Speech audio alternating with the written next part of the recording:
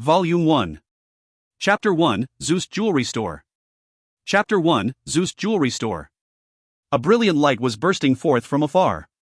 When it first started, it was nothing more than a simple dot. Slowly, it grew until it became a line. Once the ray of light had begun to fully burst forth, the brilliant light had become so dazzling to behold. It seemed to fill and nourish the entire world, and yet it seemed to destroy the entire world as well. The universe. Infinite and boundless. Behind the light, there would always be darkness. Staring at that boundless light in his field of vision, he laughed. Farewell, Hera. An enormous shadow appeared behind him. He gracefully retreated, merging into it. The shadow flashed, and in an instant, it traveled far away. Skyfire Star. Skyfire City. Skyfire Avenue. This famous lane didn't permit any vehicles or any robots to cross it, much less mecha. Even the patrolling police must patrol on foot, the most ancient of methods. That's because this is a street for pedestrians, a lane for nobles, hidden away within this high-technology world. Fresh yet uniform stones covered this 48-meter-long lane. The buildings on each side of the lane were of completely different types, but every single building had its own unique aspects in history. There was ancient French Gothic-style pointed buildings, the sprawling and majestic jade-carved buildings of ancient China, and were even Roman-style buildings. This street, which seemingly had no high technology present, was set within the most central, most developed area within Skyfire City. Supposedly, here, every single square meter of Earth was worth as much as one of the newest, top-tier Mikuli P-12 class high-atmosphere hovercar. In the center of Skyfire Avenue, there was a rather unremarkable little store. The reason why it was described as little was only because it was little by comparison to the enormous, noble structures surrounding it.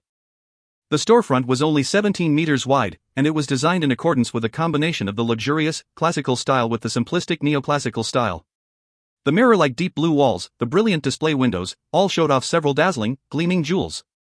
In the middle of the top of the store, four letters, glowing with a sapphire light, formed the name of the store. Z-E-U-S. The door was made from some sort of unknown deep blue metal. It didn't have any decorations, save for an imprint of a jagged lightning bolt. Zeus, the king of the gods in ancient Greece, the controller of the power of lightning. Thus, this store was also named Zhou's Jewelry Store. The insides of the store was a world of sapphire blue. Sapphire blue carpets, sapphire blue velvet covering the walls, even the bottoms of the jewelry display cabinets were sapphire. Behind the front desk of Zhou's Jewelry Store were two young ladies. They wore identical, low-cut white gowns.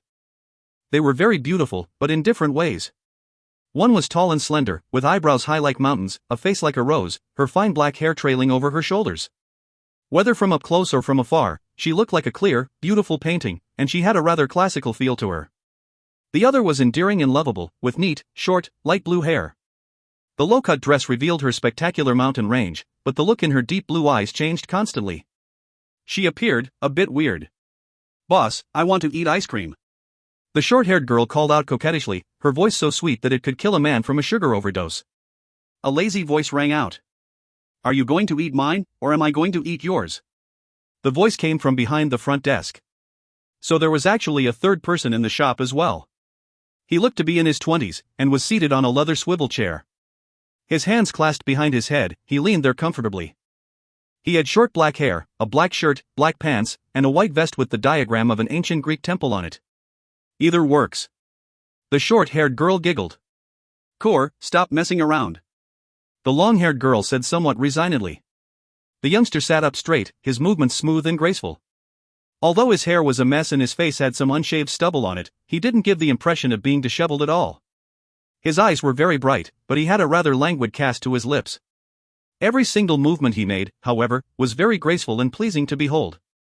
At a glance, one could tell that he was someone who had received the finest lessons in noble etiquette for many years, and thus had gained these habits. From within his breast pocket, he withdrew a silver pocket watch, which was covered with many small, yet exquisite gemstones which formed a beautiful diagram of a starry sky. "It's about time. I'm going to freshen up a bit, then I'll go out to have a drink. Xiao, Core, it's about time for you two to head back as well." The long-haired girl, Xiao, laughed very gently as she looked at him. "Boss, you go do what you need to do. The store has us." The youngster smiled warmly. Xiao is always so well behaved. The short-haired girl instantly pursed her lips, and the youngster had to add, Core is very well behaved as well. Ding ding ding. A sound like silver chimes rang out, and the door to the shop was pushed open. A woman walked in from outside. Upon seeing this woman, the youngster's eyes shone even brighter. This was a very beautiful woman. Her makeup was a bit heavy, and it was hard to tell what her age was. She was 1.7 meters tall, had a slender body, and on her feet she wore a pair of extremely extravagant, custom-made silver and crystal heels from Van Cleef & Arpels, which perfectly showed off her slender, straight calves. A white pleated skirt which extended below the knees. A white mini dress. Long hair coiffed on her head. She looked extremely tidy. The color of her eyes was very special. They were a jade green color, the color of an emerald. If one looked closely, one might find that they could ensnare your very soul. After walking into the store, her feet paused for a moment as she swept the display cabinets with her gaze. Zhou Qianlin went to welcome her, smiling as she spoke. "Welcome to Zeus. Can I help you with something?" The woman didn't look at her, her gaze instead falling on the youngster. "I want to buy a royal blue star sapphire necklace that is at least 50 carats in size or larger." "Do you have it?" The youngster walked over from behind the front desk. Smiling, he said, "Of course. Zhou Qianlin, lead this lady to the VIP room." Zhou Qianlin made a gesture of invitation towards the woman, while on the other side, Kerr had already opened the door to the VIP room, covered in genuine fur that was deep blue in color. The VIP room wasn't large, only 10 square meters or so in size. It also had blue carpets and blue walls, while at the same time, it had a row of 6 blue security cabinets lining against the walls. Aside from these, the VIP room also had a table and 3 chairs. One chair was towards the inside, while the other 2 were outside. This was the place where the real deals were made. The most top-class jewels would never be put out on display on the cabinets outside. The youngster invited the woman to sit, and she sat down on one of the 2 chairs on the outside of the table. Zhou Qianlin poured a cup of warm water and gave it to the youngster, who then placed it directly in front of the woman. For the owner to personally deliver refreshments was naturally more meaningful than an employee. A small detail, but then, it was often the small details that determine success or failure. Zhou Qianlin quietly shut the door to the VIP room, not making a sound. The store had an unspoken rule. So long as the boss was present, he would personally handle all of the guests who were led to the VIP room. The youngster walked to the woman's side, delivering the cup of water to her. "Please, have some water." The woman accepted the cup of water, but then raised her head and looked at him. "Zeus." The youngster's face still had that graceful, indolent smile on it. "You mistake me for someone else. My name is Lan Jue, not Zeus. Or perhaps, you are calling out the name of my shop?" The woman didn't seem to have heard him, as she stared at him with her scorching gaze. "Zeus, I want to ask you to do something for me." The smile on Lan Jue's face vanished, and he took the cup of water back from the woman's hand. The cup of water lit up, and the clear water within it suddenly transformed into blue, the blue of countless tiny little thunderbolts. Lan Jue looked calmly at her. The woman's body shook slightly, as though she had been affected by some sort paralyzing force. She didn't move at all. After fully draining the cup of electric water in one gulp, Lan Jue pushed open the door to the VIP room and walked out. "She isn't here to buy things. Please escort her out. I'm going to go get a drink. If you find any errors, ads pop up, ads redirect, broken links, non-standard content, etc., please let us know. Report chapter so we can fix it as soon as possible." Chapter 2, The Old Gothic Winery. Chapter 2, The Old Gothic Winery. There weren't many pedestrians on Skyfire Avenue, because this was a place where one had to be qualified to be here. It wasn't just a matter of money. It was also a matter of taste. Only after one passed through 17 linked evaluations would one receive the Skyfire badge. But of course, it would cost money as well. The reason was Skyfire Avenue Public Maintenance Fund. Lan Jue walked out of Zeus, his face returning to its normal, faint smile. The events in the shop apparently hadn't impacted him at all. He walked to the opposite side of Skyfire Avenue. There was an ancient, French-style Gothic building there.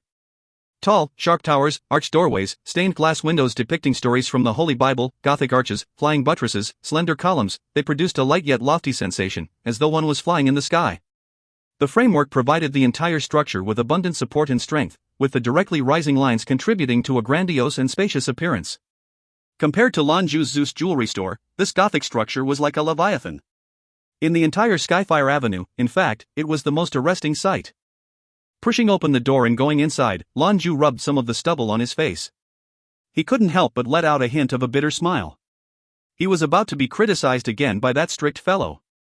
"Jewel Master, you came." A tall, slender, beautiful young lady, with long golden hair, dressed in an ancient French full-length court dress, came to welcome him. She gave Lan Jue an absolutely proper French curtsy. Lan Jue nodded at her slightly. Eva, Iwa, hello. Is the wine master here yet? Eva smiled slightly, displaying those 8 pearly white teeth. He's here. The gourmet and the coffee master are here as well. Oh? A hint of surprised delight flashed past Lan Jue's eyes. The gourmet is here as well? That's wonderful. Eva smiled. I'll bring you there. A luxurious, long French palace table that could easily seat 20 for dinner. Several people were seated next to it. In the head seat, there was an old man who seemed to be in his 50s or 60s. He was dressed in an exquisite French suit, with a wig on his head. He sat there, upright yet graceful, his face very solemn. On each side of him, there were 2 others seated as well. One was tall and thin, dressed in a white shirt and a black vest. His short hair was exquisitely done. He was around 40 or so, and there was a gentle smile on his face. The other person was around 35, of ordinary stature. He wore a white suit, and his long golden hair was perfectly brushed, falling from both sides of his temples to his shoulders, dazzling to behold. His eyebrows were quite thick, and his eyes were very large, but in his eyes there was an undisguised hint of laughter, making him look a bit naughty. 3 men were seated on the other side of the table. An old man, a middle-aged man, and a youngster. Compared to the 3 people in the host's seats, they seemed to be slightly uneasy. Hey, is it the evaluation time again today? Led by the young lady, Eva, Lan Jue arrived at that long table. He pulled a chair next to the man in the white suit. Jewel master, you didn't shave or comb your hair. The old man in the head seat said with a frown. Lan Jue slapped his forehead. I knew you'd say that. Fine, I'm at fault. Even though I just came because I wanted to show that I'm making changes, and wanted to draw a bit closer to you old fogies. The wine master said coldly, if you are at fault, then you need to accept the punishment. You understand our rules. The man in the white suit next to Lan Jue lowered his head, and said in a very cool manner, support. Lan Jue glanced at him sideways, then looked at the wine master. What's for dinner? The lips of the man in the white suit trembled. In the end, he couldn't refrain from laughing. The wine master laughed as well. We can talk about what we'll eat later. Since you are at fault, then you'll handle the interviews for the next few people. You are more skilled in this regard than I am. Lan Jue shook his head. No. That'll cost me too much brainpower. One of the 17 evaluations in order to be admitted into Skyfire Avenue, wine. The wine master said, if the results of your interview are satisfactory to me, tonight's wine will be on me. Done. Lan Jue said. The man in the white suit pursed his lips. Can't you be a bit more reserved? Lan Jue said calmly, then don't drink. The youngster dressed in a black vest on the other side of the man in the white suit spoke for the first time. Support. The man in the white suit said unhappily, Gourmet, why are you always on his side? Gourmet said, because he has more taste than you. The wine master, in the head seat, nodded as well. He does. Lan Jue cast his gaze towards the front. The 3 of you, let's begin. First one. To him, the opportunity to sample fine wine was something he definitely didn't want to delay if at all possible. The face of the old man seated in the first position immediately grew solemn. Please ask. Lan Jue said, this is the old Gothic winery. Do you know where the wine from here comes from? The old man clearly had prepared early on. He immediately responded, the old Gothic winery was one of the very first businesses opened on Skyfire Avenue when it was first developed. It engages in the sale of fine wine from various former nations of the previous era. These wines are preserved through spatial technology and can essentially be preserved in the state they were originally in year 2020. Actually, the most valuable thing about them is that once a bottle is drank, a bottle will be gone forever. Thus, the price is extremely high, but the ability to enjoy and sample these ancient wines is the mark of a true noble. Lan Jue neither assented nor disputed. He continued, what is your favorite type of red wine? The old man spoke with seemingly great fluency. Chateau Lafite. An ancient French wine from 1855, from one of the 5 first-class chateaux in the Médoc, the left bank of the Bordeaux region. Lan Jue asked, if the 7 of us were to share a bottle of Lafite today, and you were the host, what would you do? Please explain in detail. The old man said, I would carefully open it, then pour out a tiny bit, look at its color, smell its aroma, then taste it. After verifying that it hadn't gone bad yet, I would then divide it amongst everyone, so that we can all enjoy this bottle of fine wine. You can leave now.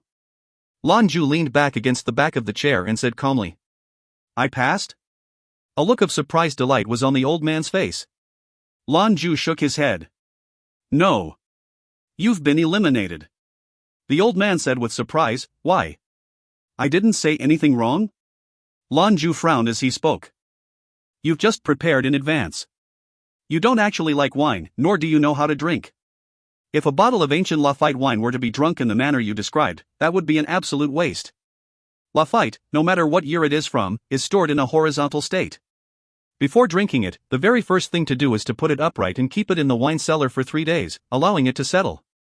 When opening it, you do indeed have to first test the time, but it isn't just to test for whether the wine has gone bad or not. The more important thing is to determine the status of the wine through tasting it, and determine how long it needs to be decanted for. One of the most important things for connoisseurs of wine is the question of how long the wine needs to be decanted. A normal bottle of Lafite would need to be poured into the decanter to be decanted for at least 2 hours. Otherwise, it wouldn't taste much better than vinegar. It needs time to release its aroma. If you don't even know that, you clearly don't know how to drink wine. In fact, you've never even drank any fine wine. Thus, stop wasting my time. Unwilling to accept this, the old man said, but the books all say. Lan Jue quirked his lips. The people who wrote about Lafite in your books had never tasted it before. They just were writing based on what they had heard.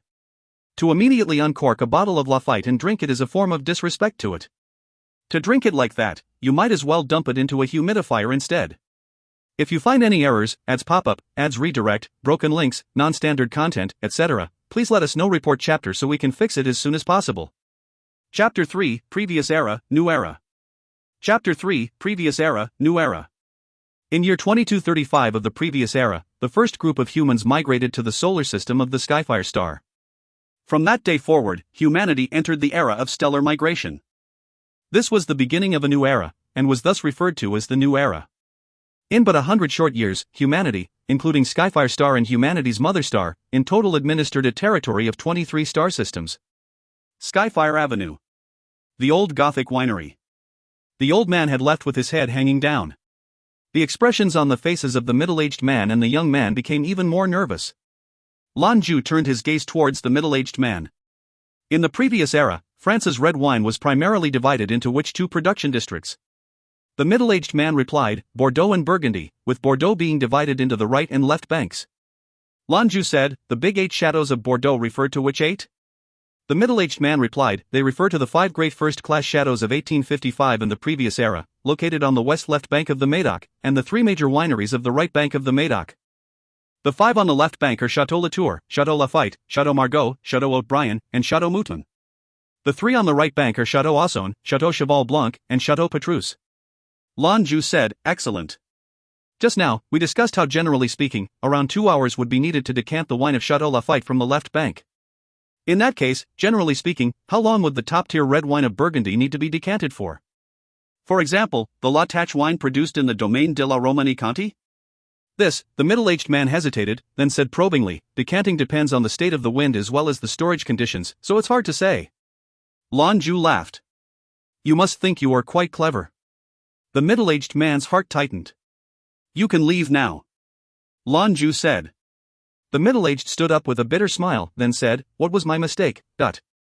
Lan Jue said, Burgundy wine and Bordeaux wine are completely different. It only needs a little bit of decanting, generally speaking, no more than half an hour. What's more, the finest Burgundy wine actually doesn't need any decanting at all. The point of drinking it is to enjoy the taste it has once it encounters the air and begins to constantly transform. You might have drank Burgundy wine before, but you definitely have not drank much. The middle-aged man nodded seriously. Thank you for the lesson. He nodded towards Lan Jue and the other 3, then left. The youngster who had been seated next to the middle-aged man stood up as well, a bitter smile also on his face. I think it's best if I leave as well. I'll come back after I come up with a way to drink a bit more wine. The wine master looked at Lan Jue.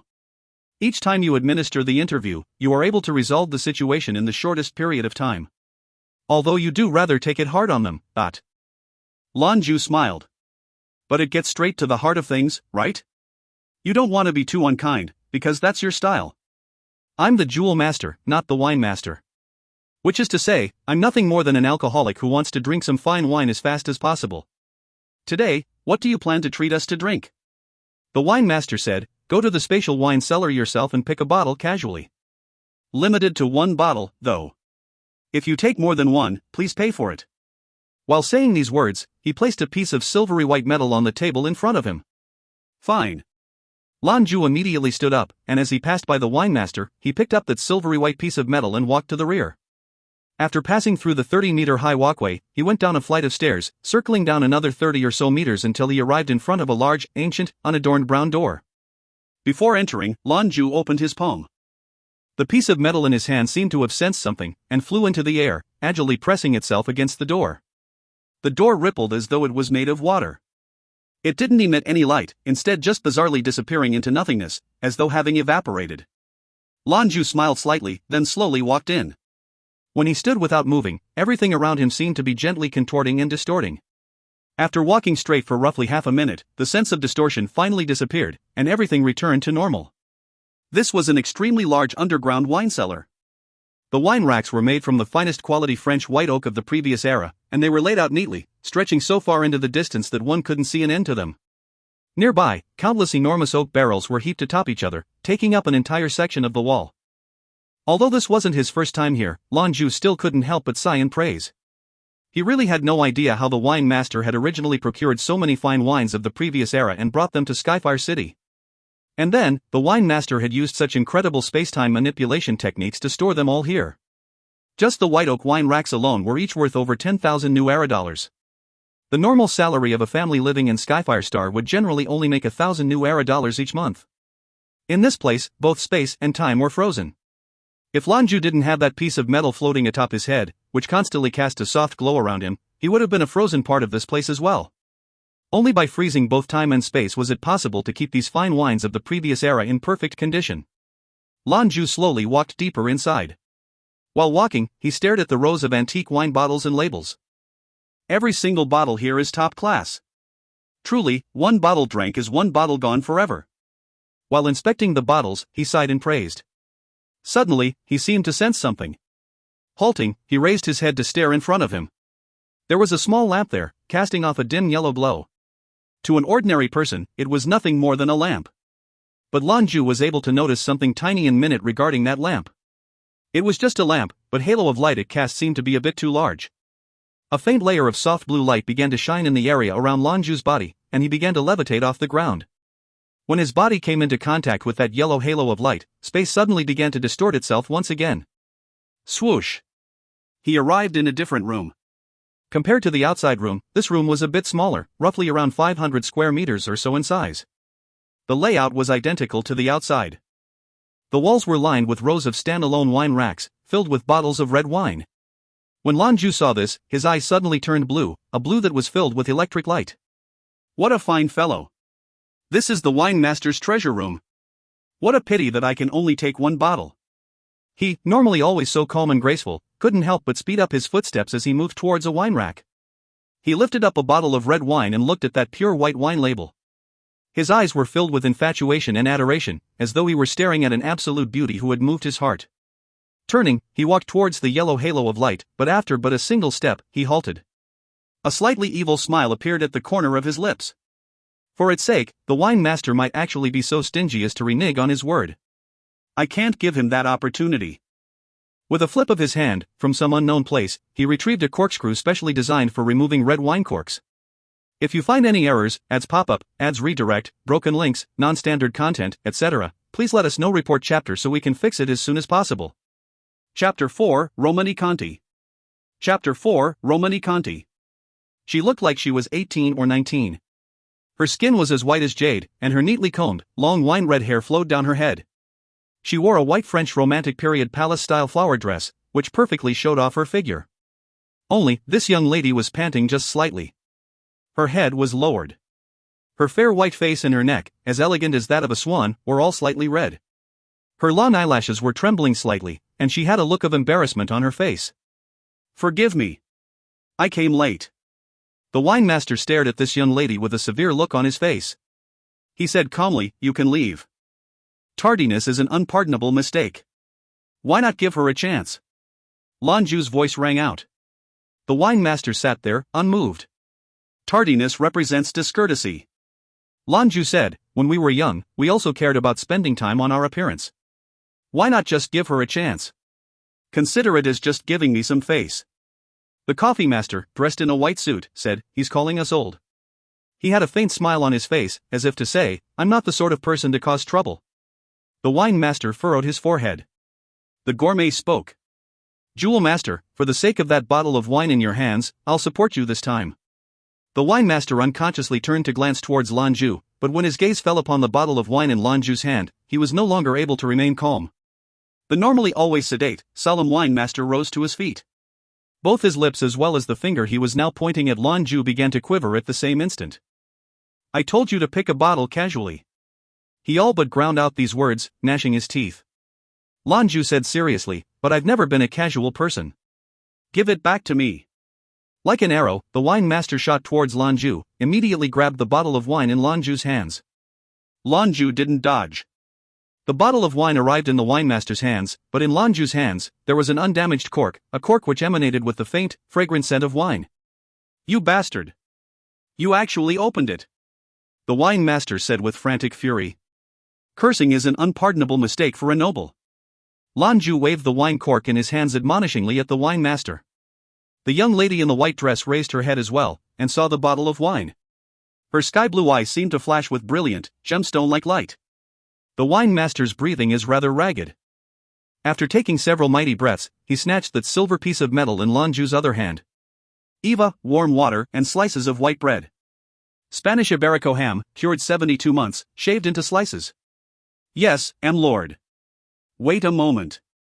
The gourmet called out to Eva, rising to his feet. With a smile that wasn't a smile on his lips, he looked at the wine master, still clutching that bottle of wine tightly. So you have something as fine as Iberico ham that has been cured for 72 months. Only, you normally were too stingy to bring it out. The wine master said viciously, the old master had only brought over to here 19 hams in the past. There are only 14 left. I was planning to enjoy them myself. You are taking advantage of me. The gourmet smiled. Don't be angry.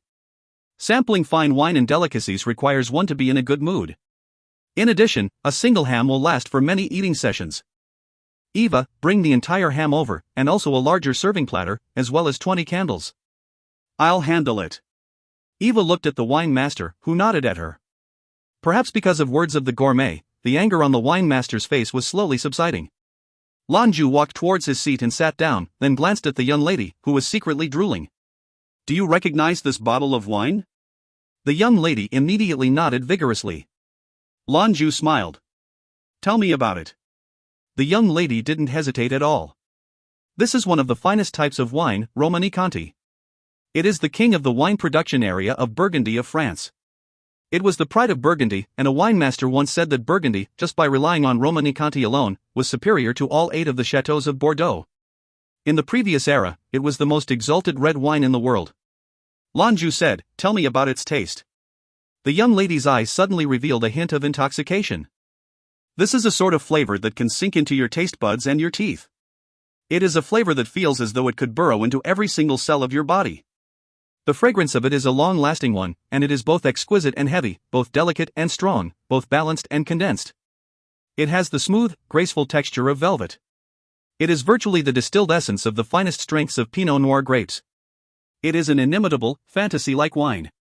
After entering the new era, due to the environmental changes and damages in our home planet, no more true Romanée-Conti was ever produced again, after year 2025.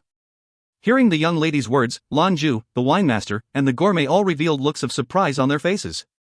The winemaster said, You've drank it before? The young lady nodded gently, somewhat embarrassed. I was once lucky enough to sample a cup of Romanée-Conti of the 1981 vintage. Although that wasn't the finest year for Romanée-Conti, the flavor of that wine still lingers in my soul. The gourmet smiled. This is a girl with fine taste.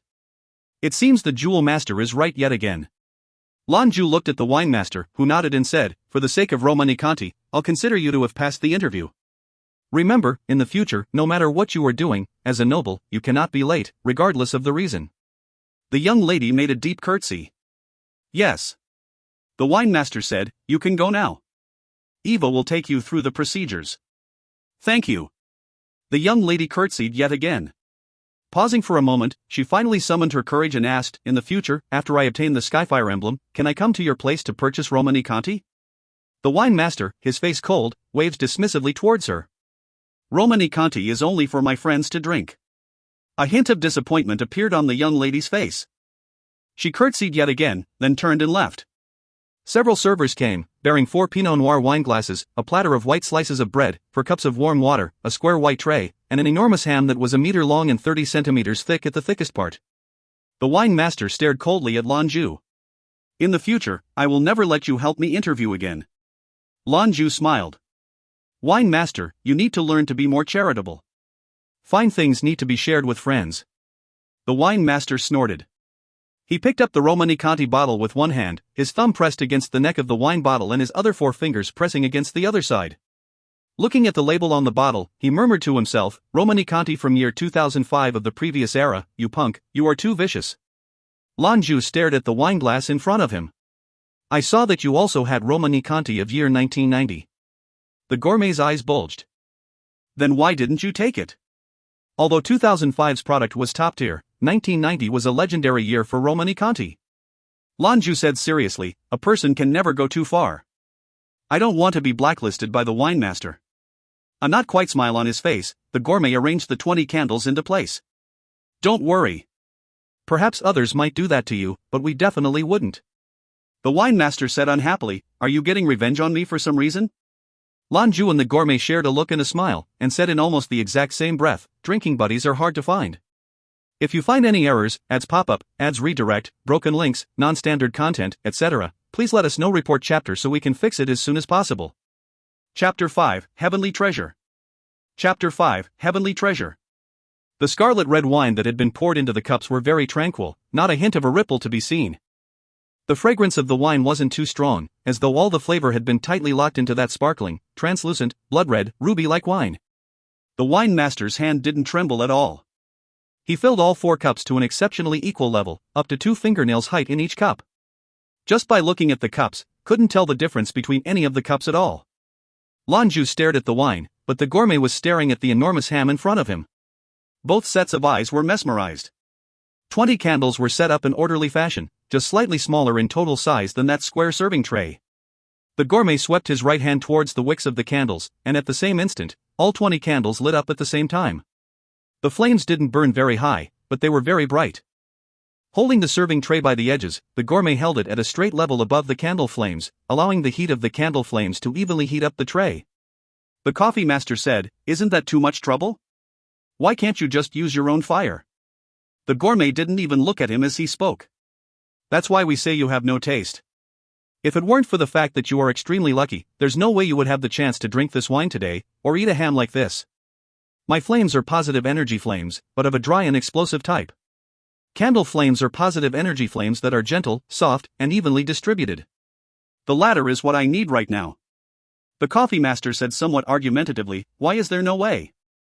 I don't believe it. Wine master, is he telling the truth?" The wine master didn't say a word. He lifted up the long-stemmed wineglass in front of him by its long, crystalline stem. Raising it high, he caught the light of the candles within it and stared at the scarlet red wine within. The coffee master next turned to look at Lan Jue. "The gourmet looks down on me. On what basis did he criticize me like that?" Lan Jue's gaze was focused on his wineglass as well. His movements were almost identical to the wine master's.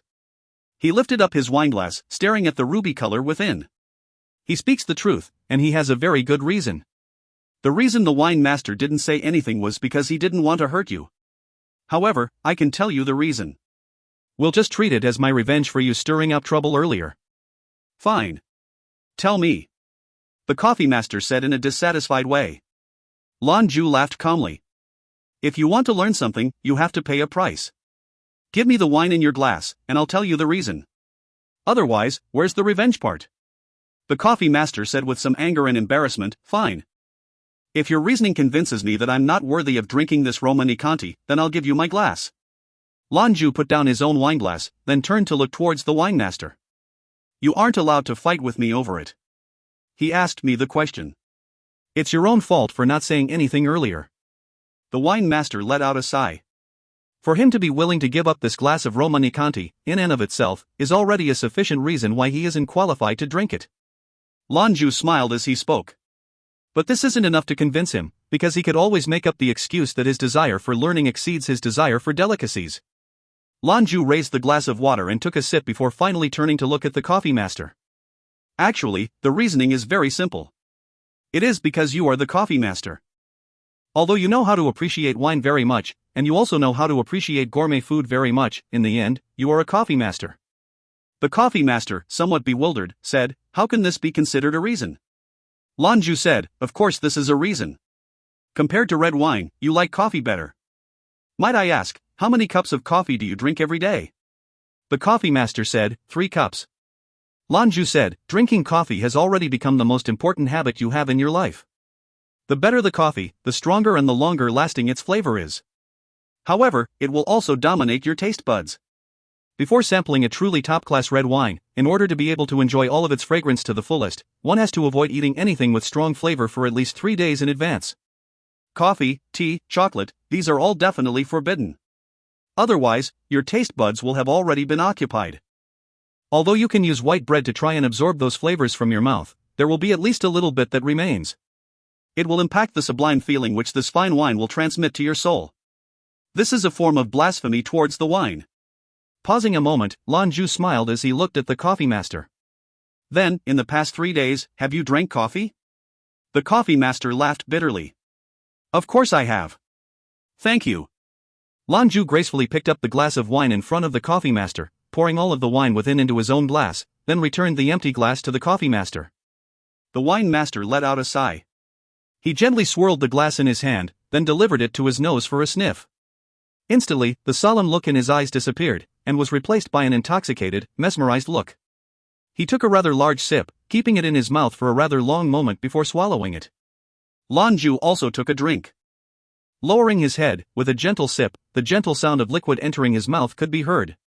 And then, he once more lifted his head up, swallowing the wine. Only a long moment afterwards did the wine master's expression return to normal.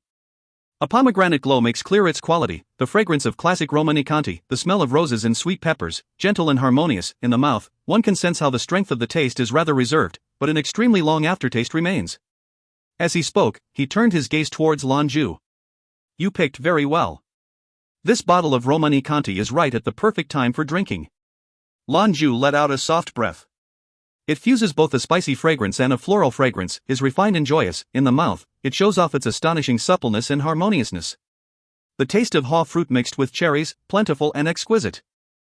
This existence of this wine and its exquisiteness is a sort of pleasant surprise to us.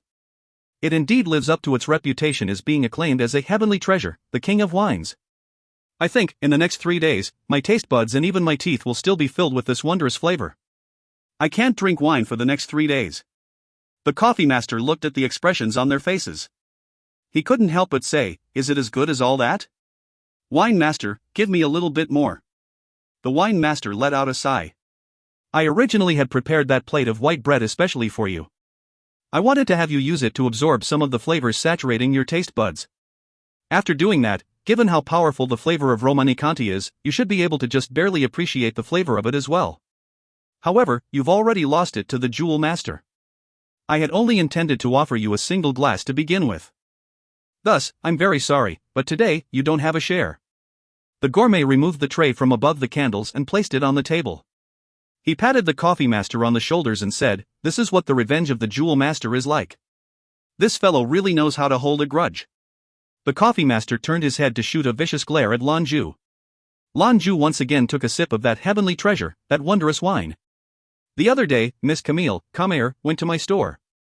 Although she didn't buy anything, from her eyes, I could already tell what she liked." The coffee master's face frozen. He let out a gloomy sigh. "You win." Lan Jue inclined his glass towards him. Slowly, the coffee master's face returned to his previous calm. "But I won't leave just like that. Although I didn't have the chance to drink fine wine, I'm still going to eat some of this ham." The gourmet had, at some point in time, taken a slender, long, yet narrow knife into his hands. With a gentle cut, a paper-thin slice of ham drifted down into the plate. His hand suddenly transformed into a blur, and soon, several dozen slices of ham filled up the plate. "Why did you have to roast it a bit first?" the wine master asked the gourmet. The gourmet said, this so-called black pig should actually be called an Iberico boar. Generally speaking, in the previous era, they were raised in the Midwest forests of Spain. That place was one of the most classic, natural environments. It included wide pastures, oak trees, and the acorn trees which made up most of the foliage in Spain. The pigs which were raised in these wide pastures primarily ate the seeds of the oak trees and acorn trees. As for oak seeds, true oak seeds were an indispensable part of the feeding for true Iberico ham. This is the manufacturing process: slice open the pig, then chill the pig meat to 6 degrees Celsius, cure it, clean it. After the curing for one section is complete, use cold water to wash away the remaining salt of the ham, then place it in a storehouse for 2 months while salting it evenly. It will naturally dry. Afterwards, hang it in a natural cave for at least 24 months without disturbing it, and it will be ready to eat. The finest of Iberico ham actually needs to be quietly cured for at least 48 months. This ham that you brought out is an exquisite specimen even amongst Iberico hams. Only a 100% pure Iberico pig that was completely fed on oak seeds can possibly be cured in a mountain cave for as long as 72 months. Even in the previous era, this is something that one cannot buy with money alone. But this sort of ham has a problem. The problem is that its natural fat is too thick. Although the flavor is pure and beautiful, the fragrance will be somewhat masked by the fat. While chewing it over, although you'll be able to taste it, in the end, it will still be flawed. I first heated up the tray, then chopped the ham into slices, so that the temperature of the tray will cause the fat to melt, allowing it to permeate into the meat and for the fragrance to completely come out. Look! The white fat has already turned translucent. Indeed, in the originally white and red ham, the white fatty parts were already translucent, looking like frozen crystals. A faint fragrance came out from the platter which thickened but did not dissipate.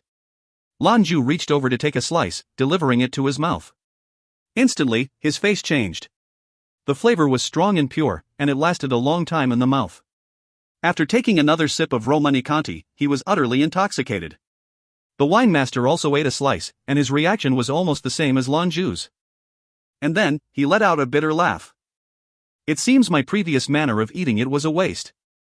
The gourmet smiled as he ate the ham while drinking the wine. I'm eating your food, drinking your wine, and being praised by you as well. How wonderful! Lan Jue sighed leisurely. Heavenly treasure, a top-tier Iberico ham. Wine master, in the future, I will often come. The wine master didn't look at him, but his eyes had a bitter look in them. He knew that the jewel master wasn't by nature an immodest person, but when he decided to act immodestly. The coffee master also had a bitter look on his face. The aroma of the Iberico ham far exceeded his imaginations, but unfortunately, he didn't have the heavenly treasure to pair it with. If you find any errors, ads pop-up, ads redirect, broken links, non-standard content, etc., please let us know. Report chapter so we can fix it as soon as possible. Chapter 6, Letter, Pearl, Hera. Chapter 6, Letter, Pearl, Hera. Walking out of the old Gothic winery, Lan Jue's mouth was still filled with that abundant, meaty flavor, as well as the pure fragrance of that heavenly treasure. The coffee master, having received a satisfactory answer from him, had left earlier. Turning his head, he looked at the gourmet who had left alongside him. Lan Jue couldn't help but want to laugh. In the previous era, Iberico ham truly did have rather thick fat. But the method which the gourmet had selected for them to eat had another effect: it reduced the amount of grease. After reducing the amount of grease, naturally it was a little bit tastier. At this moment, Lan Jue's mind was still full of that look of hidden bitterness in the eyes of the wine master when he stored away the remaining ham. I'm off. The gourmet waved at him, then merged into the night. Lan Jue passed through Skyfire Avenue. He saw, to his somewhat astonishment, that the lights in his store were still lit. It was already very late at night. Pushing the door open and entering, he saw Xiao, standing there with a smile. Xiao, why haven't you gone home to rest yet? It's very late. Lan Jue looked towards her questioningly. Xiao smiled as she went to welcome him, handing an envelope over to him. Boss, this is the letter which that young Miss Mao left behind. I was afraid of delaying some important matter, so I waited until you came back. Cora originally wanted to wait alongside me, but she was sleepy, so I had her go home first. Lan Jue gave her a courtly hug. You are always so thoughtful. Xiao smiled. Then I'll go home now? Right. Good night. Be careful on the way home. Lan Jue lightly kissed her on her cheek. Xiao walked to the door, turned her head towards him, smiling beautifully. The wine fragrance you are wearing today smells very good. Lan Jue laughed. If I smelled this good every day, the wine master would try to kill me. Xiao shut the door after walking through it. Lan Jue stayed at the store at night. Not for the sake of standing guard or working at night, but because this was his home. Holding that letter, Lan Jue strolled into the VIP room. He pressed a button on one of the side walls of the VIP room, and the wall slid away, revealing the room behind it. Lan Jue's residence wasn't very large, only 100 square meters or so, but it had all sorts of necessary equipment. Every day, Xiao and Kor would volunteer to help him keep it clean, so this place was always spotless. The room still had the faint, natural fragrance left behind the two girls. Lan Jue didn't like the smell of strong perfume, which Xiao and Kor both knew. Sitting down on the sofa, Lan Jue pulled open the envelope. He actually didn't want to read it at all, because he didn't want to ruin the good mood the heavenly treasure wine had given him, but all people are affected by curiosity. He was no exception. In addition, he had the faint sense that this letter wasn't a simple one. Opening the envelope, he only saw 4 words, but these 4 words caused him to instantly forget about the flavor of the heavenly treasure. Lan Jue's eyes, slightly intoxicated after having drank wine, suddenly turned blue, and electricity crackled within them. The originally bright lights in the room began to flicker and turn dim, sometimes bright, sometimes dark, while emitting a non-stop crackling sound. Hera is not dead. Those were the 4 words on that piece of paper. Hera was a name.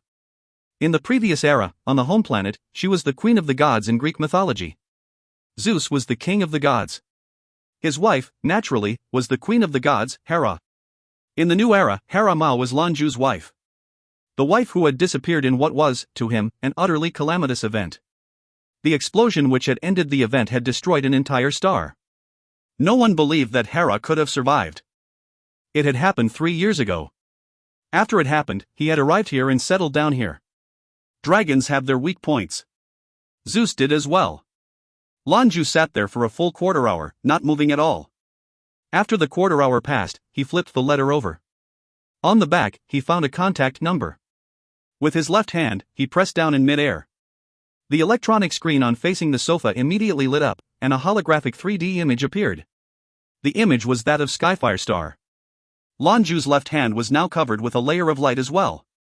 His elegant, agile finger transformed into a blur as he entered a lone line of numbers, and the holographic image in front of him rapidly moved.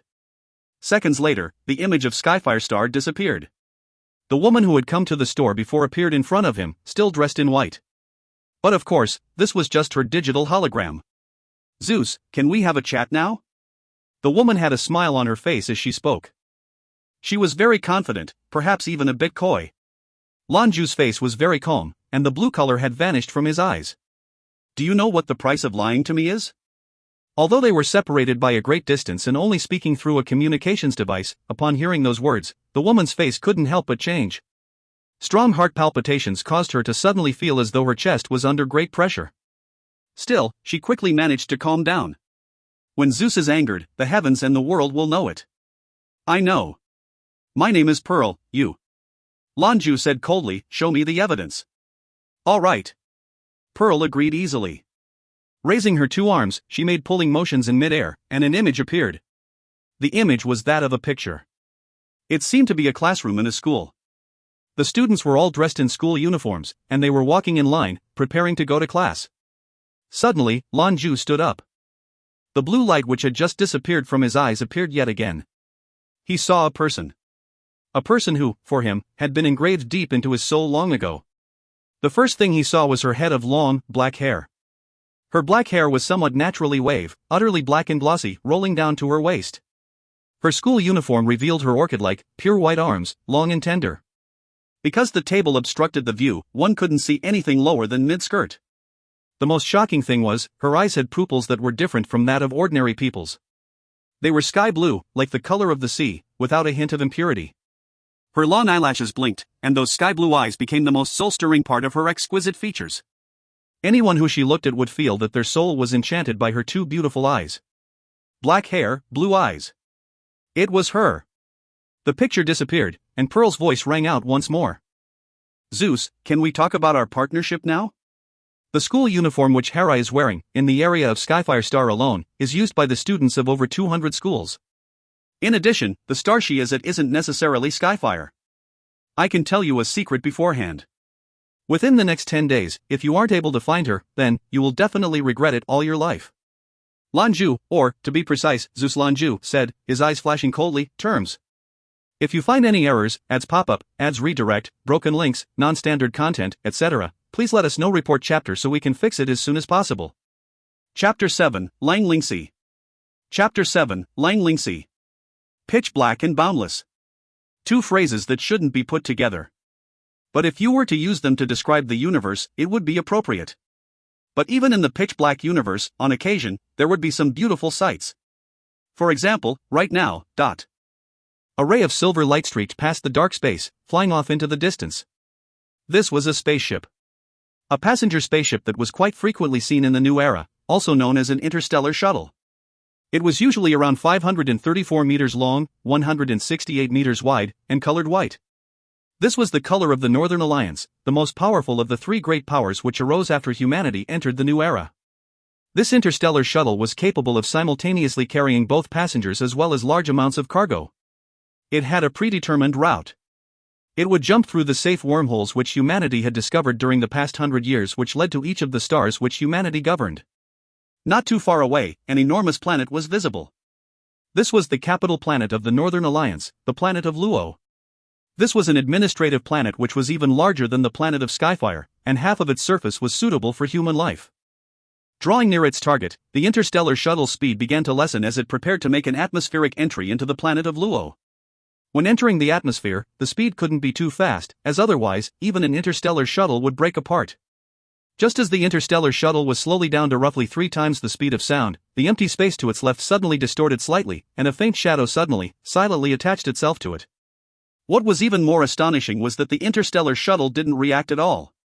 Its sensitive radar seemed to have been completely unable to sense the presence and arrival of this shadow. Suddenly, the interstellar shuttle shook powerfully. Its left side began to reveal traces of faint blue electric bolts, and the entire shuttle began to shudder violently. Die-thi-I. Die-thi-I. Die-thi-I. Within the interstellar shuttle, ear-piercing warning klaxons were going off. Bosun Baiseng was an interstellar shuttle pilot of 30 years, who had over 100,000 hours of piloting experience. This captain was an old pro. Hearing the warning klaxon from the ship, he picked up the communication tool in an unhurried, unpanicked manner. All employees, please take your seats and fasten your seatbelts. We have encountered some static electricity in the atmosphere, and will temporarily postpone our passage through the atmosphere. Everything will be fine soon. At the same time, please temporarily refrain from engaging the procedures for waking our passengers from deep sleep. Captain Bosun's judgment was extremely accurate. Moments later, the interstellar shuttle's vibrations halted and everything returned to normal. Most interstellar shuttles had roughly 70% of their renovated space reserved for holding cargo. Only the remaining space was used for holding employees, and of course the passenger cabin. The passenger cabins were divided into 3 types. The first-class cabin, the middle cabin, and the economy cabin, which was also known as the commoner class. The 3 different cabins naturally had astronomically different prices, and each had their own services. Each person in the commoner cabins only had a square meter of personal space, a simple seat, and were locked in place by metallic bonds, as though they were being chained up for punishment. When reaching light speed, the only support their heads had for when they were in deep sleep was a helmet which definitely couldn't be described as comfortable. The middle cabins was slightly better. At least, it allowed for a person to lie down while wearing the helmet. Thus, when waking up out of deep sleep, at least they wouldn't feel as miserable as those people in the commoner cabin, whose entire bodies would feel sore, as though they had been beaten. As for the first-class cabins, it could only be described using the phrase lavish. Every single first-class cabin had 12 square meters of space, including a proper, comfortable sleeping berth, a lavish seat that could be sat on or reclined on, and a shower as well as a changing room. When sleeping within these sleeping berths during interstellar travel, not only would they receive the best rest, more importantly, these sleeping berths were equipped with nutritional liquids that could allow their bodies to be in a state which used up very little energy, to the point where the aging process was greatly slowed. After all, every single long-distance journey would take perhaps more than a month. Compared to those in the commoner cabins who over the course of the journey would perhaps lose at least a terrifying 10 pounds of body weight, the first-class cabins would actually help their passengers be in peak condition. The price of a first-class cabin was 10 times that of a middle cabin, and 100 times that of a commoner cabin. Most standard interstellar shuttles only had around 30 or so first-class cabins. After all, very few people would choose to pay such an astronomical price. The middle cabins were already enough to satisfy the needs of most ordinary people, who only wanted their bodies to not be damaged during the passage. Lang Lingxi, undergoing the deep sleep awakening protocols, slowly escaped from his deep slumber. What a wonderful sleep. She murmured, then looked through her mask and found the green button which opened and closed her cabin. With a gentle push, the cover above her sleeping berth opened. Lang Lingxi sat up from the middle of the viscous nutritional fluid, revealing her slender, fine lines. She removed the mask on her face and took a deep breath of fresh air. Instantly, she revealed a relieved look on her face. However, she immediately began to brush off the liquid on her arm with a look of some disgust. Sleeping in a first-class cabin is comfortable, but these nutritional liquids are really unpleasant. Can't they improve it to something which is similar to clear water? There were partitions to every single first-class cabin. Even if the first-class cabins were all full, as long as the partitions weren't pushed open, nobody would be able to see anyone else. Climbing out of her sleeping berth, she rinsed off the rest of the nutritional liquid in the shower, then put on a clean set of clothes. Lang Lingxi immediately felt much better. She made several stretching motions and did a few yoga movements, then walked towards her seat while opening her partition. The partition next to her slowly opened with a gentle, metallic sound, revealing the walkway for her cabin as well as the outside scene. Hey, someone was even faster than me? Lang Lingxi looked with some surprise towards the left partition. That partition was also opened, and there was someone sitting on a seat. This was a young man with short black hair, deep blue exercise clothes, and an extremely handsome face. Someone seated in first class was wearing exercise clothes? This discovery caused Lang Lingxi to be unable to retrain her curiosity. This was the first time she had seen a guest like this in first class. Generally speaking, shouldn't most people change into crisp suits or chic apparel so that they would be ready to start working as soon as they disembarked the shuttle? Lang Lingxi herself was an exception, because she herself was wearing a set of white exercise clothes. Thus, another exception easily attracted her interest. Hi, how are you? I think I didn't see you when we boarded the ship? Lang Lingxi's temperament was completely different from her surname Lang, meaning cold. Not only was she not cold, she was very warm and generous. A faint smile drifted onto the face of the young man. In a very gentlemanly manner, he inclined his head towards her. Greetings, beautiful young miss. What proper etiquette, and not seeming affected or pretentious at all. To be able to see such a handsome gentleman by my side as soon as I woke up truly is a happy event. My name is Lang Lingxi. The young man seemed to have been somewhat intrigued by the ambiguous meanings in her words. His lips curved upwards. Smiling, he said, my pleasure. I am Zeus. If you find any errors, ads pop-up, ads redirect, broken links, non-standard content, etc., please let us know. Report chapter so we can fix it as soon as possible. Chapter 8, Womanly Secrets. Chapter 8, Womanly Secrets. Zeus? Lang Lingxi laughed, revealing a beautiful smile. She was beautiful, delicate, with wine-red hair that was cut short and brown eyes accompanied by an exquisite body. Enough to garner the attentions of any man.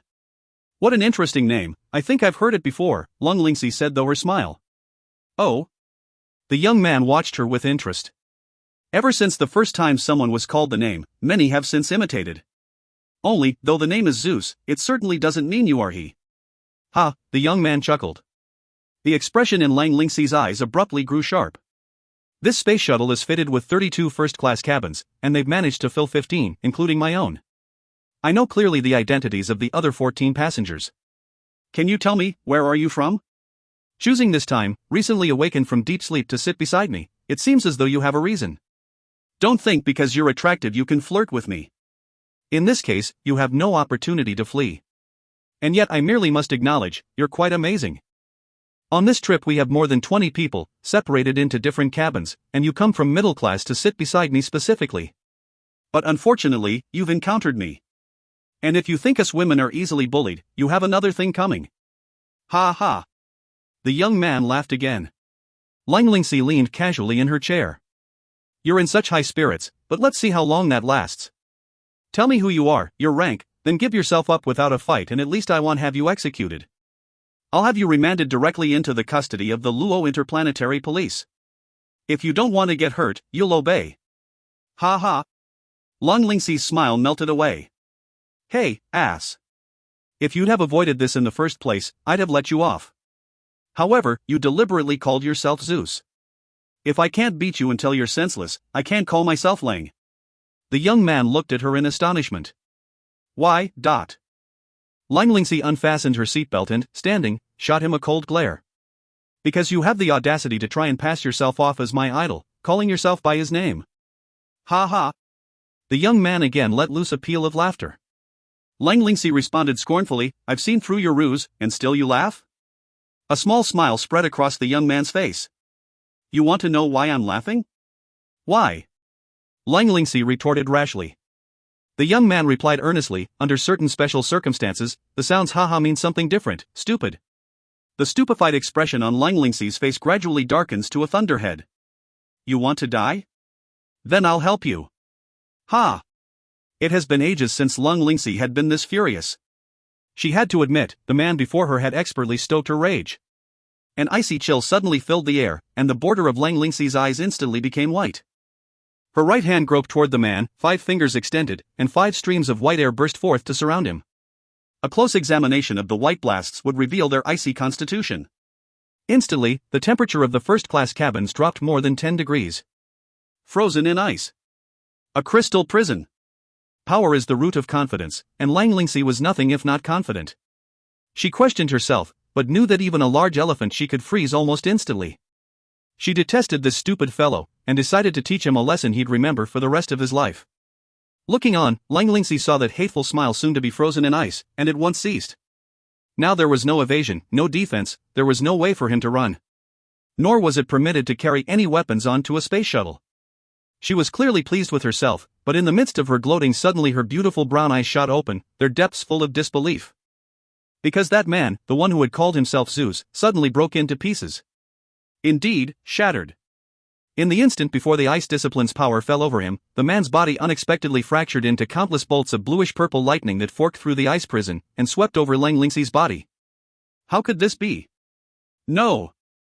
As she grew conscious of her mistake, Lan Lingxi lost control of her body and began to shake violently before she gently collapsed. A slender, strong hand fell upon her shoulder, arcs of lightning racing along its length.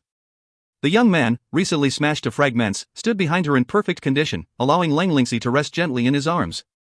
Lan Lingxi's eyes popped open, feeling as though her brain had crashed like a computer system. I lost? I actually lost this quickly? Even so badly that I don't know how we did it. No, it can't be. An adept in the ice discipline, a level 6 genetic talent. Escort for the Luo Heavenly Auction House of the Northern Alliance. Me, the most talented chief-ranked mecha pilot in the Northern Alliance. And yet I lost like this? At 3, the ice discipline awakened within me, and I was evaluated as a level 6 genetic talent, a genius among geniuses. I piloted my first mech by 8, and by 12 enrolled in the Institute of Mecha Aeronautics despite their regulations. At 15, became the 16th youngest rank 3 mecha pilot on planet Luo, rank 2 at 17, and rank 1 at 18. At 19, a special grade. Now I, 21, chief first-class mecha pilot. How could I have lost? In her heart Lan Lingxi screamed, but outwardly she could not say a word. From behind, a slight hint of top-grade Giorgio Armani triple crown eau de toilette filled her nostrils, not thick, containing West African incense and Somalian frankincense to leave quite an impression. You're so young, so delicate. The young man's voice reverberated in her ears, and at the same moment his slender fingers find their way to the slipper of her tracksuit. Gently he began to pull the zipper down, the chill air eliciting an involuntary shiver from Lan Lingxi. Within the tracksuit, aside from an sapphire-bordered brassiere, was also. I have no intention to offend you, only, you've hidden something in your cleavage. I can only say I'm sorry. The young man's voice whispered in her ears, no different from that of a demon. Those slender fingers pulled forth a silver necklace, inevitably brushing against her white unblemished skin which blushes in response, blossoming like a peony flower. It was the first time in her 21 years a man other than those of her family had lain a finger on her. It was. The silver chain bore a pale golden pendant of exquisite craftsmanship, and in its center a chestnut-shaped transparent gemstone. Supporting her body, the young man placed Lan Lingxi back in her seat, and considerately fastened her seatbelt. His finger remained on the pendant, gently stroking the gemstone. The atmosphere began to distort slightly, and a small wormhole no greater than a foot in diameter opened in the air before them. Interdimensional technology. Lan Lingxi struggled desperately, yet her body still would not comply to the demands of her mind. Extending his hand searchingly into the hole, the young man produced a small box from its depths. The box was not large, composed of black ferrous metal, 3 coated locks on its surface. The electronic locks were among the most precise, requiring input of 3 32-character passwords within 1 minute to open. 1 mistake, and you'd have to input them all again. 3 mistakes, the destruction mechanism would activate. The young man once again held the pendant between his fingers, the portal behind him closing, and with it the pale light emanating from the pendant ceased. He moved closer to Lan Lingxi's face, replacing the necklace upon her neck, going to far as to replace the pendant upon her cleavage. He moved to zip up her tracksuit. Ferociously did Lan Lingxi glare at him, anxious to destroy the man so near. "Don't think you'll get my password," Lan Lingxi frigidly spat. Saying this, she realized suddenly her capacity for speech had returned. The man shrugged his shoulders. "You understand nothing, of course I won't get it from you." "How do you know?" Lan Lingxi nearly blurted out. "Ha ha. Bastard." Lan Lingxi, in her 21 years, had never hated this word so much. The young man was not angry, and looked upon her with eyes filled with pity and regret. "I'm sorry our encounter had to be this way. You're a girl of quality, a girl of vision. Goodbye. If you find any errors, ads pop up, ads redirect, broken links, non-standard content, etc., please let us know. Report chapter so we can fix it as soon as possible." Chapter 9, The Four Divine Monarchs. Chapter 9, The Four Divine Monarchs. The room was exquisitely decorated, 100 square meters, and yet uncomplicated and luxurious. Decorations lined the walls, fine examples of old French decor, sporting hand-polished copper wall sconces plated in gold which bathed the lavish quarters in light. The large pendant lamp hanging from the ceiling was itself copper and plated gold, but with the addition of gold inlay, enamel and more. Above its oval make burned over 100 candles, their stems veined with pale gold coiled dragons, and each topped with a gentle flame. In the middle of the chamber was a long table, capable of accommodating 20 people. The head and foot of the table were curved, becoming straight as they drew towards the ends and extending. The tabletop sported a simple decorative pattern, bestowing a vivid and lively sensation. Under closer inspection, the pattern didn't appear burned into the wood, but rather raised. In fact, it was composed of various splinters of bark, of many different colors, polished and joined flawlessly into the surface to create the beautiful and classical pattern. The 20 chairs on either side of the table were made of a single piece of wood, the backs of each deliberately carved into arches to completely conform with the human figure. Even after sitting for lengthy periods, one would not feel exhausted or uncomfortable. The hollowed-out decorations of the chair were carved into the likeness of two standing eagles, their eyes and feathers detailed perfectly, and like the tabletop composed of polished bark fragments fused together. The table came from the Francesco Black Dragon line. In the previous era, the brand was Italian, and produced a myriad of furniture exclusively for European royalty. At present, many of the chairs lining the table were occupied. At its head sat an elderly gentleman in his 60s, with sleek and meticulously kept long silver hair. His black formal attire delineated him as nobility. The atmosphere of the room was oppressive, no one spoke, with only the faint sound of breathing in the air. Upon the table sat 7 cups of water, untouched. Bang, bang, resonated from the door of the chamber. "Enter," the old man's deep voice responded. The door opened and a scholarly middle-aged man entered, clad in a white Armani suit, a rim of gold around his eyes. He moved quickly to the elderly gentleman's side, and placed a piece of paper before him on the table. "Did you find out?" The scholar nodded his head slightly. "Yes, President Luo." "Tell them." The old man waved his hand for him to proceed. The middle-aged man stood beside the elderly gentleman, sweeping his eyes over those gathered at the table. Ultimately his gaze landed on a beautiful, pale face, with pity in his eyes. "Greetings, ladies and gentlemen. I am Xin, head of the Heavenly Auction House Intelligence Bureau. In regards to the theft of the cipher box, we've completed our preliminary investigation." Upon hearing this sentence, the previously inattentive Lan Lingxi suddenly bolted to her feet. Grinding her teeth, she growled, "Who? Who was it?" Xin looked sympathetically upon Lan Lingxi, her first important mission, and she was robbed. He understood well this special young woman's feelings. "Please be patient, Miss Lang." Director Luo raised a hand towards Lan Lingxi, indicating she sit. The young woman took several deep breaths before returning to her seat. Xin continued. "From our analysis of the scene, the number T-25 space shuttle ferrying Miss Lan Lingxi and her 22-person convoy suffered no damage, but for a temporary malfunction in its internal controls. Thanks to meticulous attention to detail and a feint trail, we were able to issue a preliminary report. The culprit likely approached the shuttle mid-flight via Mecca, drawing near under cover as the ship decelerated for atmospheric entry. Then, through some unknown means, he simulated an interplanetary magnetic current which permitted him to enter the shuttle's hull without a trace. The mecha itself was attached to the shuttle's frame. Our suspect then entered the ship, moving directly to first class. His sense of timing must have been exemplary, as he arrived just as the first-class passengers were being revived from deep sleep. Employing electric current, he managed to incapacitate everyone with the exception of Miss Lang. He then proceeded to paralyze Miss Lang and abscond with the cipher box. In the process of the robbery, he engaged in combat with Miss Langlingxi. None of the other passengers were hurt in the process. At present, the only thing we aren't sure of is how he managed to pass through the shuttle's hull, enter the ship and leave without haste. Director Luo tapped the tabletop with a finger, interrupting Gui Xian's report. Your conclusion.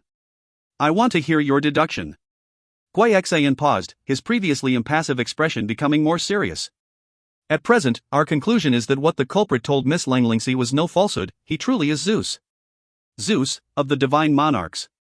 The previous silence of the chamber became a cacophony, with shock clearly written on nearly everyone's face. Impossible, it's impossible. That bastard, how could that bastard possibly be Zeus? Langlingxi sprung up once more, like a cat who'd had their tail stomped on. How could Zeus have done such a despicable thing, robbing like a common space pirate? Inconceivable, my Zeus would never do such a thing. Her voice was nearly hysterical, drawing everyone's eyes to her. You're Zeus? Director Luo looked at her quizzically. Langlingxi's face grew red. Zeus is my idol.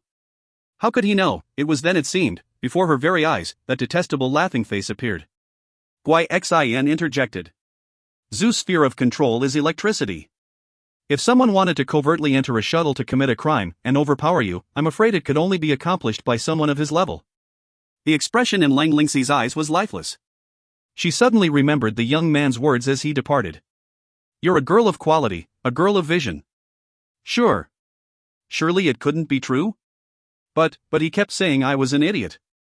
The scoundrel. Silence. Director Luo's commanding voice brought stillness once more to the chamber. With the loss of the cipher box, my heavenly auction house has suffered greatly. The envoy responsible, Langlingxi, is demoted to rank 2. Cancel all protection missions, and suspend all escorts for 3 months. As to the identity of the culprit, I will proceed with verification. Dismissed. Director Luo was the first to leave, followed by Gui Xian. The others followed afterward. Langlingxi sat, unmoving. Her left index finger gently rapped the tabletop, and in her heart she thought, he is Zeus. Her right index finger gently rapped the tabletop, and in her heart she thought, he is not Zeus. Over, and over, and over. If you find any errors, ads pop-up, ads redirect, broken links, non-standard content, etc., please let us know. Report chapter so we can fix it as soon as possible. Chapter 10, Red-Haired Zhu Chang. Chapter 10, Red-Haired Zhu Chang. Planet Luo, Astrocontinental Hotel, Executive Suite, Balcony. Lan Jue quietly leaned against the balcony balustrade, peering into the distance. As a platinum member of the hotel, he could enjoy the executive treatment from any Astrocontinental while only paying a pittance. Held between the thumb, middle and index finger of his right hand was a former-era Cuban cigar from the El Laguito factory. A 6.5-inch, 56-ring gauge Cohiba Canonazzo Extra, also referred to as a 1966 edition limitada, a rare and precious limited edition. While red wine required different spaces and techniques to properly store, this cigar needed only a humidifier to last for a few hundred years, with a pronounced smell like Nanmu. In reality, its date of production wasn't 1966, but was in fact 2012 of the former era. As to why it was called 1966, no one knew for certain. One flawless, limited edition 1966 was worth 1/3 a bottle of Romani Conti, king of wines. Lan Jue had never known poverty, but this sort of precious, rare commodity he rarely deigned to partake in. But today, the end of this 1966 edition limitada glowed intermittently with fire. A deep inhalation, the smoke never passing the throat, remaining in the mouth to roll from the tip of the tongue to the root, savoring, then gradually exhaling. The intense flavor of coffee beans and the marvelous, burning taste in his mouth was mesmerizing. The entire cigar was covered in cream flavor, and the taste of leather, but once smoked for a time became full of the sweet taste of milk chocolate. It was irresistible. A moment of intense satisfaction filled his heart. Though the high-grade cigar would mean abstaining from wine for at least a week, to immerse himself in the taste of the 1966 Lan Jue was as ever powerless to resist. So fragrant, only. 'Tis better to enjoy together than partake alone, third brother star. Surely you don't plan to keep it all to yourself? A languid voice wafted forth. Suddenly there was another beside Lan Jue, bent over the balustrade and peering with him out over the distance. The man appeared comparable in age to Lan Jue, with medium-length red hair that hung freely to his shoulders, and pink eyes that made him look like some evil spirit. The corners of his mouth were turned in an impish grin. He wasn't as handsome as Lan Jue, but his features weren't without their own charm. Black shirt, black jeans, black shoes, it was as if he intended to blend in with the night, only his red hair bobbing like a flame through the darkness.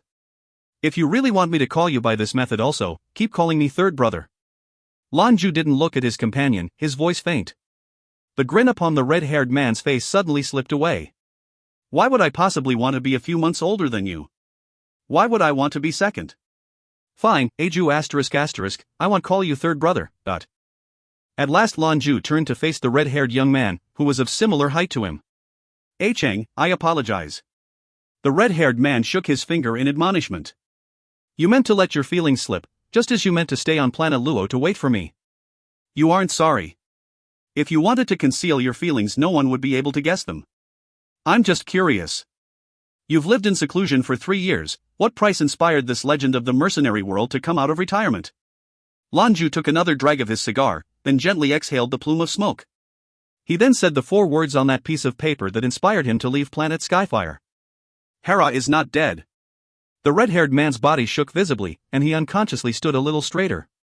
Really? Lan Jue nodded his head. This price that drew me out is her whereabouts. The red-haired man took in a breath, raising a hand to pat Lan Jue's shoulder. Right. Your older brother will help. Lan Jue looked up at him and smiled, warmth in his eyes. How bad was the loss? Casually the man responded, my family only holds a 30% stake in the heavenly auction house. As he said this, the man snatched the 1966 from Lan Jue's grip, placing it in the corner of his mouth. And this is mine. When you do wrong, there's always a price. Lan Jue's face twitched. I only brought the one. Nonsense. The red-haired man reverently puffed the cigar. Lan Jue lifted a hand to his forehead. Chu Cheng, you're nothing short of a bandit. Chu Cheng's eyes grew large. Ya just stole from my family, and you call me a bandit? Aren't ya a noble? What kind of noble says ya? Lan Jue puffed out his chest. I'm leaving tomorrow. Hera's there, do you need my help? Chu Cheng said. Lan Jue shook his head. Chu Cheng let loose a peal of laughter. Yeah, if you couldn't manage, neither could I. Joining me tonight? Lan Jue shot him a glance. All right. Chu Cheng took another drag from the 1966, nodding emphatically. Lan Jue returned to the room, while Chu Qianlin leaned against the balustrade once more, the smile on his face never wavering. After a short while Lan Jue returned, bearing a bottle of brandy and 2 glasses. He stood beside Chu Cheng, placing the glasses on the ledge between them before pouring.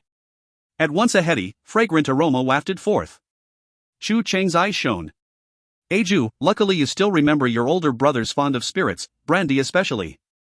This bottle of Hennessy XO isn't the highest caliber, but it'll still go down well. Lan Jue offered a small smile.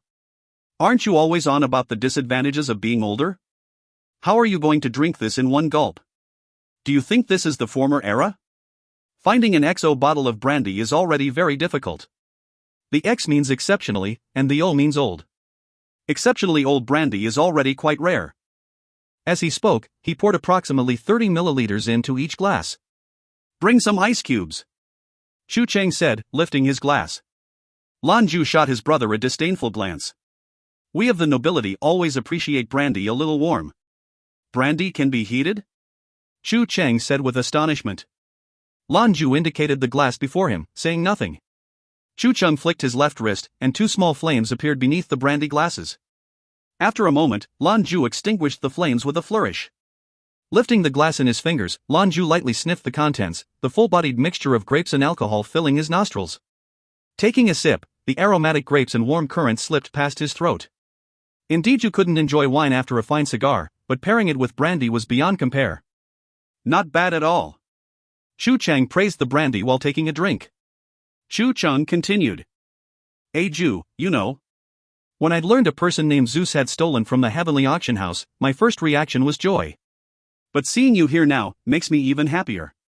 My brother's back. Lan Jue drained his glass in one gulp. I'm sorry I worried everyone. Chu Cheng looked shocked. Oh, I was fine. But elder brother, you haven't kept in touch with him at all? Surely you don't still blame him? You must know he realizes what you did. Lan Jue trembled, and shook his head. Drink. Right, drink. Tonight I'm here with you, let's get wasted. Dash. Early morning. Zhu Cheng had left, leaving only a slip of paper. I know you have the ability to open the cipher box, but why go through the trouble of doing it yourself? Find Hera, tell me the good news. Bring her back to drink with me. Under the sentence was a 3-line password. Asterisk editors note 1, for those unfamiliar, Oriental families take considerable stock in seniority, with the elder siblings often bearing the brunt of responsibility. Thus, third brother Zhu is third of his familiar, and second brother Cheng must sadly deal with more of the headaches of familial strife. Editors note 2, a Zhu is an affectionate term for a brother or companion, used as one might call their brother Stuart Stewie. It's deceptively difficult to find a cutesy way to say a Zhu. If you find any errors, ads pop-up, ads redirect, broken links, non-standard content, etc., please let us know. Report chapter so we can fix it as soon as possible. Chapter 11, The Cloudless Storm. Chapter 11, The Cloudless Storm. Planet Skyfire, Skyfire City, Skyfire Avenue, Zeus Jewelry Store. Lan Jue sat upon the sofa, quietly looking at the black metal box in front of him. Beside it sat the slip of paper containing the passwords Chu Cheng had given him. 3 years ago Lan Jue, in his arrogance, would never have thought to open the box. He'd have presented it to his employer without question. Then again, if this were 3 years ago, he also would have absolutely refused the assignment, since the owner and his brother had a relationship. Now he had to see what the box contained. He had to know what he owed his brother for. Placing a hand atop the box, a beam of light emerged, its rays creating the image of a keyboard hanging in the air. In the same instant, a 60-second countdown began. Lan Jue did not input the password during his first attempt. It was as though he was unaware the 3-line code was needed within that minute. Watching the red holographic keyboard, his eyes betrayed deep consideration. A minute passed quickly, and it seemed almost immediately the final 10 seconds were ticking down. 10. Lan Jue stirred, his fingers stretching forth. They weren't thick, and his hands were smooth and fairer than most women, but also somewhat larger. 10 fingers began to flutter, as though they were caressing the skin of a lover. The naked eye was incapable of discerning where his fingertips pressed. The 3-line code, completed in a single action, appeared upon the cipher box's small screen. Beep. An electronic ringing arose, the holographic keyboard dispersed, and 2 sides of the metal box drew out. They opened quickly, retreating layer by layer as the interior rose to reveal the goods within. On Skyfire Avenue, Lan Jue was known as the Jewel Master. He was no stranger to the exquisite and masterful. But when he spied the contents of the box, the corners of his mouth couldn't help but twitch ever so slightly. Muttering aloud, he said, "Chung, how will I ever be able to repay this favor?" Within the box a pale gold piece of metal rested. It was 20 centimeters long, 15 centimeters wide, and 10 centimeters thick. Though the object was made of gold, it emitted a pale blue halo. The average onlooker might think it pretty, but Lan Jue knew precisely what it was. No wonder it was protected by password in convoy.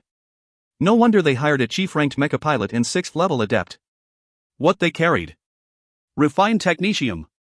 Technetium is the byproduct of uranium fission from nuclear reactors.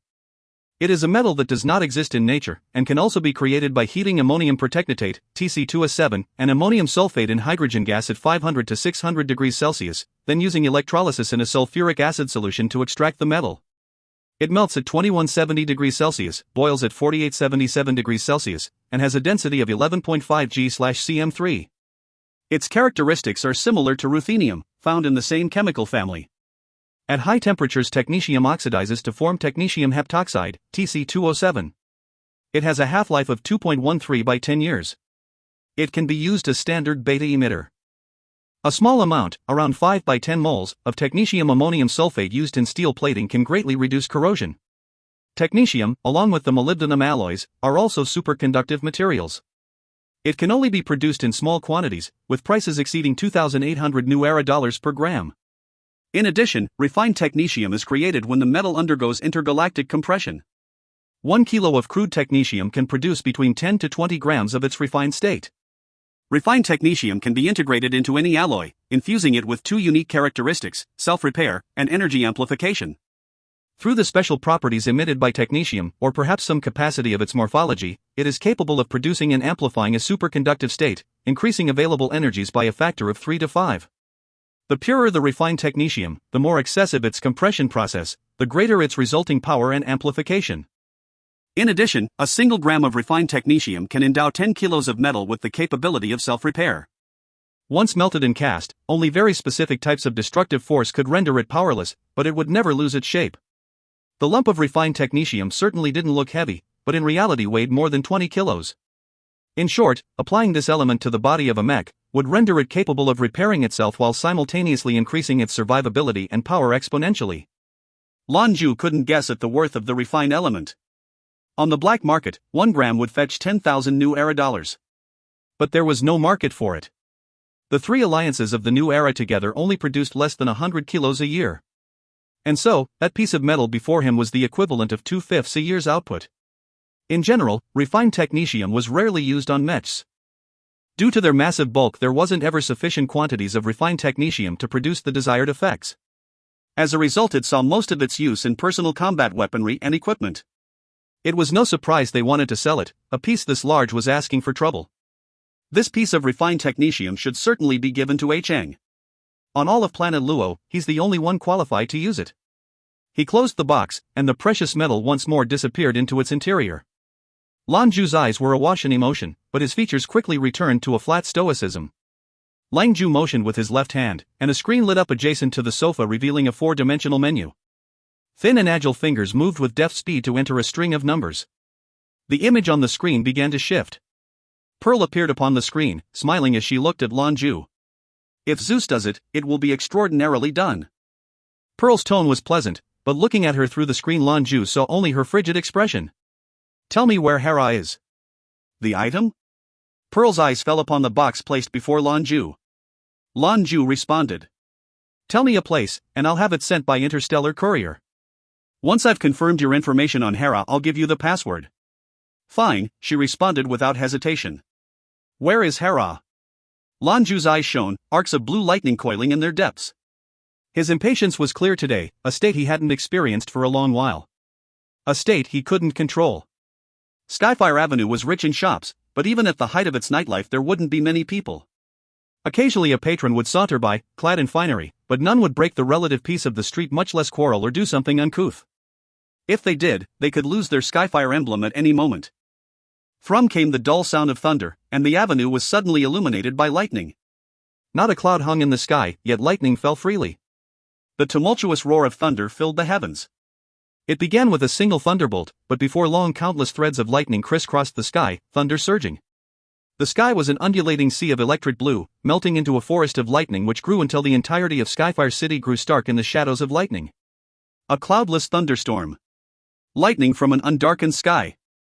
If you find any errors, ads pop up, ads redirect, broken links, non-standard content, etc., please let us know. Report chapter so we can fix it as soon as possible. Chapter 12, The Clairvoyant.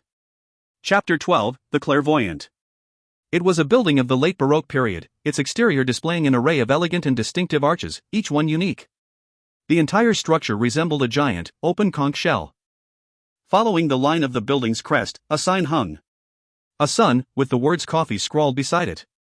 The sun represents the day, so it was only natural that this very special structure, full with the scent of 18th century French art, was called Daybox Coffee.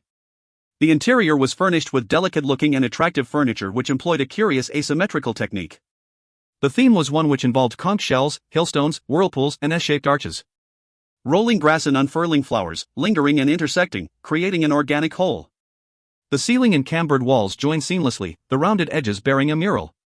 In order to imitate a natural style, the building was also constructed using mismatching materials which resulted in a multitude of inconsistencies.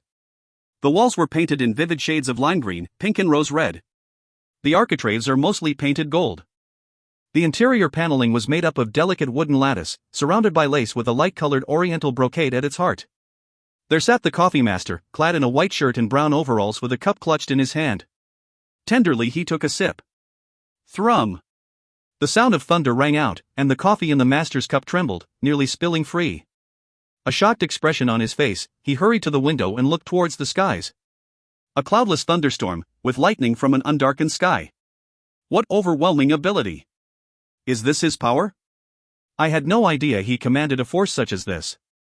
I fear to know what he encountered to make him lose control in such a fashion. Zeta.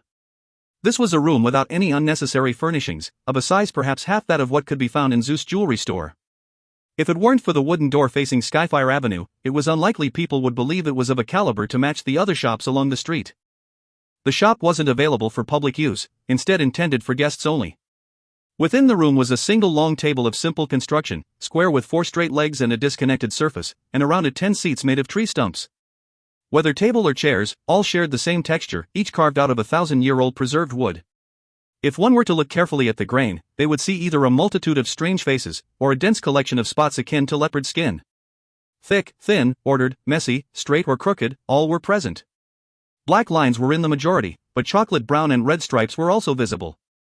Scented rosewood, from previous era Hainan. The tabletop, however, was over 5,000 years old. The wine master once said he would be willing to trade everything he owned, with the exception of what was in his wine vault, for that table, but the offer was refused. Beside the table, by the window, the gourmet stood looking up at the sky. The incessant bolts of light played across his craggy features. He chewed absently on a soda cracker, his eyes narrowing during a lull in the blasts. Zeta. The old Gothic winery.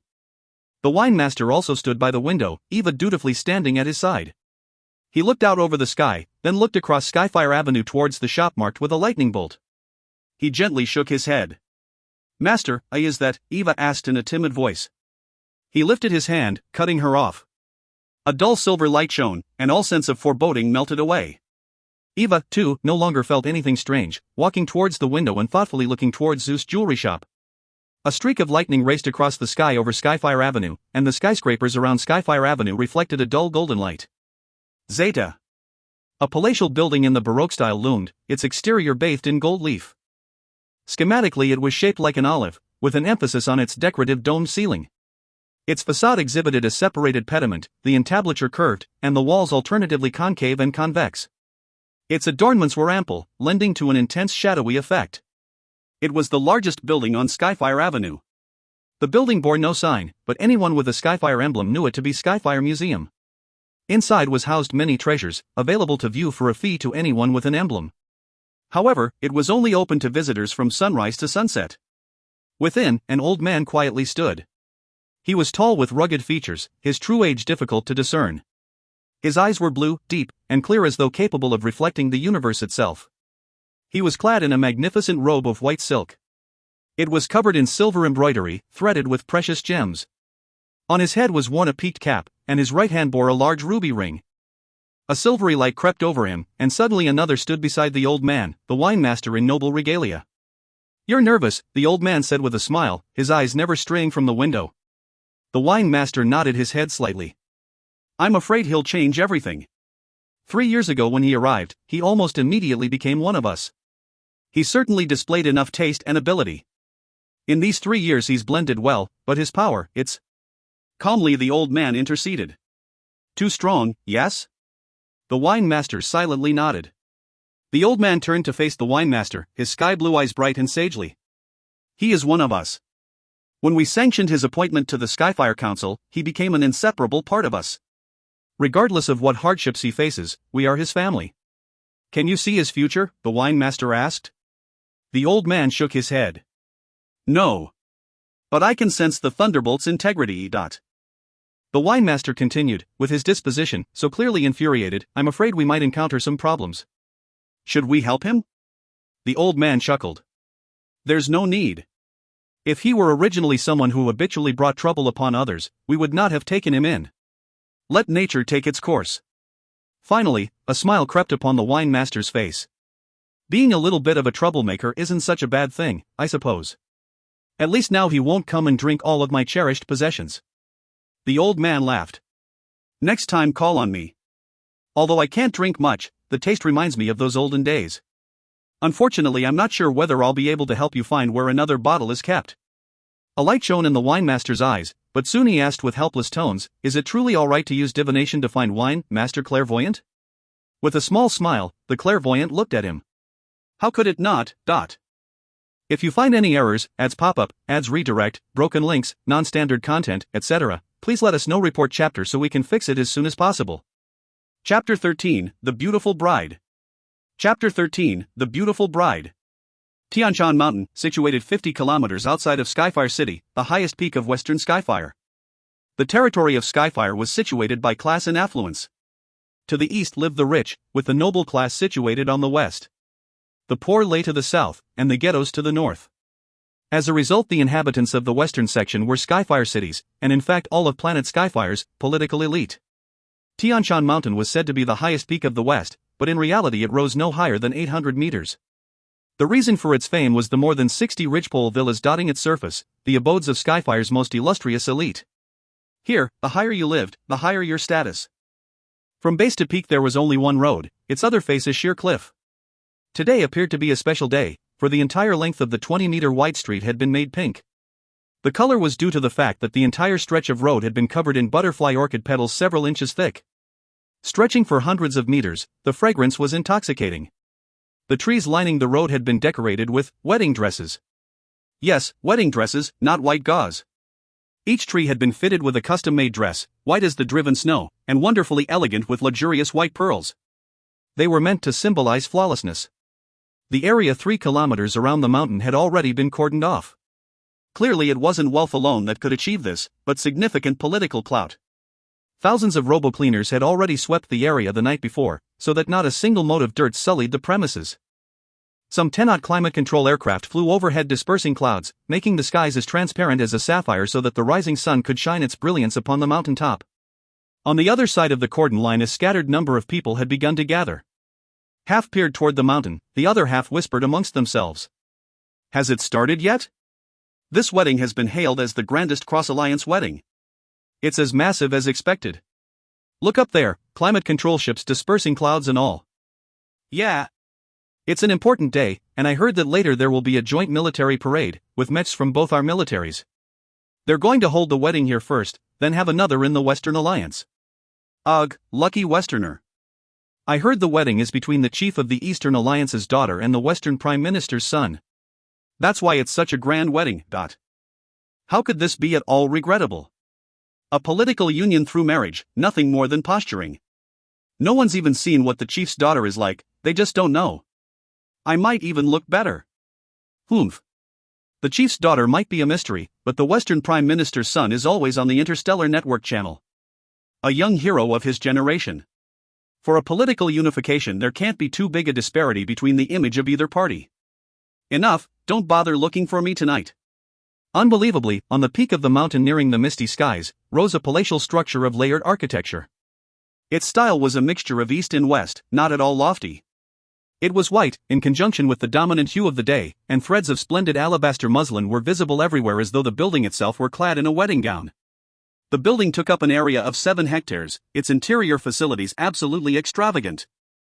An outdoor pool rippled with faint blue water, its end tumbling into a waterfall which flowed ceaselessly into the palace's lower level. Within the giant pool swam 108 silver arowana. On the lawn adjacent to the pool, among an array of pure white flowers, milled guests who'd already arrived. A procession of high-end luxury verticars docked on the nearby helipad, and a queue of people in formal attire made their way inside the building. Among them were no lack of recognizable faces. Politicians, celebrities, business moguls. Finely attired attendants shuffled between the guests bearing beverages, alcoholic drinks, and delicacies. In accordance with the traditions of the Eastern Alliance, the wedding must be held in the morning. As one of this century's greatest weddings, it would also be held in the morning without exception. Within the palace, 2 stylists nervously worked in an extravagant room. 2 maids stood beside to assist them. In the middle of all of them sat a woman. The female stylist busied herself with placing makeup on the woman's delicate features, while the man stood behind her. He held her jet-black shimmering hair in his hands, and thought deeply. The man held a pink finger's orchid between his fingers, speaking effeminately. Sweetie, you're being impossible. If you want, let me put your hair in a bun. What am I supposed to do with it? With hair this long a bride absolutely needs a bun.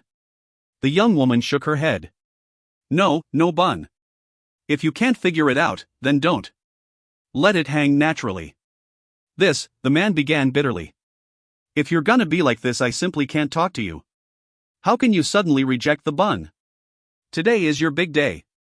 The female stylist hummed. What's so strange about it? Miss Qianlin was born so beautiful, the most gorgeous I've encountered. Not an ounce of styling and you'd still be stunning. The man grumbled in agitation. Hey! What are you talking about? A good stylist can make the beautiful sublime. Fine. Let me think of something. The dual coiling dragon technique will work. The young girl smiled, like 100 blooming flowers. Thanks. Zeta. Half an hour later. The female stylist carefully placed the diamond-studded tiara atop the young woman's hair, then clapping her hands together said, "There. Sweetie, you are absolutely the most beautiful bride I've ever seen. Stand up and take a look." The young woman stood slowly, her hair already woven up, the two sides coiled layer on layer to hang down her back. An array of colorful gemstones twinkled in their midst. The most important aspect of the dual coiling dragon style was to make the hair beautiful while leaving its length unchanged. The lily-white dress shone like the Milky Way, twinkling with resplendent light, each diamond on it custom fit by Van Cleef and Arpels. Each diamond was flawless, larger than a carat each. The dress bore 1,001 of them. The largest was set in the center of the chest, and cut into the shape of a heart. The 50-carat diamond was surrounded by a circle of small pigeon's blood rubies. Standing, her body tall and lithe, her wedding dress fitting to her like a glove, there was no flaw or blemish. The arc of her voluptuous chest swept downward, her waistline slender, the ridge of her backside enticing.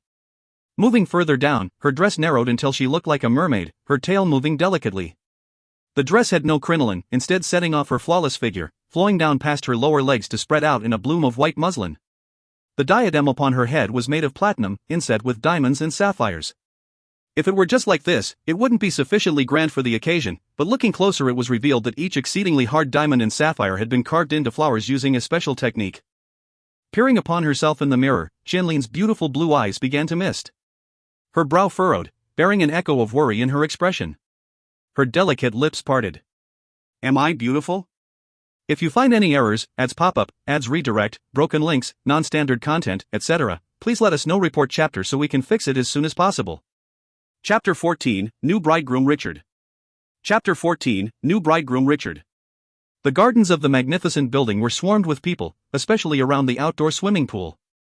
The immaculately dressed patrons were sampling the fine wines and beverages, while likewise engaging each other in conversation. In these sorts of situations no one would dare speak loudly. It was essential to maintain one's demeanor. As the people milled, an enormous gemstone blue verticar appeared in the distance, cresting the mountain. The airship was easily 10 times the size of the average verticars docked nearby, comparable in size to a small airship. As it neared the peak of the mountain it began to descend. A reserved section of the parking area had been set aside. "He's coming," people whispered. As the vehicle drew nearer, the dual patterns on its sides became visible, 2 hearts conjoined, one red and one blue. The red heart represented the Eastern Alliance, while the blue naturally signified its Western Alliance counterpart. This wedding would have major significance for both. A man in his 40s, his posture tall and straight, pushed through the crowds with an entourage of 10 odd people. He stood straight in a fine suit, with short hair and a steadfast expression on his handsome features. He was a staple on all of the Eastern Alliance's major television networks. Chief Minister Zhou Qianlin, the youngest chief in the history of the Eastern Alliance, first among the Alliance's luminaries. And today he was the penultimate host. The magnificent estate in which this wedding was held was, in fact, his official residence. To be more accurate, this residence was the home of all Eastern Alliance chief ministers. Minister Zhou Qianlin walked to the distant verticar, pausing about 30 meters shy. A small smile graced his features as he watched the vehicle's door slowly open. Average verticars had only one door, but this luxurious and enormous vehicle had 2. When the doors opened 2 bodyguards appeared from within, clad in black suits and sunglasses. They took up positions near the door, one left and one right, framing the entrance as a very tall man with gray hair emerged. He was exceptionally tall, exceeding 2 meters, and though his hair was gray it was meticulously styled with pomade. He stepped from the car with a smile on his face, but he clearly bore himself with an air of importance. A young man exited next. He wore a Stephen Rich suit, goshawk-patterned black crocodile leather shoes, and a black bow tie. His head was covered in fine blonde hair, styled to be aesthetically pleasing. He was a little thin, with 2 bright piercing blue eyes. He too was tall, very similar to the old man before him. Seeing the 2 men, Minister Zhou Qianlin strode forward to greet them. The elderly gentleman similarly rushed to meet his host. The 2 men met with open arms for a large embrace. "Austin, we meet again. I see you're as statuesque as ever," Minister Zhou Qianlin said with a chuckle. "Zhou, you haven't changed a bit. You cheated me the last time." The elder gentleman grumbled. The chief laughed. "This is an auspicious day for our children. Let's not discuss business. We'll talk later. From today, we're one family, how could I cheat you? From now on, how about I just call you Silva, eh? Silva Austin was head of the Austin family and Prime Minister of the Western Alliance. The Austin family was the single most prominent family of the Western Alliance. Of course, Austin chortled. He turned his head to look at the young man behind him. Richard, come and greet your father-in-law. Chief Zhou smiled. There's no need for formalities. You've had a long and tiresome journey. Come in and rest, everything's already set for the ceremony. We'll wait a little while before we start, yes? Indeed. It's almost that time. You've gone through a lot of trouble yourself, Zhou, Austin replied. From within the Sapphire Verticar, an entourage of more than 10 individuals exited, silent as mice, moving with practiced instinct to surround the man and his son. Silva Austin found it difficult to relax. As Chief Zhou led him through the crowds, the myriad officials and lauded guests lined up to greet them. He met each with poise and grace, returning their acknowledgments with flawless etiquette. Richard Austin smiled courteously through the process, but concealed in his eyes was anticipation. Originally, when he'd first laid eyes on Minister Zhou Shue's daughter Zhou Qianlin, he mistook her for an angel.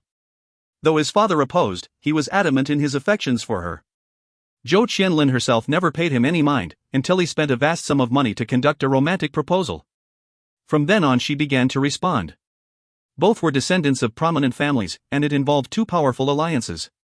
Silva Austin and Minister Zhou Shue discussed the matter 7 times, eventually coming to an agreement both sides could accept, and the grand wedding was set.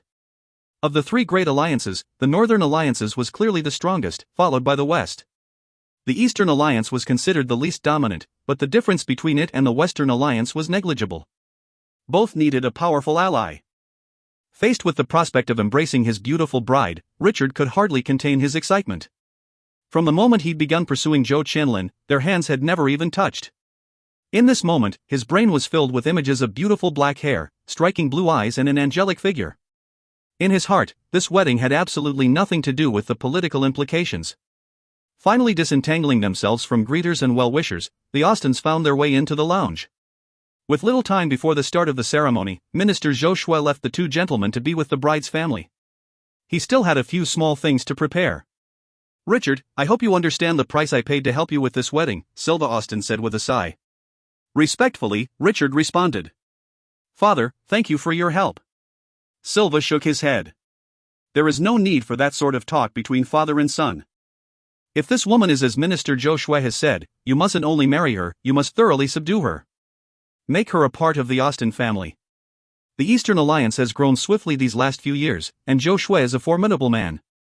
Hopefully this marriage will benefit us in other ways. Richard uttered not a sound. He was the groom, and in his heart, there was only his bride. If you find any errors, ads pop up, ads redirect, broken links, non-standard content, etc., please let us know. Report chapter so we can fix it as soon as possible. Chapter 15, I am Zeus. Chapter 15, I am Zeus. Melodious tones reverberated through the area. A round flower-covered archway gave way to a gallery, upon the floor a red carpet stretching 50 meters until it reached the ministerial residence. On either side of the flowery arch were row upon row of chairs blanketed in white.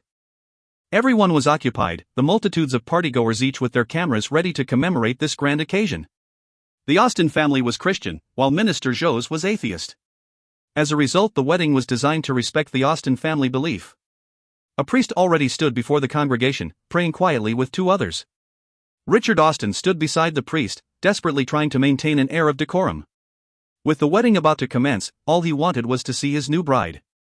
The master of ceremonies' pleasant voice rang out, "Let the wedding begin." An almost musical hiss filled the gallery as ranks of mechas rose into the air from either side of Tianshan Mountain. On the left, the machines had been coated in red, whilst the right was in blue. 24 mechas in all flew overhead. They spiraled into the heavens, then each broke off to draw ranks on either side. The execution was perfectly uniform, and it was clear each mecha was operated by masterful mecha pilots. The 2 sets of mechas gathered into heart formations, drawing closer to one another until they merged into one. At the same moment, a brilliant flash of golden light shone forth, piercing the 2 hearts like a golden arrow.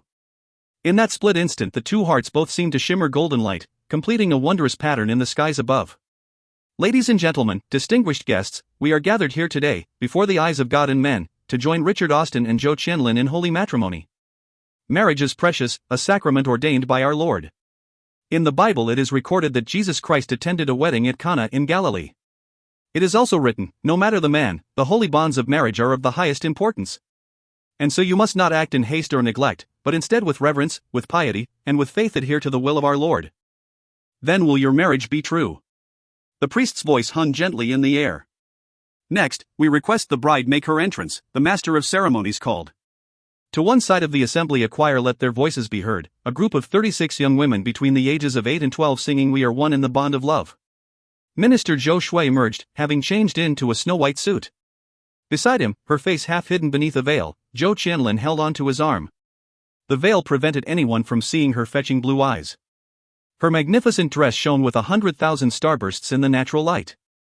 The bride is the focus of any wedding, and this one was no exception. Zhou Qianlin, twinkling with light, was an unparalleled bride. The minister's face wore a slight smile. Gently he patted her hand as they walked in tandem, peering down the red carpet to the priest and Richard waiting at the opposite end.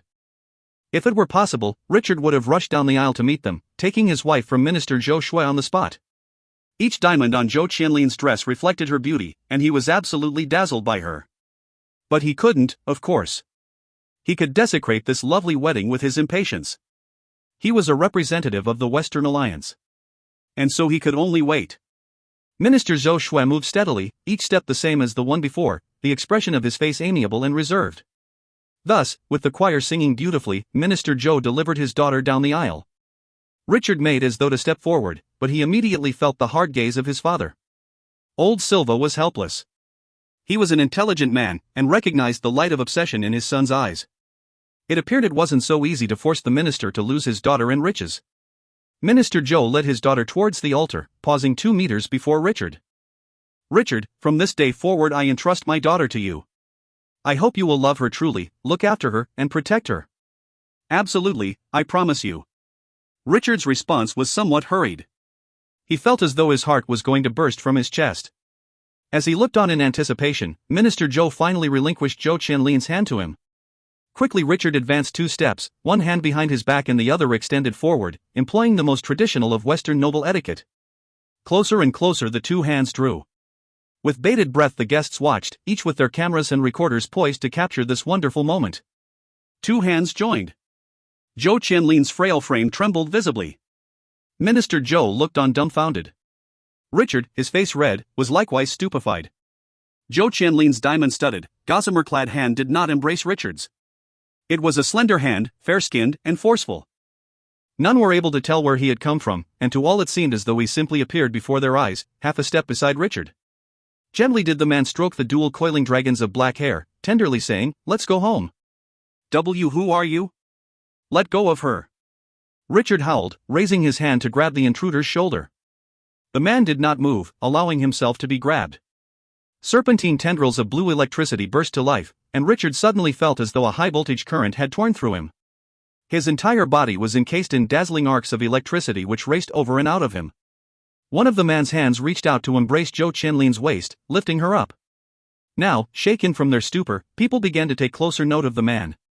Tall and thin, his head wash covered in golden hair which hung freely to his ankles. He was clad in brilliant golden robes, with a collar concealing his neck and conforming to the contours of his face. A mask concealed his features below the eyes. But most notable were those 2 glittering, impish blue eyes. He lifted his left hand, over his head and pressing towards the skies. Thrum! The sunny skies rang with the abrupt sound of thunder, one after another, until the sky grew dark. Angry clouds converged from all directions, and lightning surged freely in their depths, as though the end times were nigh. Minister Zhou had begun to react. The chief minister of the Eastern Alliance was surprised but not shaken. Retreating not a step, his deep voice bellowed, "Who are you?" "I am Zeus. If you find any errors, ads pop-up, ads redirect, broken links, non-standard content, etc., please let us know. Report chapter so we can fix it as soon as possible." Chapter 16, The Mecha Epic. Chapter 16, The Mecha Epic. Zeus? Minister Zhou veritably quaked. Without waiting for him to continue, the golden-clad man embraced Zhou Qianlin and began to rise. The wedding site was in chaos. Who was this person? Who would dare to interrupt a wedding between the daughter of the Eastern Alliance chief and the son of the Western Alliance's prime minister, and furthermore steal the bride? Prime Minister Silva was already standing, his face somber. The bodyguards who'd arrived with the Western delegation finally burst into action, 2 stooping to pick up Richard while the rest flung themselves at the man in gold. Wrath, ugh. Deafening blasts rang out. Two massive figures rose to cut off the man's escape. Just then two guards of the Austin family, before the eyes of all, began to quickly expand. Their clothing tore, ripped and fell away, revealing the grotesque figures beneath. The man on the left grew to a massive gigantopithecus, and towering ape, over 4 meters tall. The right, too, grew to over 5 meters, his skin becoming splotched like tiger skin and bulging with enormous muscles. His face even shook and cracked, changing into that of a tiger. As the men grew to monstrous proportions, the flowered archway burst apart, its severed petals dancing in the air. Their beautiful trek towards the floor was in stark contrast against the hideous faces of the guards. Metamorphosis disciplines. A specialty of the Western Alliance. Judging by the look of the two beasts, the guards were at least 5th-level talents. Protect the guests, Zhou Qianlin bellowed. The residential guards had already rushed forth, guiding the wedding guests to safety. Don't hurt. Hurt Qianlin. Richard was unharmed, but his tongue was numb from the shock. His hair had gone from sleek and shiny to dry and cracked. Luckily, the close-fitting protective gear he'd worn beneath his suit had protected him from the brunt of the electric charge. Uwak! The gigantopithecus howled, leaping ferociously towards the man in gold. The guests could not help but scatter and scream in fear at the hellish sight. Get lost, the golden man growled. Crack, crack, crack! A mighty bolt of lightning crashed down from the heavens, striking the gigantopithecus. His hideous body burned and blackened, thrust away by the lightning strike. Rushing forward to save Zhou Qianlin, still caught in the grip of the golden man, the alluranthrope, or workat, as they were colloquially called, staggered to a stop. In that instant, a terrible rumble tore across the area. Scores of forked lightning bolts tumbled from above, striking everywhere. It looked very much like Armageddon. The blood-chilling bolts of lightning nearly blanketing the entire mountaintop. Tearing blasts of lightning, thunder, unidentified stabs of light. In this chaos, everyone was only concerned with protecting themselves. The man in gold carried Zhou Qianlin into the air, and before anyone could react he became a dazzling bolt of golden electricity. The light enveloped Zhou Qianlin, and then vanished into the distance. In the midst of that hellish rain of lightning, no one was capable of pursuit. Even the 10 mechas hovering in the air were powerless, forced to retreat and land with shields up to avoid destruction. The landing pad was the worst afflicted. No matter the model, no matter how luxurious, every verticar sizzled and smoked in an inferno. Within the mansion, every electrical appliance sparked and flickered. The beautiful surroundings, the fabled wedding, had in just a few short minutes become a hellscape. The golden light encapsulating Zhou Qianlin soared thousands of meters into the distance. It was then a flash of golden light appeared before her eyes. The man in gold, who'd become lightning, stopped suddenly a few meters before the flash. He'd returned to his original form. As before, his arm was wrapped about Zhou Qianlin's thin waist, and in fact it was that violation that gave her the ability to withstand gravity. Another figure appeared beside them, an impressive mecha entirely coated in gold.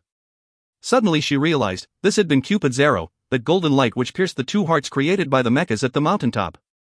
When the other mechas were forced to land, this one had left to prevent the man in gold's withdrawal. The mecha was 18 meters tall, sleek, and smooth. It was devoid of weaponry, perhaps because it was employed in the wedding. Aside from standard mechas, each humanoid model was personalized, custom-made from beginning to end. In short, each was made the exact specifications of its pilot. The mecha hovering before them, with feminine figure and golden battle dress, was clearly made for a young woman. Put Qianlin down, or die. The icy voice of the pilot crackled from the mecha's megaphone. The lower back of the mecha split open, and its hand reached back to draw forth a 3-meter-long rod. Both hands gripped the weapon and its dual ends shot forth an intense golden light, humming as it changed into a battle spear. Make way. It would appear this man in gold was quite gentlemanly towards women. Put Qianlin down, and I'll let you go. You should know, even your discipline won't have any effect on this mecha. The frigid female voice was unyielding. As the new era had approached, changes had occurred to the environment and the magnetic fields of the planets. People, too, were affected, a small number endowed with genetic abilities called disciplines. Adepts, or talents, people with the ability for disciplines, were far and away superior to the ordinary man. But this was the mecha epic. Adepts were ultimately human, whereas the standard mecha weighed over 100 tons, ran on a fission reactor, were composed of a high-strength alloy and were fitted with the highest technology. It would be no exaggeration to state that, a mecha placed in the former era, could easily destroy an entire city on its own. And so in this era, to be a mecha pilot was the dream of every young person. The man in gold didn't care to repeat himself, and only looked toward the mecha and shook his head. A thick blast of lightning tore forth to strike the golden mecha. A cold grunt issued forth, the radiant spear in the machine's hands jabbing towards the sky, striking an impressive pose. The bolt reflected harmlessly to one side. The cold voice shot back again. You still don't understand. The stronger your discipline, the more you will kneel in the face of this mecha. Ha! The gold-clad man shrugged his shoulders. Ha! Suddenly the golden mecha became aware of another figure which had soundlessly appeared behind it. Two massive hands grasped its shoulders. Crunch, crack. The two crisp sounds hung in the air. The armor plating of the golden mecha's shoulders shattered beneath the grisly force, and the arms holding the battle spear falling to the side. With that, a powerful blast of energy shot forth, casting the mangled mecha into the distance. In the golden mecha's cockpit, two large emerald eyes stared unbelieving to the air. Where she had hovered, the golden man and Zhou Qianlin entering its open breastplate, floated a massive thing. She looked on with red lips slightly parted, and eyes glassy. If you find any errors, ads pop up, ads redirect, broken links, non-standard content, etc., please let us know. Report chapter so we can fix it as soon as possible. Chapter 17, Let Me Be Your Antidote. Chapter 17, Let Me Be Your Antidote. The mecha towered 23 meters, shimmering a brilliant sapphire blue. From shoulder to shoulder it stretched 8 meters, with a tall and slender figure. Its shoulder plates were 3 affixed layers, the topmost was the largest with spikes which rose skyward, the middle layer was smooth and slightly smaller than the first, and the third layer retracted into the joint. Its texture was markedly different from average mechas. It was as though it was carved from a single piece of true sapphire, a work of art. As the armor tapered towards its edges, the color became a metallic purple. As lightning flashed in the sky above, the light from the blasts reflected magnificently off of the armor. In the instant its chest plate closed, it emitted a burst of intense violet light.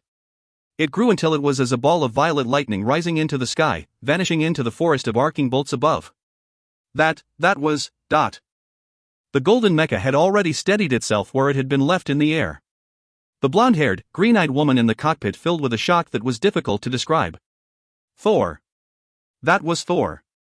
I actually met Thor. Thor. Zeus? Was that Zeus? I actually told Zeus that the stronger his discipline, the more he'd bow to my mecha? The Zeus who, by virtue of his discipline alone, bested 13 top-grade customized mechas. The stars shimmered in her eyes, as though she'd already forgotten all about the abduction.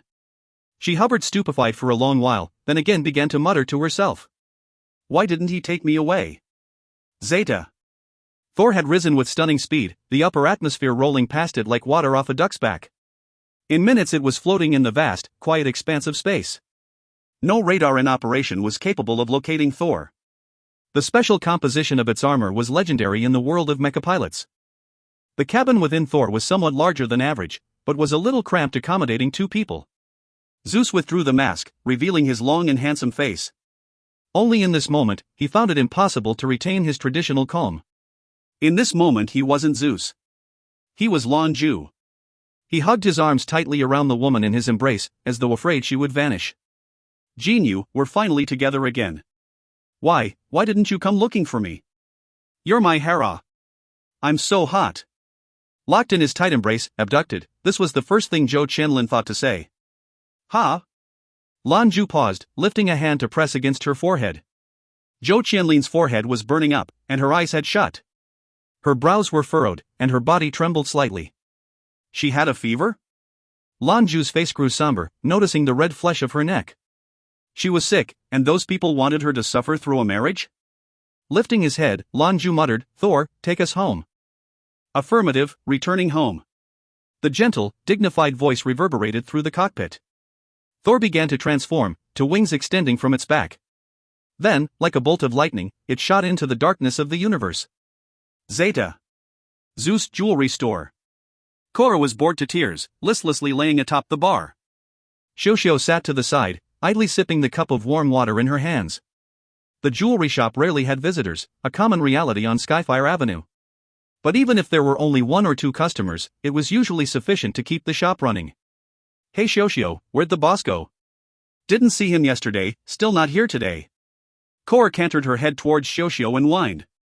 Xiao laughed. The boss is a very important man. You think he'd just vanish?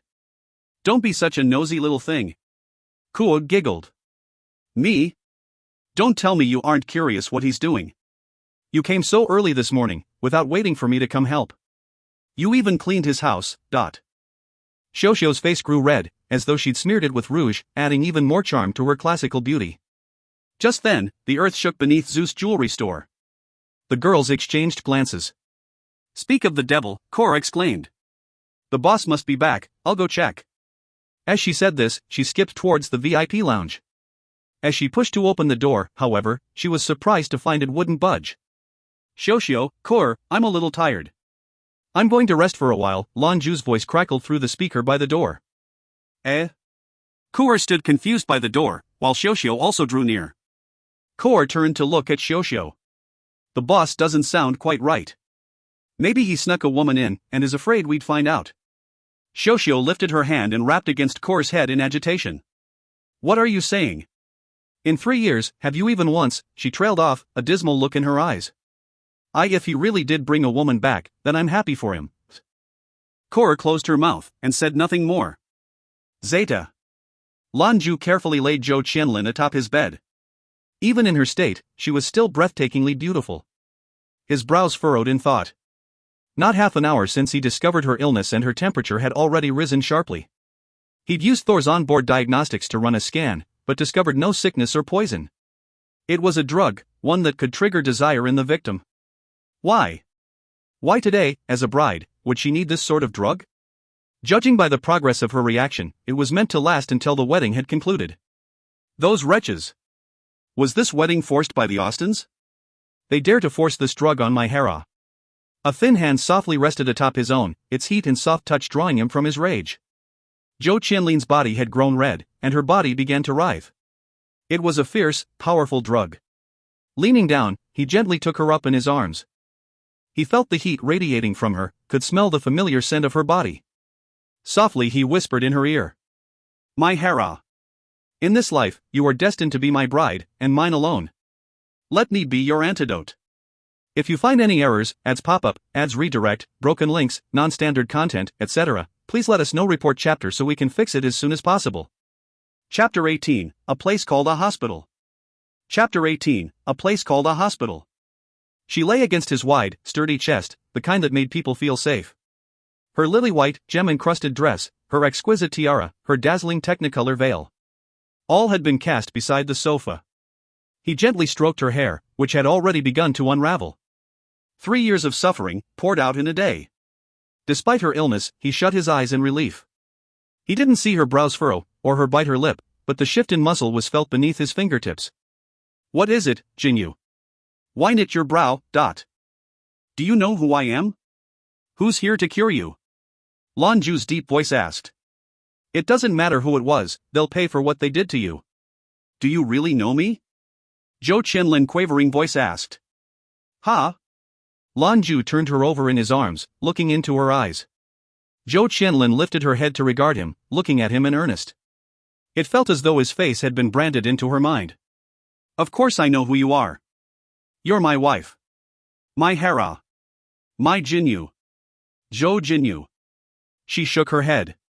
I am not Zhou Jinyu. I'm Zhou Qianlin. Lan Jue started, moving to sit by her side and looking at her closely. No, it was definitely Hera. Black hair, blue eyes. How could she not know who she was? Even her scent, exactly as it was before. Beloved. Is it amnesia?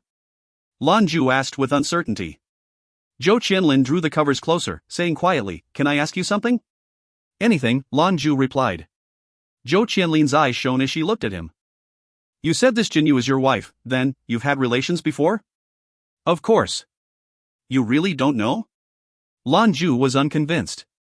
Zhou Qianlin nodded her head, then moved the comforter to the side. She pulled them from Lan Jue's body. Zhou Qianlin's fair features grew red, and she turned her face to avoid looking at him. Her hand slipped from beneath the sheets and pointed. Well, then look at this. A sense of trepidation filled Lan Jue's heart. When he dropped his head to look, he was nearly petrified. There, he saw a fresh smear of red. It was quiet as the grave. After a moment Lan Jue spoke, his voice strange. I'm sorry. I didn't know you were. This time, it was Zhou Qianlin who was speechless. Her body trembled, her lip quivered, her teeth clenched. It was as though she were afraid a curse would burst forth from her lips. After some time her mood stabilized. She hissed coldly through gritted teeth. This was my first time. Lan Jue was dumbstruck. How could this be? He shook his head. No, this can't be true. His heart sunk to the pit of his stomach. First time? What did she mean the first time? It meant, she wasn't Hera. My Hera, my Jinyu. She still hasn't returned to me. Lan Jue felt as though he'd been run through with a sword. The pain in his heart stole his breath. Watching Lan Jue's face drain of color, she too was dazed. The room sank into a suffocating quiet. Lan Jue's pained voice arose as he spoke to himself. 3 years. 3 years. Why would God play such a cruel trick on me? Why give me hope? Don't you understand, the more you hope, the more crushing when it's gone. My Hera still hasn't returned. So what you're saying is, what you just did to me wasn't intentional. Zhou Qianlin's cold voice interrupted. Ha! Her words snapped Lan Jue awake. Seeing here, this woman an exact replica of his Hera, somehow eased the suffering in his heart. Yes. She wasn't Hera, but she and her. And, it had been her first time. Further, the unification of the Eastern and Western Alliance leaders through this marriage. Most important was that she knew who she was. Even if she didn't know, her family certainly would. In his arrogance he'd let slip his name, sharing with her father regardless of the situation that his name was Zeus. What to do? Lan Jue felt his heart thumping in his chest. In all his life, he'd never encountered such an awkward situation. But it was done. Other than facing it, what else could he do? Zhou Qianlin, you'd been poisoned. Or suffering from its effect. So, I was forced, against my will to. Zhou Qianlin glared at him, saying not a word. Lan Jue was incapable of alleviating the situation. He knew of only one solution for the current problem. The dead don't talk. Kill her, and the problem would be gone. And yet, could he do it? Zhou Qianlin uttered, I have an older sister. I think her name is Zhou Jinyu. She disappeared when I was young. Where did you meet her? Lan Jue stared at her. An older sister? She was Jinyu's younger sister, but Jinyu had told him she was an orphan. A younger sister separated for that long? He didn't know what to think. Even if he could do it, silencing her wouldn't actually solve everything. Zhou Qianlin shot him another cold glance. You just said I'd be poisoned. That's why you did that to me? Yes, yes. Lan Jue nodded emphatically. Zhou Qianlin's expression changed, and she sat up abruptly. With eyes wide she glared at Lan Jue and yelled, have you never heard of places called hospitals on this planet? What sort of poison could a modern hospital not cure?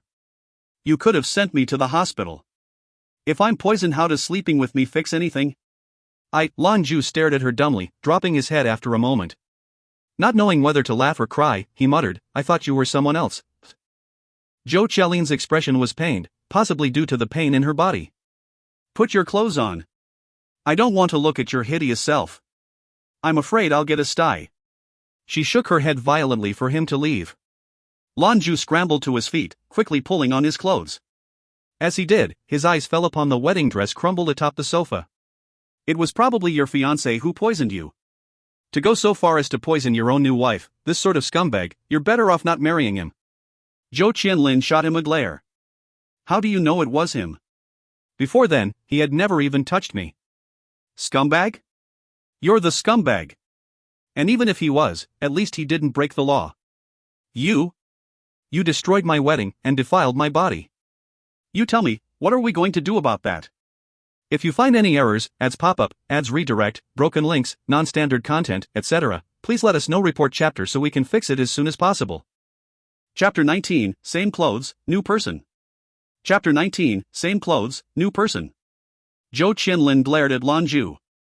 You tell me, what are we going to do about that? Lan Jue took a deep breath. What's done is done. It was my fault. All of this was because I mistook you for someone else. I don't know how I can make up for this either. You tell me what I can do, and I'll do it. The mistake had been made. He was a man, and had to face up to his wrongdoings, doing everything in his power to make it right. Zhou Qianlin stared at him, her eyes a tangle of emotions. Lan Jue had changed, no longer dressed in the clothes he'd worn when we abducted her. He wore a white shirt and paneled deep blue pants. His neat clothes and his tousled hair gave a strange merger of order and chaos. That dangerous glint in his eye from before was gone, and he'd assumed a more apologetic stance, like a child who'd done wrong. Nibbling her lower lip, Zhou Qianlin got up from the bed. "Find me some clean clothes. Right away." Lan Jue spun on his heel and left without hesitation. He'd only gone a few steps before pausing, then went directly to the closet furthest inside the apartment. He paused before the closet as though uncertain, opening it after a moment's consideration. He quickly grabbed a few articles of clothing from within and returned to Qianlin. Qianlin regarded him coldly. "You seem awfully practiced at bringing women home." Arriving before her, he gently placed the clothing at her side. A spark of sadness shone in his eyes. "Your sisters." Zhou Qianlin stared at him, catching that passing look. Though Lan Jue hid it well, his innermost anguish was too profound to hide completely. Lifting the clothes by her side, she caught a whiff of a clear and refreshing scent. Each piece had been painstakingly folded. Lan Jue looked on, watching the clothes as though they were precious pieces of jewelry. Even on Skyfire Avenue, even close friends, none knew that in the jewelry master's heart the closet of clothes was more precious than his entire stock. "Hey!" Lan Jue was shaken from his reverie. He lifted his head, looking directly into Zhou Qianlin's hard stare. "I'm sorry." He pressed his hand to his chest, an unconscious habit of his Gentile mannerisms. He turned away and stepped aside. A quiet rustling could be heard from behind him, but there was no excitement in Lan Jue's heart. In truth, it was drowned in disappointment and sadness. She is not Jinyu, even if she looks just like her. She's not my Hera. Were it not for the grief in his heart, and the fact she was her sister, Lan Jue never would have opened that closet. Of course, it was merely to make amends that he opened it. Footsteps approached, and Lan Jue subconsciously turned his head. She wore a long dress, white as snow, and a little thin. Tight-fitting but modest, with no extra fabric. Though the spotless dress was unadorned, the gem-encrusted gown she'd worn to the wedding made it look downright plain. However, that raven-black hair melded beautifully with the white dress. Those deep blue eyes were like the most fetching gems on the planet.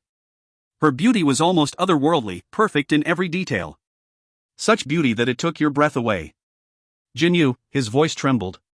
She rose to her feet and moved towards him. In an instant she found herself wrapped in a firm, warm, shivering embrace.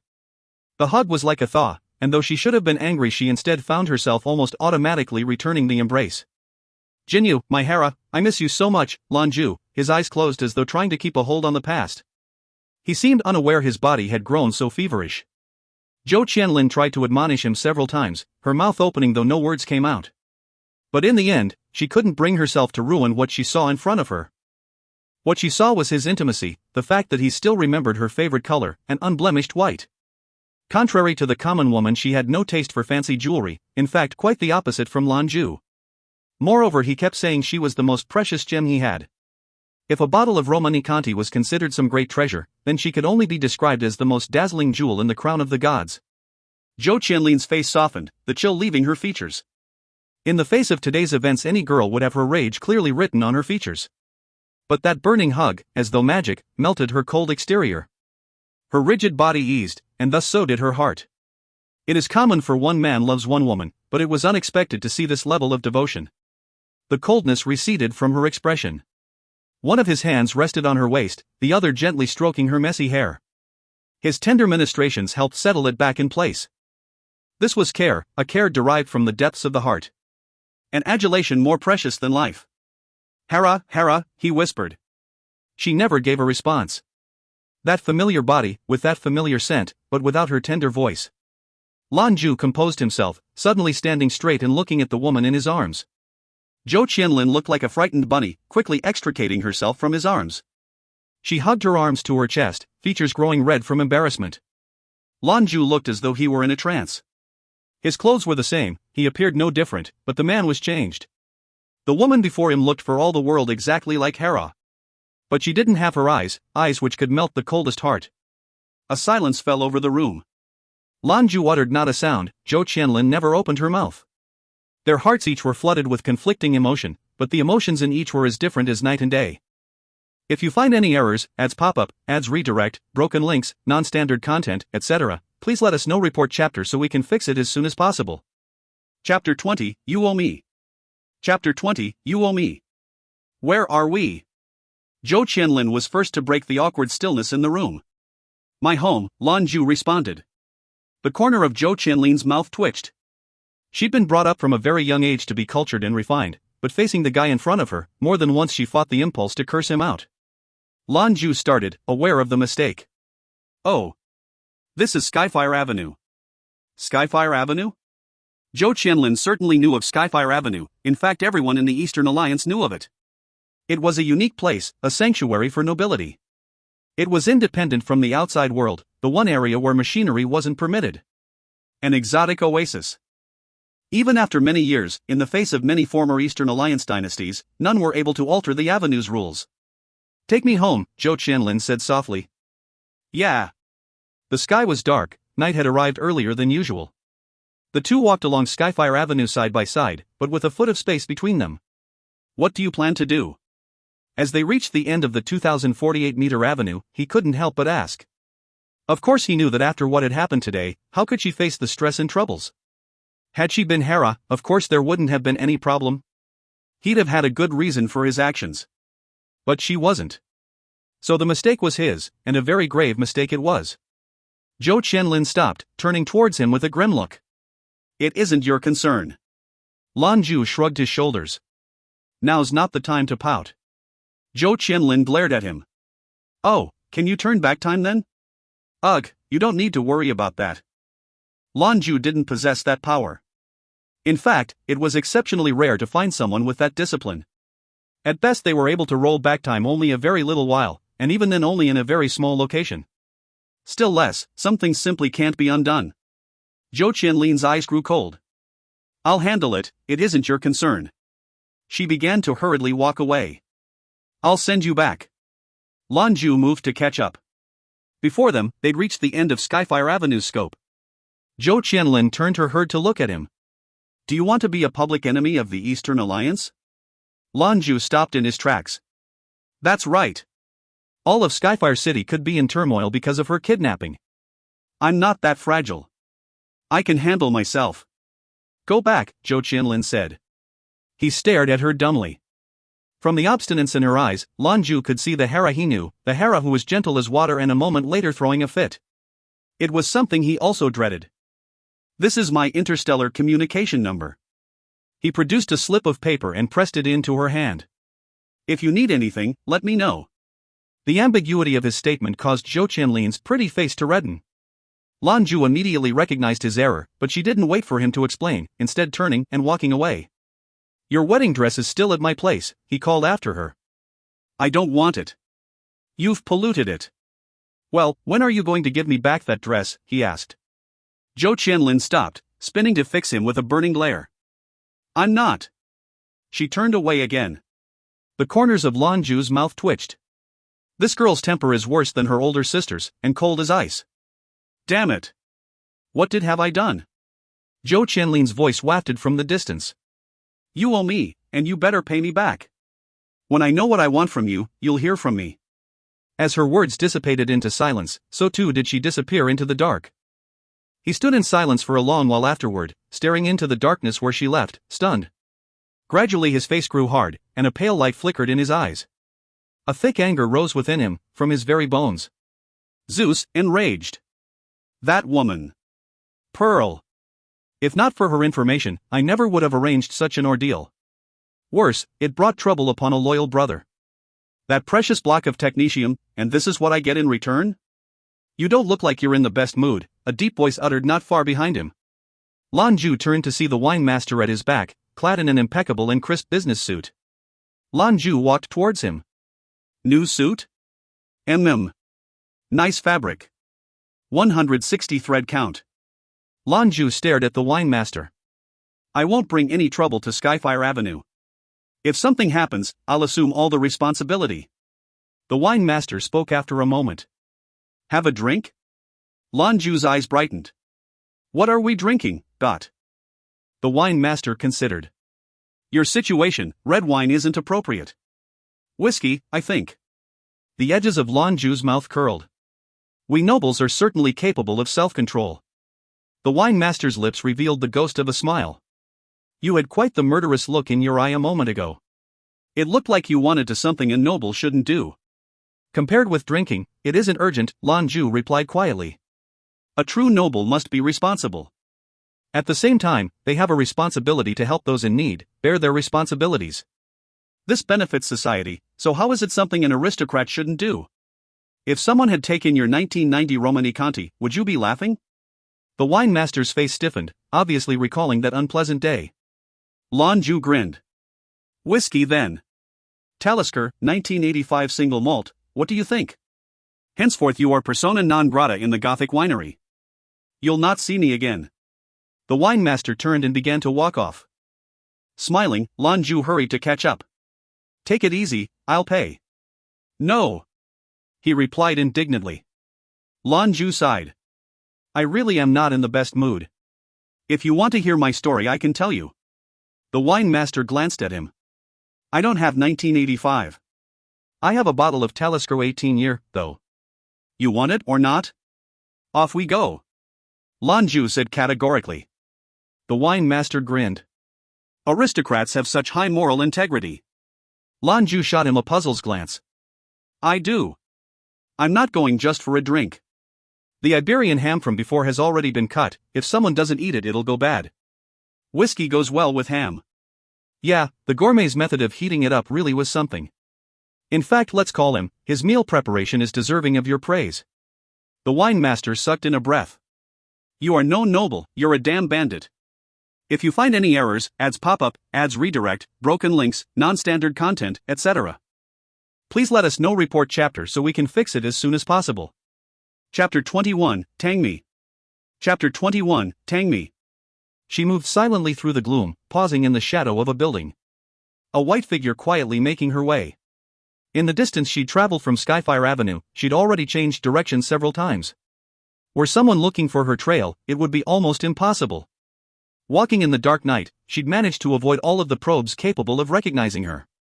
Even the satellites far overhead had no means of detecting her. Were it not for her wedding, she'd be wearing her communication device around her neck, enough for the satellites to get a lock. As it was, she was doing everything she can to avoid detection. And all of it was for that guy. Upon thinking about him, Zhou Qianlin couldn't help but knit her brow. The pain in her body she could endure, but the chaos in her heart was another matter. Though she walked in the darkness, in her mind the only shadows were his figure. Everything that happened was only over a short time, but in her heart it felt like it was stretched over a century ago. She paused, unconsciously looking back towards Skyfire Avenue. Through the emotional tumult in her eyes arose a shimmering tear. When she stood before him she was strong, even cold. But in the end she was only a little girl. With tears in her eyes she slowly walked through the shadow, passing under the glow of a street lamp. From beneath the towering buildings and yawning eaves she was revealed. Slowly, step by step she moved on, her mind blank, unable to think. Suddenly, a whistling blast arose, a rapid surge of air swirling past her. Zhou Qianlin almost stepped aside, her hands pressing down her dress to prevent the air from ruffling it. A Ferrari Verticar hovered overhead. This sort of car was best suited for high-speed movement 10 meters or less above the ground, though not as expensive as a high-altitude Verticar. But considering its high energy efficiency, it was not expensive. The window facing Zhou Qianlin descended, revealing a young man with yellow Mohican-styled hair. He whistled while staring at her. Zhou Qianlin's white dress hugged her eye-catching figure, especially her shapely backside which moved with her gait. Her beauty certainly didn't just attract Zeus.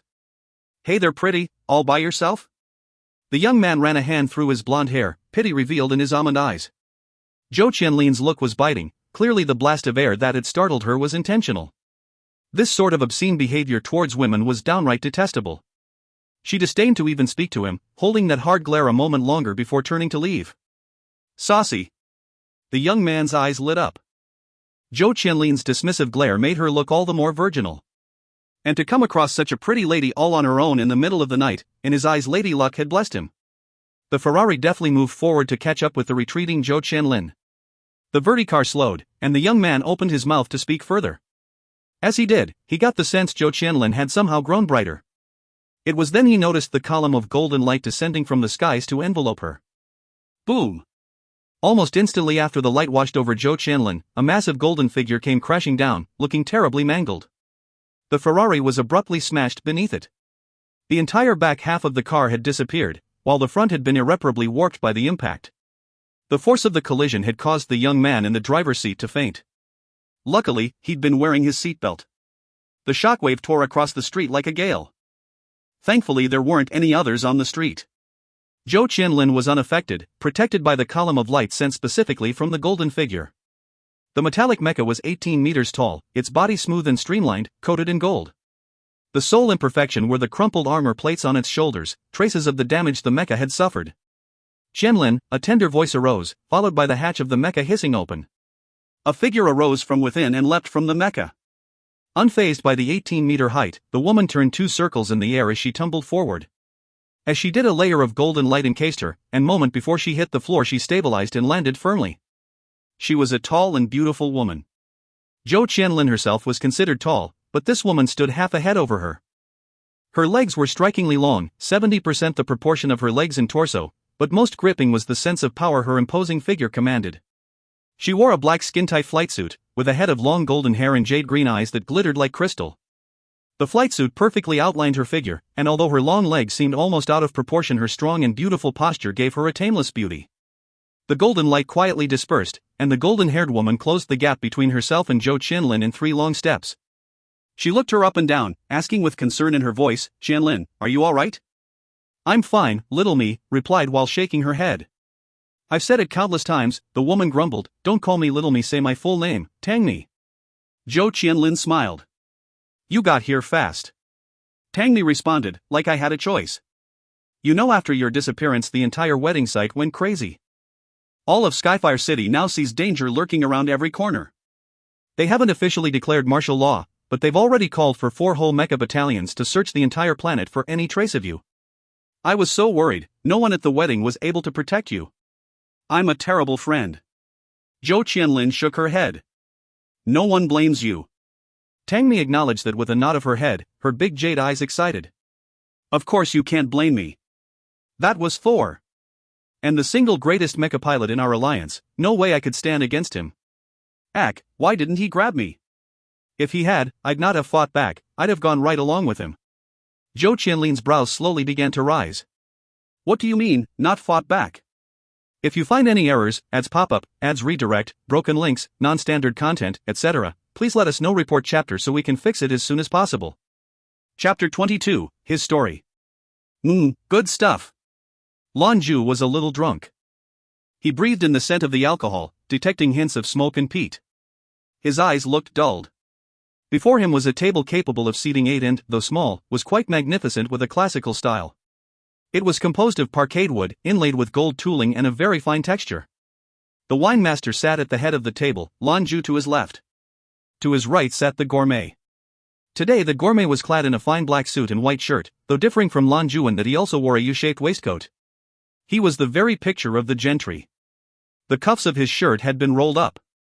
In his right hand he held a long knife, its blade 30 centimeters long with a sandy beige handle.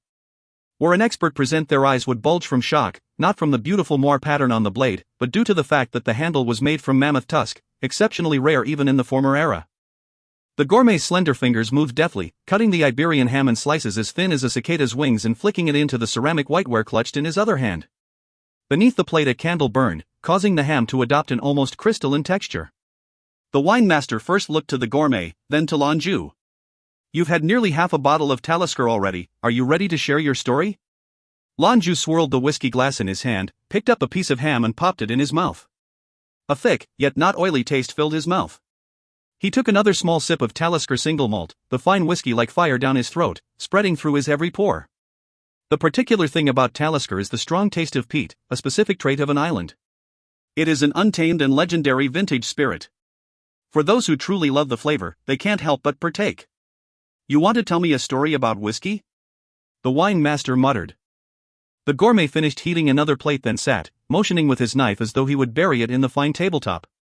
The wine master shot him a glare, to which the gourmet smirked and replaced the knife to its wooden sheath. Reaching out, the gourmet gripped the half bottle of Talisker in his hand, its golden contents shimmering with a faint halo in the light. "Don't give him any alcohol and he'll tell you on his own," he said, pouring himself half a glass. He placed the bottle to one side. The wine master nodded approvingly. Lan Jue looked disappointed, downing the contents of his glass as one gulp. "I'm a little tired, I think I'll just go home and sleep, so..." The wine master's eye twitched. Then go. Will I be able to come back later? Lan Jue said with a small smile. What do you think? The wine master responded, looking at him obliquely. Lan Jue leaned against the back of the chair, speaking calmly. I've been here 3 years, right? 3 years, 1 month and 3 days, the wine master responded studiously. The corners of Lan Jue's mouth curled bitterly. I had a beautiful wife. She was gentle, kind, gorgeous. When you were with her it was like a spring breeze. From the moment I saw her I was lost, loved her instantly. We were the envy of everyone. Everything was perfect, we enjoyed each other's company, did everything together. It was so natural being together, so natural that we just felt happy with one another. She was my whole world. When she was with me, the entire universe seemed more colorful. But they say good days are brief. 3 years ago, because of an accident, she left me forever. Even now, I don't know if it really was an accident or was somehow orchestrated. According to all evidence, she vanished in a giant explosion. I couldn't find her, she left no trace. It was like she never existed in my life at all. She was gone, so my heart was empty. As a result, I came here. I like the tranquility of Skyfire Avenue, like living here. In my early years when I'd visited here I liked it. I'd planned to bring her here with me, but she was gone so suddenly. Lan Jue related the story calmly, his eyes reflecting his even temperament. It was like he was simply telling a tale, a story he wasn't involved in. Not long ago someone came to the shop, left me a note. It said my wife wasn't dead. It contained a video. I believed it. How could I not believe it? Even though I knew I was lying to myself, even though I knew it was impossible, I believed it. I helped them, and they told me my wife's location. And they told me she was going to marry someone else. You are men. I think you must understand what I was feeling.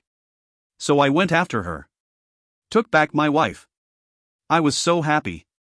She was like a paintbrush, bringing life and color back into my life. But I deceived myself. She just looked like my wife. She wasn't her. Lan Jue stopped there, the trace of a smile on his face. But the emptiness in his eyes was unsettling. The wine master looked at the gourmet, beckoning towards him with a wave of the hand. A faint light, and suddenly the Talisker bottle was in his hand. Removing the cork, the wine master quietly poured Lan Jue a glass, then lifted his own. Lan Jue picked up his drink, threw his head back and downed it. The high-proof liquor burned through him.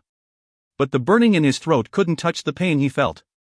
He felt like he did those 3 years ago, when he learned of the accident. I'm off. Lan Jue placed his glass on the table, and left. Neither the wine master nor gourmet asked him to say. A man's pain wasn't so easily resolved through talking. Lan Jue was worn out, dispirited.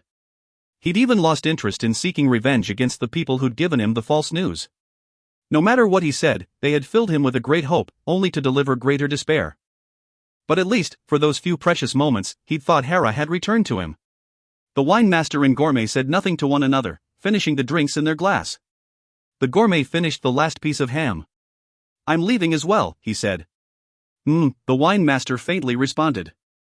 As he stood, the gourmet's brows rose. He didn't pay for the whiskey, did he? I thought he said he would. The hand with which the wine master held his glass froze suddenly, as though by magic, paralyzed.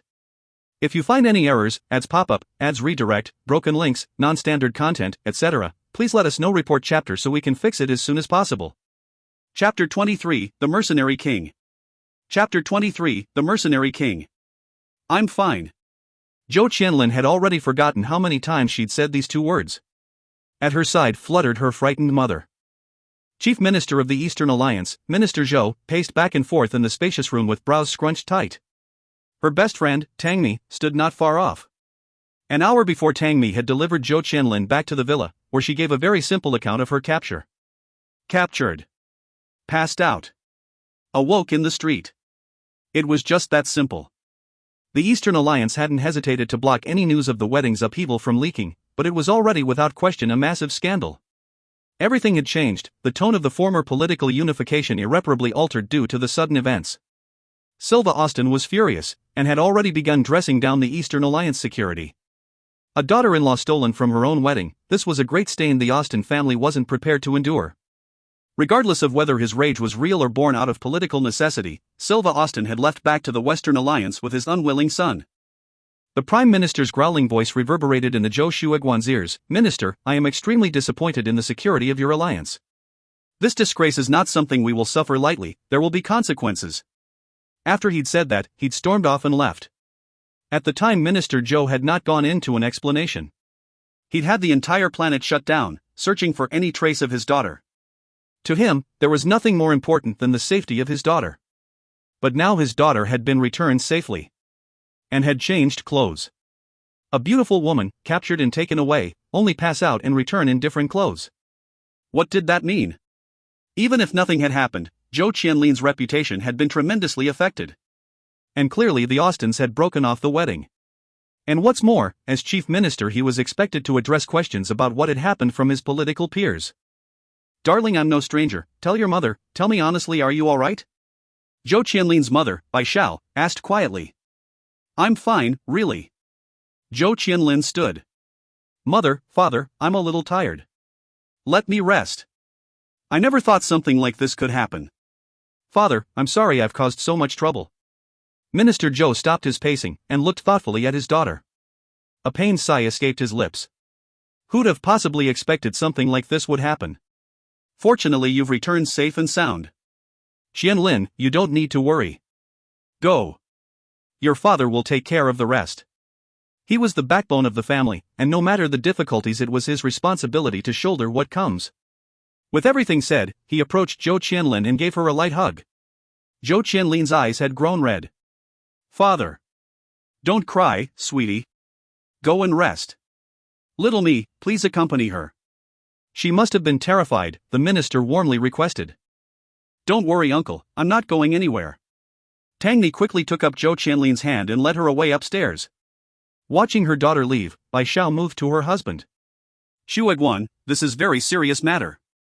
The Western Alliance is already applying pressure. The upper house is dissatisfied with you. Will you be able to find the man who kidnapped Qianlin? Zhou Shuegwan shook his head. Qianlin remembers nothing, no news we can use. He was also very powerful, left no trace. I've asked the members of the Holy Eastern Church to take a look at the video. They said they thought it was the mercenary king from 3 years ago, Zeus. Zeus?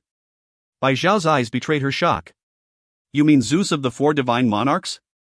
He nodded. In the last 20 years, the 4 monarchs have been the most famed adepts and mecha pilots, mysterious and powerful. According to our data, each of the monarchs are god-level pilots, and at least 9th-level talents. None are older than 40. Zeus pilots Thor, and holds sway over the discipline of lightning. Thus his name, Zeus. 7 years ago he entered the scene as a mercenary, taking up an S-ranked mission for his first job and completing it with no trouble. He was famous from then on. Because of that mission he'd been promoted to B rank in the mercenary company. Next he completed 7 triple S rank missions in succession, and assumed the reputation of mercenary king. He's never had a mission he didn't complete. But he's very particular about the missions he accepts, only picking those he likes. I've looked into the missions he has accepted for anything special, and nearly all of them involve vigilante justice. He performs the tasks fairly. But 3 years ago, for unknown reasons, Zeus vanished. He hadn't been seen since, not taking any missions. If that truly is Zeus, we have no idea who hired him. Bai Xiao, her mouth agape, said, I've heard of this mercenary king. If it really is him, then I'm actually relieved. Zeus has never helped evil men. Our daughter really should be fine. Only, we don't know why Zeus would kidnap our daughter. Do you think it was one of your political opponents who hired him, to break up the wedding and ruin your alliance with the West? But judging by his past missions, Zeus just isn't that sort of person, he rarely goes in for politics. It's hard to say, Zhou Shuegwan responded. If he is from the Northern Alliance, this would make sense. It would add up that he'd get involved if it was for his own alliance. Alright, get some rest, I'm going out for a spell. I have to go see the Chancellor of the Upper House. I'll handle this, try to control the damage. Bai Xiao gently smoothed out her husband's clothing. Hurry back. If you find any errors, ads pop up, ads redirect, broken links, non-standard content, etc., please let us know. Report chapter so we can fix it as soon as possible. Chapter 24, He Doesn't Like Women? Chapter 24, He Doesn't Like Women? It had been a week since the incident, and Skyfire Planet had returned to a state of calm. Interstellar News had reported nothing further about the bride snatching. Everything was back to normal. Lan Jue returned to his normal life, operating his jewelry store. Recently business had been slow, with few customers to speak of. Luckily for the shop, it didn't need very many to stay afloat. Ding ding ding. The bell above the door chimed as a man in a leisure suit found his way inside. Xiao smiled and gave a slight curtsy to the man in greeting, welcoming him inside. Cor had already dutifully prepared a cup of warm water which she held in both hands. What do you need?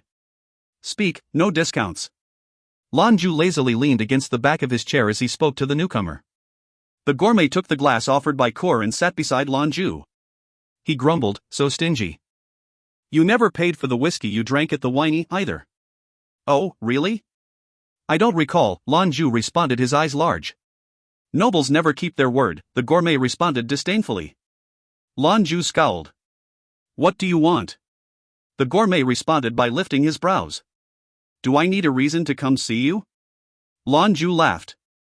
With your cool demeanor? You wouldn't be here if you didn't have a reason. You sit in your little shop all day refusing to leave. The gourmet sighed. Well, I guess you aren't too fond of me. Lan Jue drummed his fingers, grinning at him. No one likes a debt collector. He huffed. You don't owe me money. I just came to let you know I have a whole bluefin tuna coming in a few days.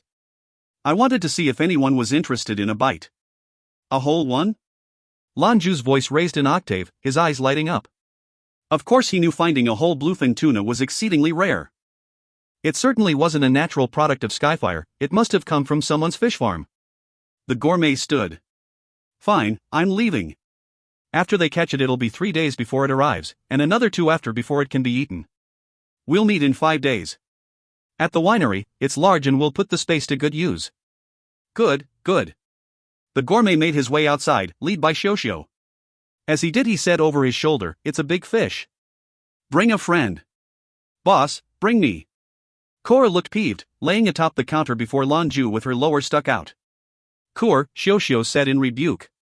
Cora stuck out her tongue, shuffling towards her. We won't make the boss lose face, what's wrong with going with him? Xiao took her arm, speaking in quiet tones. He hasn't been in a good mood, lately. Beep beep beep. Lan Jue dropped his head to look at his interstellar communicator.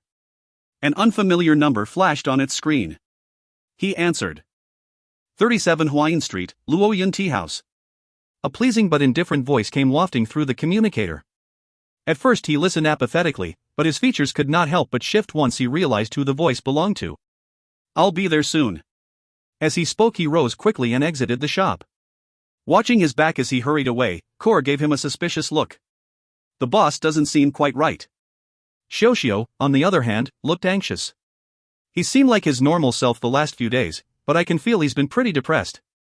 Something must have happened. With the boss abilities, what sort of thing could make him so unhappy? Cora wondered aloud. You should ask him, Xiao. He likes you best. Xiao's face grew red. Stop talking nonsense. Cora snickered, speaking quietly. Don't tell me you don't like him. Every time you look at him I see it in your face. You got eyes for that goofy guy and no one else. Xiao laughed bitterly. You give him too little credit. If you can see it, so can he. He ignores it on purpose. Cora blinked in confusion. Why? You're so pretty and sweet. Xiao shook her head. I don't know either, but... Do you remember? When the boss had first opened the store he was awfully depressed every day. Like he'd had his heart broken. Hey, do you think he's, Cora said cryptically, her voice softer still. What? Xiao responded, confused. Us two beautiful girls, strutting in front of him day in and day out, but no reaction.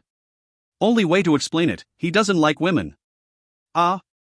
Xiao looked at her dumbly, the color draining from her face. Zeta. Achoo. Lan Jue rubbed his nose and muttered to himself. Who's talking trash about me? 1. Zeta. Huayan Street was located in the western section of Skyfire City, a significant distance from Skyfire Avenue in the city's downtown district. Lan Jue sat upon one of the public lead buses, unaware of his scrunched brows. His tolerance exceeded that of the average person, and even then it took 3 years to free himself from the pain he'd experienced. It had been a week since his actions at the wedding, and his mood had gradually returned to normal. But that call, the voice on the other end of his communicator, brought back that night in his memory. The sorry had already been pressed down, hidden away, but the trouble from that night was far from resolved. But once he'd heard that voice, his heartbeat grew rapid. He couldn't help it. Not because she and he had been as close as a man and woman could, but because of what that voice resembled. And so, almost unconsciously, he leapt from the bus disregarding all of his normal grace and poise. The Luoyun tea house wasn't large, but quite fine. It bore a classical Chinese-style construction from the former era, located on a building with letters written over it. He was met at the door by a woman in a cream qipao. She led him inside to a tasteful private room. Point 2. As he entered, he stopped in his tracks. The cream-clad woman behind him had already left and shut the door. The room was small, only capable of seating two. She wore the same dress as the night she left, long and white. Her long hair was brushed into a ponytail, revealing the fair skin of her forehead. She didn't look up, instead staring quietly at the bacaro before her.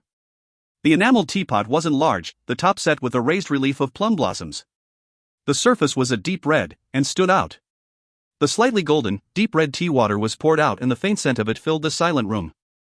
The brief sound and smell only added to the quietude. Lan Jue just stood, staring at the elegant women seated before him. Though he could only see those long eyelashes, he felt his heart sink. Just like the first time he'd met her. 1. In China, it is said a sneeze is caused when someone is talking bad about you. 2. A qipao is a traditional Chinese woman's dress, often made of silk. In modern times it sees the vast majority of use in restaurants, worn by waitresses. If you find any errors, ads pop up, ads redirect, broken links, non-standard content, etc., please let us know. Report chapter so we can fix it as soon as possible. Chapter 25, Bodyguard? Chapter 25, Bodyguard? It was as if time had stopped. White skirt, black hair, slender fingers, plum blossom teapot, the faint scent of tea. If you were to just see the contours, it was as perfect as a painting. The tea was poured into two matching cups, red as the teapot.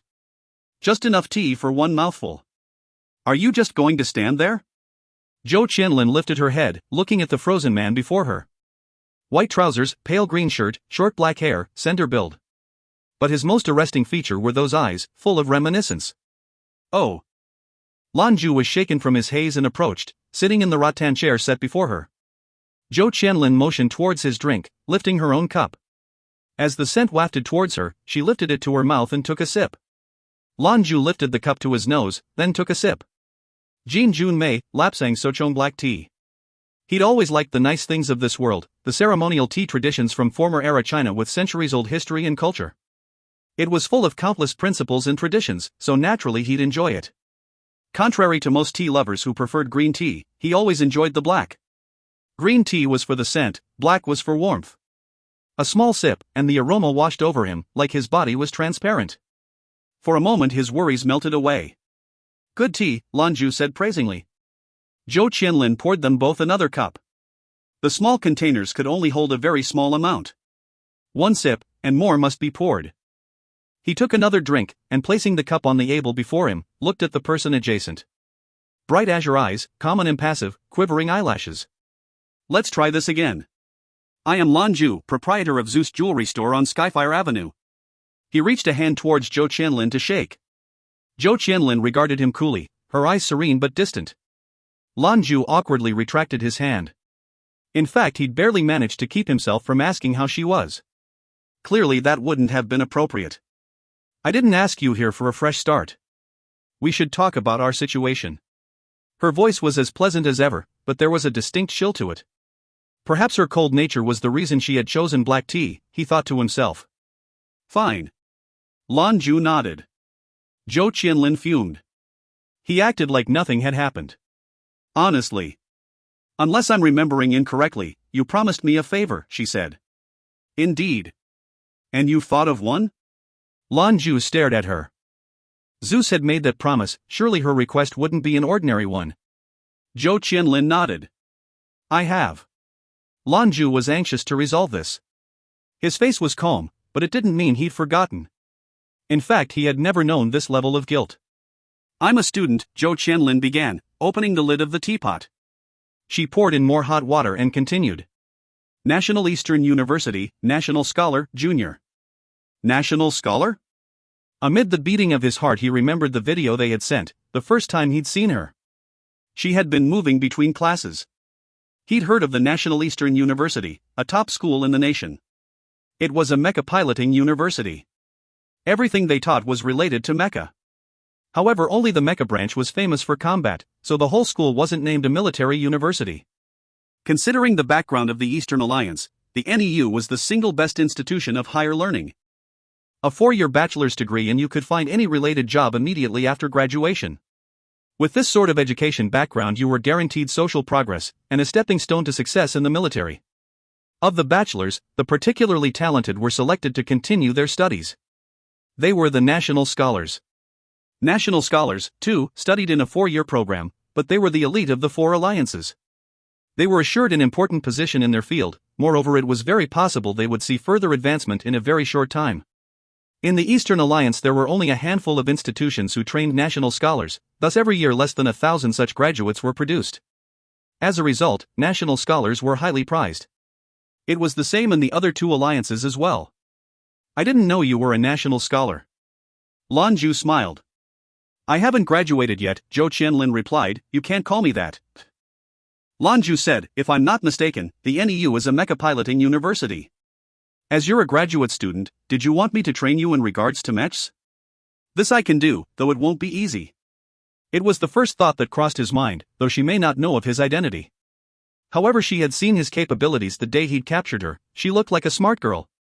But what she said next left him stunned. I don't need a mecha teacher, Zhou Qianlin replied dismissively. You think I'd want a teacher who was rude and boorish to me? Rude? Boorish? Lan Jue felt the hair on the back of his neck rankle.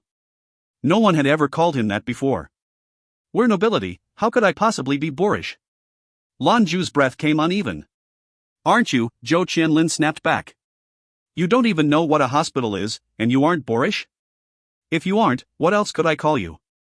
Lan Jue looked like he'd been slapped, his agitation beaten out of him. He frowned and leaned against the back of his chair. He said nothing else, there was never else for him to say, there was nothing he could do to erase his sin. What do you want? He asked. He just wanted to leave, quickly. The woman across from him made him feel impotent.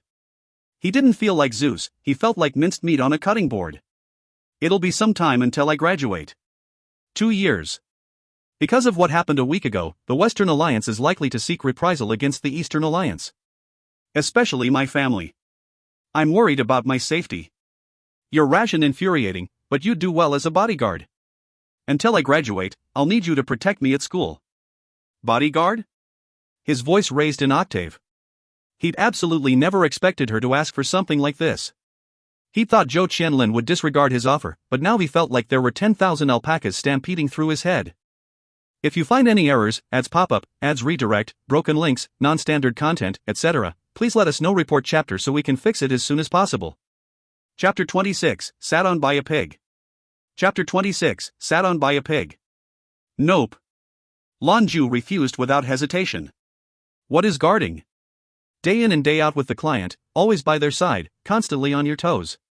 The key factor was time, because poor timing could mean someone's life. Zeus, the untouchable master of the mercenary world, had served before as a bodyguard for 2 years. It was intolerable. Why did he become a mercenary in the first place? A 9th-level talent, God-ranked mecha pilot, infinite possibilities, why choose the life of a mercenary? It was simple, really, freedom.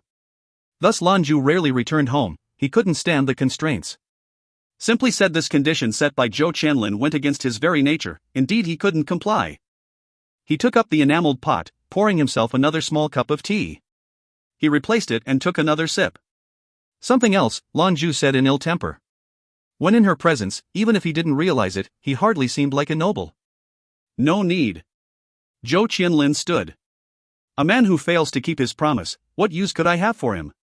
As she spoke, she moved towards the door to leave. You. Lan Jue jumped to his feet, grabbing her wrist. What on earth do you want? She glared cruelly at him. What do I want? I told you what I want, but since you can't agree, then forget it. Then what happened between us? He began in hesitation. Zhou Qianlin yanked her hand away and stood toe-to-toe with him, staring fiercely into his eyes. Lan Jue unconsciously took a step back. It was like being sat on by a pig. She spat the sentence at him, turned on her heel and left. Lan Jue felt like a victim of his own lightning discipline, standing there frozen for a long while. Stop. After a few moments he finally reacted, running outside. He ran nearly headlong into the waitress. "Sir, you haven't settled the bill." He paid hurriedly and hastened outside. He finally caught up with Zhou Qianlin at the door to the Luoyun tea house. "Stop right there!" Lan Jue shouted at her. Zhou Qianlin spun around, regarding him calmly. "You have something to say?" "Why you?" Lightning rippled in Lan Jue's eyes, clearly on the verge of erupting. She lifted her head, scorn evident in her beautiful sky-blue eyes. "What's the matter? Ashamed?" Lan Jue loosened his tightened fists, stepping back. "Ask for something else." Zhou Qianlin turned once again and began to walk off. This time Lan Jue did not pursue, watching her slender form vanish around a nearby corner. He couldn't stop his fists from clenching once more. He was finding it difficult to contain his emotions. Around the corner Zhou Qianlin had stopped when out of sight, leaning against the wall. She covered her red face with her hands, gasping heavily through her open mouth. The pressure was immense, and she felt as though in that moment there still burned the heat of those two large hands pressing down on her shoulders. And then a laugh burst unbidden from her lips. The whole scene was too much. Sat on by a pig. Ha! He's got to be so pissed. What choice does the honorable and respected Zeus have? Zeta. In the same instant Lan Jue was returning to Zeus' jewelry store. Seeing his infuriated face, Xiao and Cora gulped. The expression in his eyes was stranger still. Lan Jue said not a word, going directly to his room. He needed to think. Who's he so upset with? He looks so ugly, Cora said, wide-eyed and open-mouthed. Xiao shook her head. It's the first time I've seen him this angry. As he entered the room Lan Jue flopped down atop his bed, his head resounding with Zhou Qianlin's pleasant voice. Bodyguard. Sat on by a pig, not. The two phrases echoed over and over in his mind. He knew that had someone else spoke to him like that he'd have incinerated them. But not Zhou Qianlin, she was his Jinyu's sister, and he still. Only, this request was nearly impossible to accept. To be beside her every day as a bodyguard. How could anyone who values freedom live like that? And it was more than 2 years, the length of her schooling, at least 2 years and 3 months. No, impossible. Regardless of the circumstances, impossible. Yet to refuse was to go against his own moral code. In the heat of the moment they never discussed terms. Moreover, he was the one that had taken her innocence. If he didn't make recompense it would be like a thorn in his heart forever, like a fish bone caught in the throat. At the same time Zhou Qianlin was also lying in her bed, covered by a light pink gauze curtain. Her room was constructed like an ocean of flowers. Lying atop the soft bed, her eyes were hazy, filled with several emotions, her mind in a constant state of flux. Will he accept? If he doesn't, what then? Beep, beep, beep. Zhou Qianlin nearly leapt from the bed, but sputtered when she saw the number on her communicator. Little me, what is it? Tang me. Came the agitated shout from the communicator. Fine. Tang me, Zhou Qianlin responded helplessly.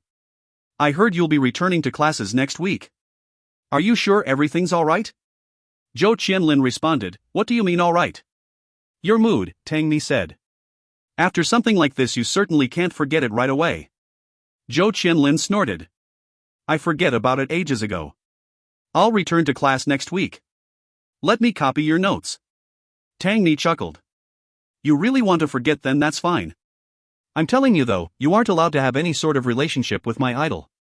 I'll be a mercenary myself, the beautiful woman chasing the every step of the mercenary king, you won't be able to compete with me. Go then, meet a man and lose all your friends. She unceremoniously hung up the communicator. Beep, beep, beep, the communicator rang anew. Zhou Qianlin impatiently answered. I won't compete with you, alright? He's all yours. Compete with what? A surprised voice answered from the communicator.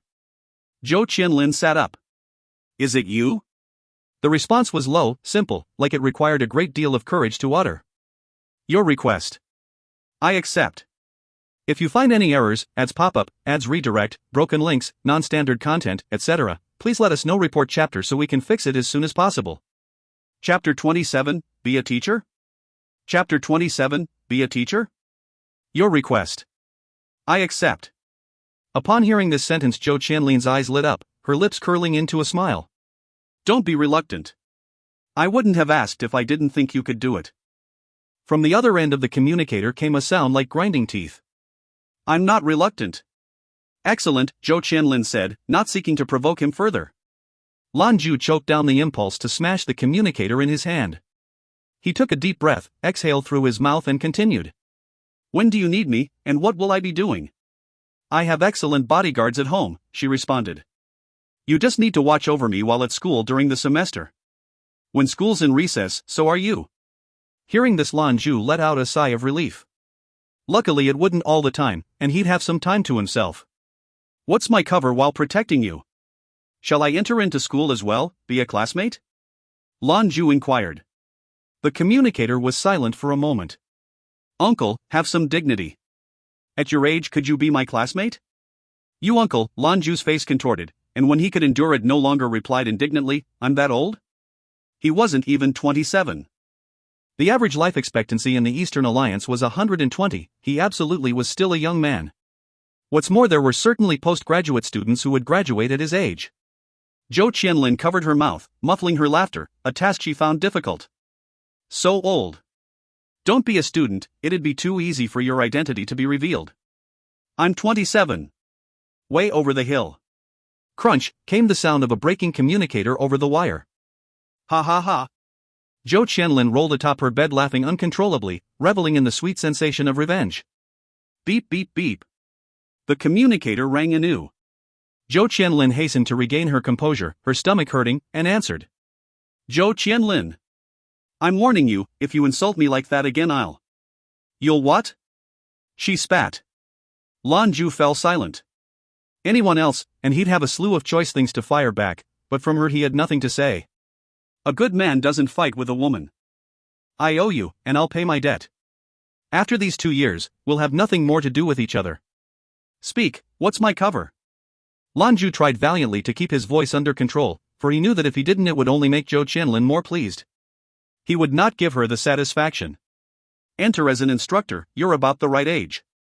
How you do that is up to you. You can do that, can't you? Mr. Zeus? She hung up without giving him a chance to respond. Instructor?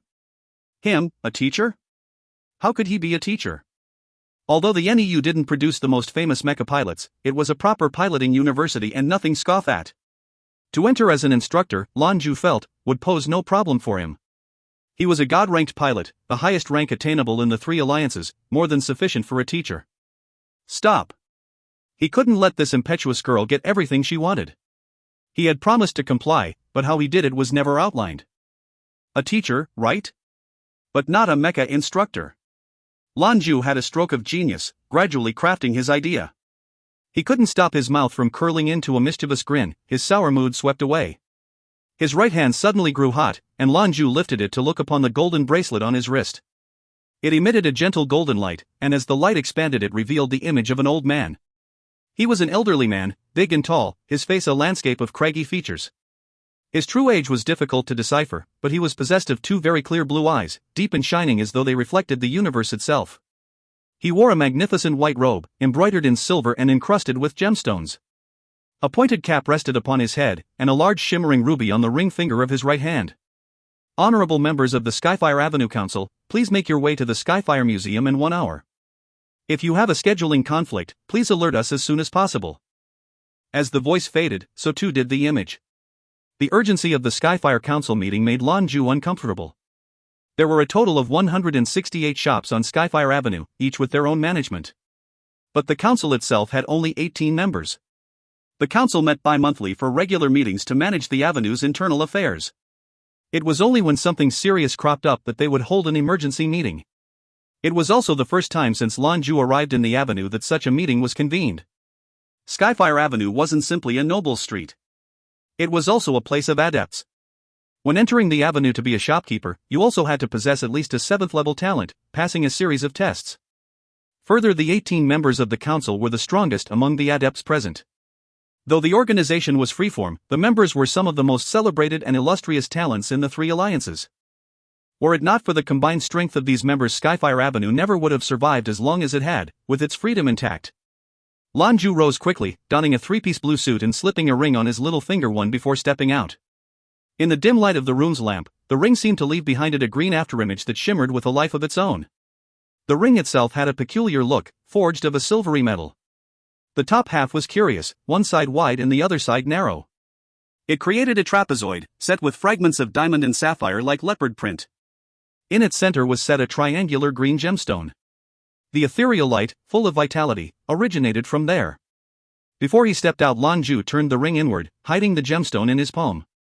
The ring itself had a name, Thor's Promise. 1. In China, wearing a ring on your little finger represents independence. If you find any errors, ads pop up, ads redirect, broken links, non-standard content, etc., please let us know. Report chapter so we can fix it as soon as possible. Chapter 28, Skyfire Avenue Council. Chapter 28, Skyfire Avenue Council. Skyfire Avenue Council Hall. The floor space of the classically beautiful council hall was quite large, nearly 300 square meters. The walls were covered in famous paintings, awash in dark red adornments, lending a simplistic but beautiful atmosphere. A dozen people sat on either side of a long table. With the clairvoyant at its head, the total count stood at 13. The wine master sat to the left of the clairvoyant, and beside him was Lan Jue. The gourmet took up the third position. The clairvoyant lifted his hand and gently rapped upon the tabletop. All eyes turned to him. All council members on Skyfire have gathered, the other 5 away on business in other planets. There was an odd charm to the aging man's features. Every eye was upon him, and though they revealed no emotion, a deep respect lay in each gaze. Elder of Skyfire Avenue, chairman of the council, the clairvoyant was for all intents and purposes the brain of Skyfire Avenue.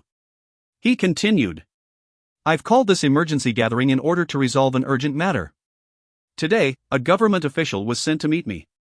Hearing this, Lan Jue's eye twitched. An official from the Eastern Alliance government? What did he want? Diplomatic emissaries have been dispatched from the citadel of the Western Alliance's pontiff, and have indicated they wish an exchange with us here at Skyfire Avenue. The government officer intimated that he wished us to agree to this exchange. Was this revenge from the Western Alliance? Lan Jue was surprised, but quickly banished the thought. The Austin family was certainly influential in the Western Alliance, but they certainly had no means to employ the might of the pontiff. The pontiff's citadel was to the Western Alliance what Skyfire Avenue was to the East, only more illustrious still, as all held high stations of power. It was highly unlikely that a political fiasco like the failed wedding would inspire them to make a move. For the clairvoyant to attach so much importance to this correspondence, to display apprehension over the exchange, was unusual indeed. With the onset of the new era, mecha sciences and development advanced quickly, soon becoming an integral component of the battlefield. The three alliance all spared no expense or effort in creating the latest mechas, or training the best pilots. Though on the surface the three alliances lived in harmony, in practice the border planets between the three often saw conflict. In addition to the advance of mechas, on the battlefield each unit required exceptional pilots to dictate the flow of war. A pilot had to be athletic, with high genetic talent, thus making training an exceptional warrior more likely. As a result, adepts also received a fair amount of attention.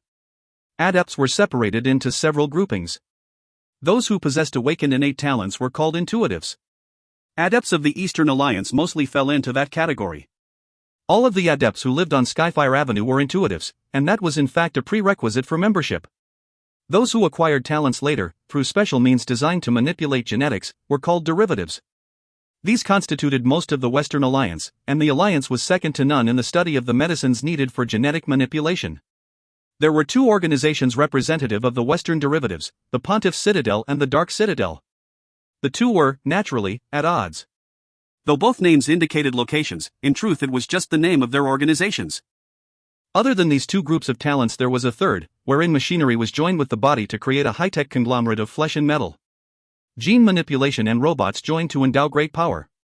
These were called converts. The Northern Alliance was the most technologically developed, thus did they possess the most converts, who themselves were gathered into a group they called the Great Conclave. Of the three groups, Inuitives were the rarest, with the other two more or less the same in number. Derivatives and converts were quicker to produce, thus saw more use in military campaigns. However, they lacked the limitless potential of intuitives. The clairvoyant began to speak once more. Were it only a representative of the Citadel's Holy See, it would be preferable to respond. However, it is very probable they will be accompanied by a delegation from the Dark Citadel. The situation between these two organizations is tenuous at best. I can't imagine why they would choose to travel together in this instance. The wine master spoke up. This so-called exchange, I fear it is an indispensable opportunity to learn about the other adepts and their powers. We should consider our response as soon as possible. Representatives from the citadels will arrive at Skyfire Avenue in 1 month, the clairvoyant said. At present we do not know the names of those who will attend. Be that as it may, we should prepare appropriately. The focus of this meeting is to confirm that we will be responsible for these delegates. As it seems now, we will require 3 members to participate in this exchange. Naturally, they shall have to be shopkeepers, and willing to participate. You may volunteer at will. The wine master, as vice chairman of the council, interjected. Judging by the status of these groups, our standards must be equally high. Such being the case, I volunteer to participate. The clairvoyant nodded. Anyone else? I will, Lan Jue stated, rising. Regardless of whether this meeting had to do with the events of the week before, Skyfire Avenue had tacitly agreed to his actions. It was his responsibility to contribute here. Very well, Jewel Master, the clairvoyant responded with a smile. And I, came another voice. The hoarse tones came from the young man seated to the clairvoyant's right. He looked slightly older than Lan Jue, his hair neatly trimmed and teased up. He wore a leather jacket, and his stocky build and small eyes gave him a lethargic appearance. Oh, the diabolical little clippers deigns to act? The taunt came from a woman several seats down from the young man. His face stiffened in response. My title is not Little Clippers. The woman snickered. Doesn't the barber use little clippers? If you used shears like a gardener, no one would have anything to say. Our delegation is all big bad men, that won't do. I'll join. 4 members will make them look even more important. The clairvoyant agreed. Very well, then the welcoming committee is settled. The wine master, the jewel master, the barber, and the beautician shall be our representatives. If you find any errors, ads pop up, ads redirect, broken links, non-standard content, etc., please let us know. Report chapter so we can fix it as soon as possible. Chapter 29, Beautician and the Barber. Chapter 29, Beautician and the Barber. The clairvoyant stood. The welcoming committee has been selected. The rest of you may go. Thank you all for coming. The remaining council members stood and filed out. Once leaving the chamber, they spoke quietly amongst themselves. Forgive me, keeper. If I might bother you for a moment. Lan Jue stood, addressing the elderly man who had been seated to the right of the clairvoyant. He looked in age comparable to the clairvoyant, and wore an ancient Tang Chinese-style gown. He looked quite scholarly, but at the same time frail and sluggish, like he had 1 foot in the grave. Still, he was the second vice-chairman of the Skyfire Council, and in fact may have been slightly older than the clairvoyant himself. Lan Jue moved to the keeper's side, gripping his elbow to help him stand. I must trouble you with something. Would it be all right if I met you at the library later? Lan Jue helped the old man towards the door, speaking softly in his ear. The keeper gave a grandfatherly smile and nodded his head. Of course, of course. Lan Jue thanked him, then returned to his seat in the council chamber. Only the clairvoyant, the wine master, the jewel master, the barber and the beautician remained. I am sorry to trouble the 4 of you, the clairvoyant began. We must choose 20 shopkeepers to participate in the event. Wine master, if you would, The wine master nodded. I will choose them. Then what about me? Just wait for the reception? The beautician looked stunning in a long pink dress. Her figure was breathtaking, the late 20s beauty smiling alluringly towards the wine master. The reception itself will be handled by the government of the Eastern Alliance, the wine master stated. We are only responsible for the exchange. The beautician shot a glance towards Lan Jue, sitting across from her at the table. Little brother * jewel master hasn't said a word since joining our little committee. Come on kiddo, participate. Kiddo. Lan Jue's cool features stiffened for but a moment, but he did not respond. He wasn't entirely familiar with all the members of the Skyfire Council, but he did know the barber. The beautician's taunting moniker of the diabolical little clippers wasn't baseless. According to what Lan Jue knew, the barber had been an accomplished assassin in the Northern Alliance before coming to Skyfire. The most wanted man in the North. Not even 30, but she teased and taunted the barber in public. And he didn't retaliate. Despite her young, sweet appearance, she wasn't someone Lan Jue had any inclination to tussle with. When compared to the Northern Alliance's great conclave, even Skyfire Avenue and the 2 citadels together couldn't match their numbers. However, they did possess the most universally acknowledged top-grade talents. A member had to be at least a 9th-level talent to be considered for entry into Skyfire Council. Because the avenue was only loosely managed, members coveted their specific abilities as a secret, and even the most senior members did know the abilities of the others. It was frightening to think of a 9th-level talent one knew nothing about. In the last year, the only person who'd been able to make him lose his temper, to fail to control his emotions, was that blasted girl who'd asked him to be her bodyguard. The wine master spoke gently. Know your enemy as you know yourself, and in 100 battles you will have 100 victories. 3 will stay in the event they will be needed as comrades in arms. As a result, I ask that each of us clearly reveal our abilities so we can be familiar with them. The beautician fiddled with her constellation-encrusted fingernails. No problem. I don't believe we know much about little brother Jewel Master either. My ability, illusion. How about you, kiddo? He. Looking upon the beautician's cunning and sweet smile, Lan Jue's heart rate increased in trepidation. Illusion. To the average person the word held no special significance. But to his ears it was like a peal of thunder. He'd heard of this ability once in a story. 20 years ago a small girl's family had been murdered. As the evil men approached the girl to finish the job, her innate talent had awakened. Illusion. Just awakened, a 9th-level talent, she was unable to control her own powers. But in the blink of an eye her assailants were caught in a dreamscape of heavenly bliss and hellish terror. The young girl's fears bubbled up from her mind. In the end, the ones who'd killed her family all succumbed to the phantasmagoria. None survived. Shattered by the experience, the young girl then wandered out into the streets of the city. There she enveloped the entire place in her dreamscape, inflicting upon it horrendous damage. Later she had been overpowered by the forces of the Eastern Alliance. She was tested, the extent of her illusion powers determined, and then taken away. It is said she was quietly executed. When Lan Jue was younger he'd once read several secret reports on Adepts, and this story was the one that stuck most in his mind. He still remembered clearly. He also recalled that illusion was a rare discipline. To his knowledge it was only seen that once. Was this coyly smiling beautician? Hey, kiddo? You? Her elbows were perched upon the armrests, her face in her hands. She smiled as she watched Lan Jue. Lightning, he said simply. The barber shot him a glance. My ability is speed. Speed? Lan Jue did not look down upon him for his simple speed ability. Any discipline could be terrifying at the highest levels. Speed was no different. The barber was considered one of the best among Skyfire Avenue, thus his speed certainly wasn't anything to scoff at. The wine master nodded. Good. We'll finish here for today. We are all now more or less familiar. In accordance with our customs, remember that what is said in the council remains with the council, or the culprit will become an enemy of Skyfire Avenue. The beautician, the barber and the jewel master each nodded their head in agreement. The clairvoyant smiled. I am possessed of a simple prediction.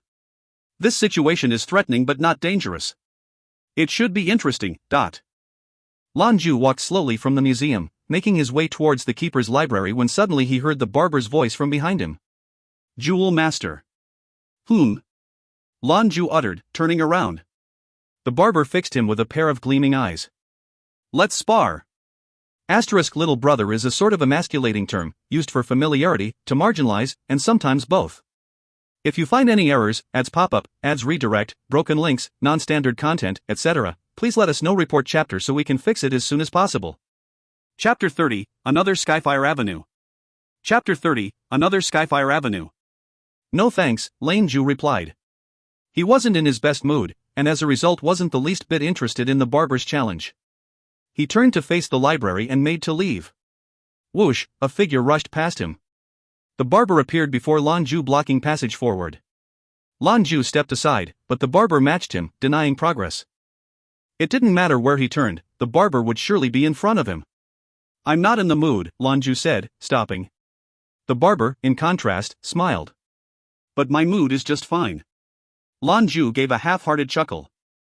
Well, now that we're done sharing our feelings, I guess we'll get on with it. How amusing, I'll judge. The beautician's giggles wafted towards them. The three returned to the museum, each feeling for the emblem pinned to their chests. Each badge was silver, inlaid with 18 colored gems. Together they made the image of a flame which glittered majestically in even the slightest light. They made their way to the unimpressive elevator set beside the museum's spiraling staircase. The beautician lifted her hand and placed it on the marble to one side. Instantly a light emanated from the top of the elevator, sweeping over their figures, glittering off of their badges. Afterward it issued a slight DD of approval. Soon the doors opened, revealing the 5-square-meter interior. The three entered, and though there were no buttons the doors shut behind them. An electronic voice fills the elevator. Welcome Councilman Jewel Master, Councilwoman Beautician, and Councilman Barber. A slight sensation of weightlessness overtook them, indicative of the elevator's speedy descent. The sensation lasted a good minute before dissipating, then the doors opened soundlessly. Immediately a cacophonous ruckus met them from outside. Before stepping out, the three almost in tandem removed the badges from their chest. The emblem represented their membership in the council. In a place like this it held an impact, it was a status symbol.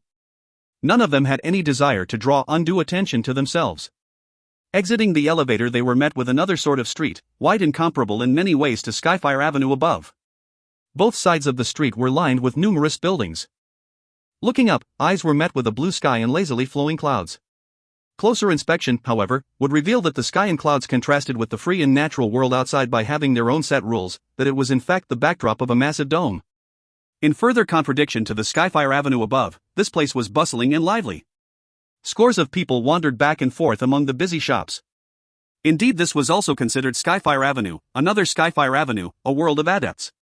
Any third-level talent, be they intuitive, derivative, or convert, was permitted to enter so long as they paid the fee. Here, there were cultivation areas, high-grade adept products, specialty mecha items on auction, a fighting arena, a casino, shops, and a mission board. You name it, it was here. But this place had its rules, and declined any criminal enterprises. It was, after all, run by the Skyfire Council. Of course no one dared to violate the rules, for no one wished to upset the combined might of the best adepts the alliances had to offer. Every shop topside had an elevator leading to the underground, but only shop owners possessed the badges necessary to use them. Outsiders needed to find other channels in order to enter. Even if you were a shop owner, you could only enter through your shop's personal elevator. Only the 18 members of the Skyfire Council were permitted to use any elevator they saw fit. Exiting the elevator, the barber, beautician, and Lan Jue tacitly made their way towards the left. Unlike the avenue above, the buildings on either side of the street were even more elaborate, but still retained that old-world charm. In its infancy the two avenues had been the same. You could go so far as to say that the Skyfire Avenue situated above them came about through the one underground. It was the Adepts' utopia, and countless talents arrived to gain power, earn money, and realize their every desire. The trio proceeded unabated, until they were faced by a brawny bald-headed figure coming their way. The massive man was over 2 meters tall, and wore only a vest to show off his physique. His bulging arms were larger than the beautician's waist. When he walked down the street it was like being confronted by a road roller. Strangest of all, however, was the metal casing that covered his head and half his face. The red glow from his metallic eye was particularly unsettling.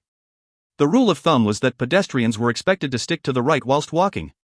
The giant, however, walked contrary to the foot traffic with a palpably threatening demeanor and long strides. Every talent present almost subconsciously moved out of his way. In this place people didn't look for trouble. Skyfire Avenue didn't permit public conflict. If you wanted a fight, it had to be in the arena. However, it seemed like Big Baldy wasn't familiar with this particular rule. It was only a few short moments before he was standing before the trio. Lan Jue, the barber, and the beautician, of course, weren't in the habit of getting out of people's way. Seeing the three unwilling to part, his metal face twisted into a sadistic leer. He moved towards the barber, situated directly in front of him.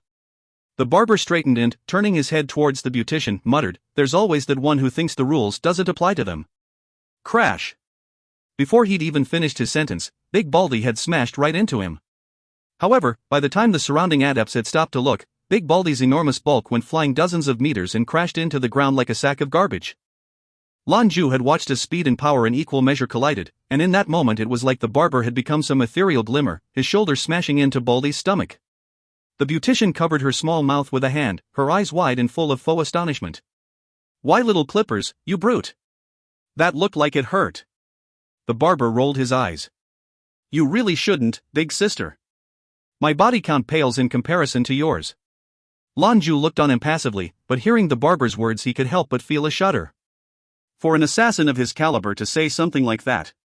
The beautician's eyes fluttered towards Lan Jue just in time to catch his reaction. Giggling, she said, "Don't listen to his nonsense, little brother. A cowardly little woman like me, how could I possibly murder anyone? If you find any errors, ads pop up, ads redirect, broken links, non-standard content, etc. please let us know. Report chapter so we can fix it as soon as possible." Chapter 31, Harlequin Silver. Chapter 31, Harlequin Silver. The hulking man struggled to get to his feet after the barber had thrown him aside. He knew precisely how strong he was, but he wasn't stupid. If the barber had been able to chuck him aside so easily, he knew better than to start anything else. He turned glumly, seeking to continue on. "Halt," the barber called harshly. Big Baldy turned back. "What are you gonna do about it?" he said threateningly, but the fear was in his eyes. The barber regarded him listlessly. "I should be asking you that. Do you know where we are?" An ominous glint lit Big Baldy's eyes. "Skyfire Avenue." "So you do know," the barber said, "and yet you deliberately break the rules." Big Baldy growled. "I broke no rule. Where's it written you can't walk down the opposite side of the street?" The barber's face adopted a shocked expression.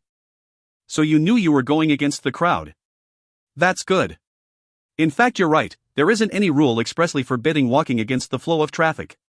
But that was before. From now on, this street indeed has that rule. Because I said so. I'll submit the provision when I return to the Skyfire Council. And likewise you will pay for your malicious disregard for the rules." Big Baldy's features blanched. "Yeah, right, how you gonna prove it?" As he spat this, he turned and ran down the street. The barber sneered derisively. "These thugs of the Great Conclave are as stupid as they come. Let's go." As he spoke, he started to move onward, seemingly losing interest in Baldy. Neither Lan Jue nor the beautician bothered to follow the man's departure either. Big Baldy, meanwhile, pushed his way wildly through the crowd. A few moments later, he turned his head to ensure he wasn't being chased by that little guy with the evil eyes and breathed a sigh of relief. "Come with us," a voice directed. A middle-aged man stood near him, hands tucked into the pockets of his gray suit trousers. Who are you?" Big Baldy stammered. All around him, half a dozen other gray-suited men had silently begun to draw closer. "Skyfire Avenue Enforcement," the man replied impatiently. "What proof do you have to take me away?" The muscles all over Big Baldy's body began to swell menacingly. The middle-aged man heaved a sigh. "You're blind, then? Do you know who you bumped into? You probably could have caused trouble for anyone other than the barber and been fine, you know. You're lucky he was in a good mood, too, otherwise there'd be no need for us to come collect you." As he spoke, his hand shone with light. Big Baldy tried to call out, but the only thing that emerged was a choking gasp before he collapsed to the floor. "Take him away." Lan Jue saw the geodesic dome rise before him, his face betrayed his interest. "It's my first time here. They call it the Reaper's Arena, right?" The barber looked at him with a grin. "That's right. The Reaper Arena, the place where adepts brought their enemies for duels. It was as fair as you could get. Both parties signed a waiver absolving the other of their death. Combatants fought to the finish, fate deciding who lived and who died. Revenge wasn't permitted. Sometimes the Skyfire Council would host fights between combatants with particularly deep-seated hatreds. On those days, gamblers came out in droves. Business was surprisingly good." Lan Jue chuckled. "Suddenly my mood has improved. I'll tell you what, barber, we're both respectable men, nobility, and have never fought before. What would you say to a wager?"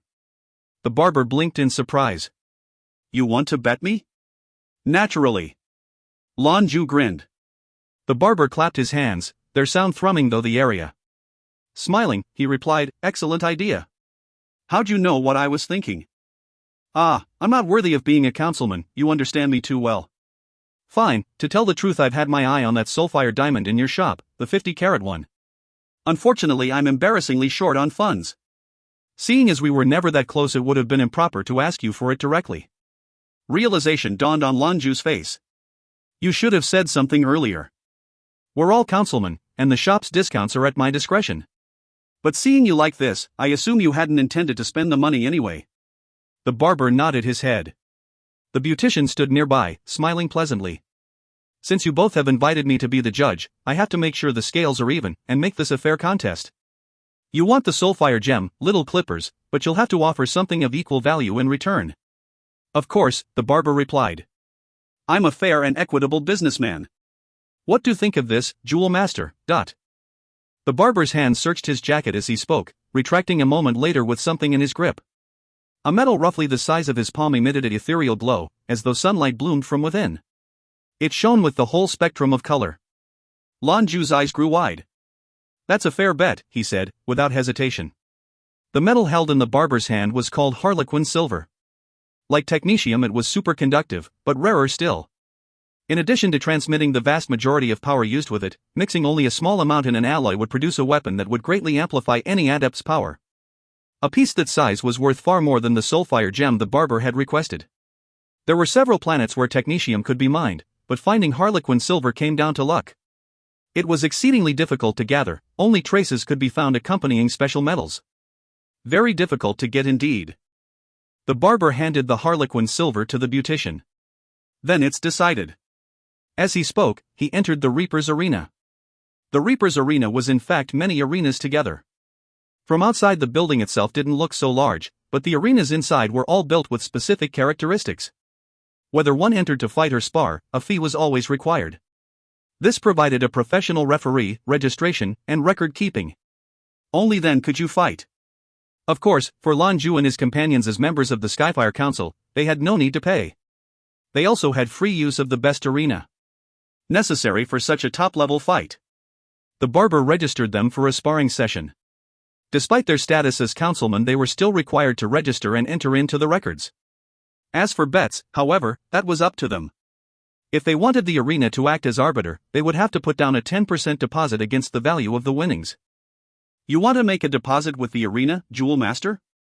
The barber asked, shrugging his shoulders. Lan Jue responded with a small smile. Up to you. If you find any errors, ads pop up, ads redirect, broken links, non-standard content, etc., please let us know. Report chapter so we can fix it as soon as possible. Chapter 32, The Sparring Arena. Chapter 32, The Sparring Arena. The beautician gathered 2 badges from the staff, handing them to the others.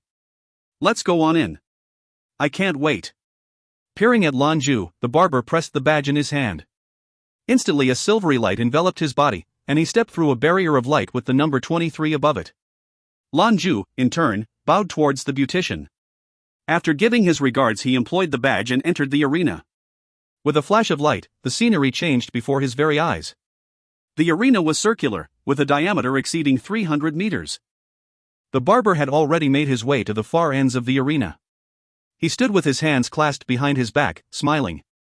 As it was Lan Jue's first visit to the Reaper's arena, he took it all in earnestly. The circular arena's floor was fabricated with a special material. It was surrounded by walls that rose 100 meters into the air. It was like the entire arena was covered in some sort of case. A robotic voice filled the air. Welcome to the S-rank sparring arena. There are no rules. Surrendering or activating your arena badge will terminate the match. Whoever terminates the match is declared the loser. The results will be entered in to record. Participants are the Jewel Master, the barber.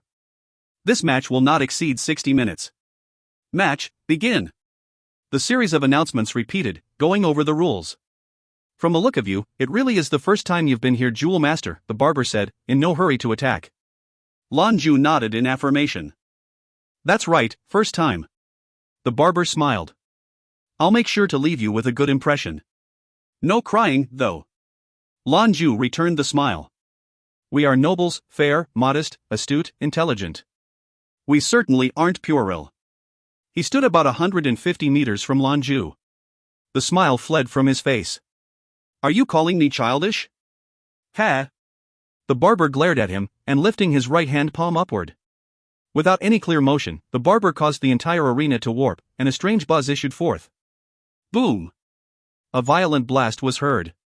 All that could be seen was an orb of crackling blue light that surrounded Lan Jue. The barrier undulated like it had been struck by some great force.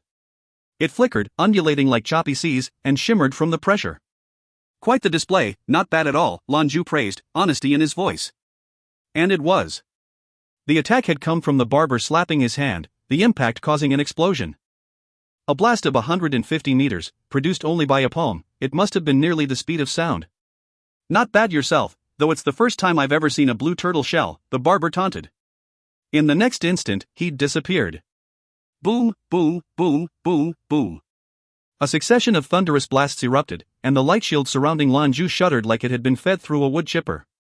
Countless bursts of light appeared where the invisible attacks landed. The terrifying attacks left deep ravines in the arena floor. Lan Jue's brows had drawn together, and he stood quietly, never moving from his spot. It was like he didn't react at all, or he had no way to react. He only suffered the mad blows of the barber, who disappeared into thin air. Whoosh! The barber appeared anew, this time 50 meters in front of Lan Jue. Are you planning to sit there and defend until I run out of power? We'll see just how strong your defense really is. The barber glared at Lan Jue. Bzzzt bzzzt bzzzt. A deep hum wormed from around the barber's body. The power coursing through him covered him in a dim cyan light. Looking on, Lan Jue's face took on a strange expression. Cyan represented wind element disciplines. The barber's power was derived from wind. The barber's body shimmered and flashed, suddenly dropping down from the skies. As he began to descend, a dull blast filled the air. He broke the sound barrier. Sound. In the space of an instant, the barber's fist appeared before Lan Jue's face. His luminous shell began to cave, crack, then shatter with a loud crash into countless motes of light. But it was the barber's scowling face that froze in shock. A large, powerful hand was gripping his fist. How could you be this fast? The barber looked at Lan Jue, stupefied. Lan Jue looked at him, shaking his head apologetically. Your genetic talent just barely reaches the 9th level. Your ability has only reached sound. I'm guessing the best you can achieve is 4 times the speed of sound. Once you've reached the 9th rank, your strength doubles with each subsequent degree. You're just a 1st degree 9th rank talent, and though your control is excellent, it isn't enough. I once knew a 9th degree 9th rank talent, also a wind element adept. Not only could move at the speed of sound, he could move at the speed of light. Your talent is quite good, but you've used too many drugs, and they've limited your potential. Continue to work on your foundation, keep striving. After all, you're still young. Though he certainly appeared younger than the barber, in the midst of his lecture he looked for all the world like a professor. 9th degree 9th rank? It's impossible for the wind discipline to grow that high. The cyan light surrounding the barber bloomed suddenly, employing all his power to wrench his fist free from Lan Jue's grasp. It brings you no shame to be uninformed, but I didn't want to say anything. You've lost, and I appreciate your gift of the Harlequin silver. Lan Jue offered a small smile, and the power surrounding the barber became a deep blue. In the next instant, his entire body sparked as bolts of lightning spat out from him. Clap, clap, clap. The sound of applause prefaced the beautician's arrival, though no one knew how long she'd been in the arena. Splendid, little brother. I hadn't expected you'd be so strong. You certainly opened your big sister's eyes. It's just, you only said his own power wasn't sufficient. How is it as a lightning disciple you are so fast? Lan Jue spotted the barber struggling to catch his breath, freeing himself from the incapacitating lightning. He looked up at the grinning face of the beautician. Both of you now. If you find any errors, ads pop up, ads redirect, broken links, non-standard content, etc. Please let us know. Report chapter so we can fix it as soon as possible. Chapter 33, Never Told a Lie. Chapter 33, Never Told a Lie. Both of you now, Lan Jue said. Huh? The barber and beautician looked at him, stunned. Lan Jue asked flippantly, wasn't that your plan from the start? The two exchanged a glance, surprise evident in their eyes. The beautician ran her hand through her hair and smiled. And how'd you figure that out, little brother? Lan Jue shrugged. It wasn't difficult. I knew you two were a team once he started his attack. You're always calling him the diabolical little clippers, but his style of confrontation is always head-on. Clearly you'd been trying to deceive me from the start. Moreover, were you two not a team? Why would you come in once the fight was finished? It may be my first time, but I know the rules don't permit non-combatants to enter during a bout. The beautician glared at the barber. I told you. You should have held back, don't rush in guns blazing. You don't listen. You've shown your hand. She turned back to Lan Jue, that devilishly cunning smile once more lighting up her features. Little brother, you really are something. I simply must know what degree 9th rank you are. Lan Jue blinked his eyes. I'm not sure what degree I am myself. The beautician pursed her ruby lips, malcontent written across her face. Little brother, don't be so dishonest. Lan Jue sighed. I've never told a lie. In fact, Sister Beautician, I must tell you that my degree isn't menial. She responded with a smile that didn't reach her eyes, and in that moment a pink light exuded from the center of her body. In the space of an instant, the arena had become a world of pink. The air filled the shrieking howls, blood-curdling cries, as a host of wraiths clawed their way out from the ground with bony hands. The world of man had become hell, adrift in the river Acheron star. The barber disappeared, and the hellish shrieking of the wraiths lapsed into silence. He had become the deadly blade in the bowels of Hades. Lan Jue, meanwhile, simply lifted his hand and shouted. That silver's mine. Zeta. Skyfire Museum. Ah, the clairvoyant sighed, and gave a half-hearted smile. The wine master grinned at him. What's all that noise about? The clairvoyant replied. Are we going about this the right way? What's wrong about it? The wine master inquired. If we didn't do it this way, they would find a way. In this case, to do is better than to restrict. It will take more than a day or two before they accept the jewel master. After all, when he'd first arrived in the avenue, we broke our fair share of rules. But these 3 years he's kept a low profile, gained prestige in the council. These are good things. This morning I saw the barber, his face sour, the clairvoyant said. Like he'd lost something valuable. The jewel master's face, meanwhile, was aglow, like he had a hot date, a good sign. Smiling, the wine master rejoined, let them work it out among themselves. Though the jewel master's heart isn't entirely pure, but his actions are measured.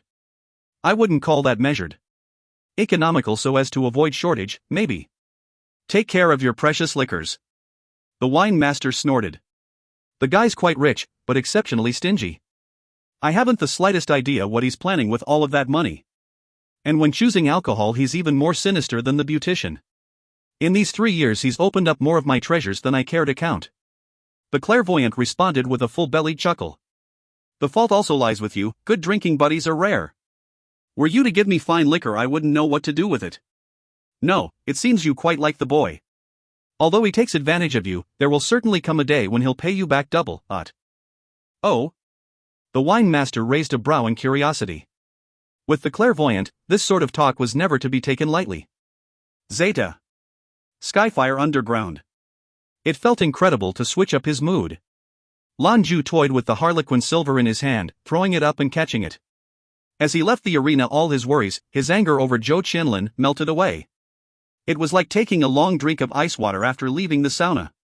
Not long after he left, the barber and beautician followed. The beautician had become like a peasant woman, her reddish-brown hair tousled and tangled.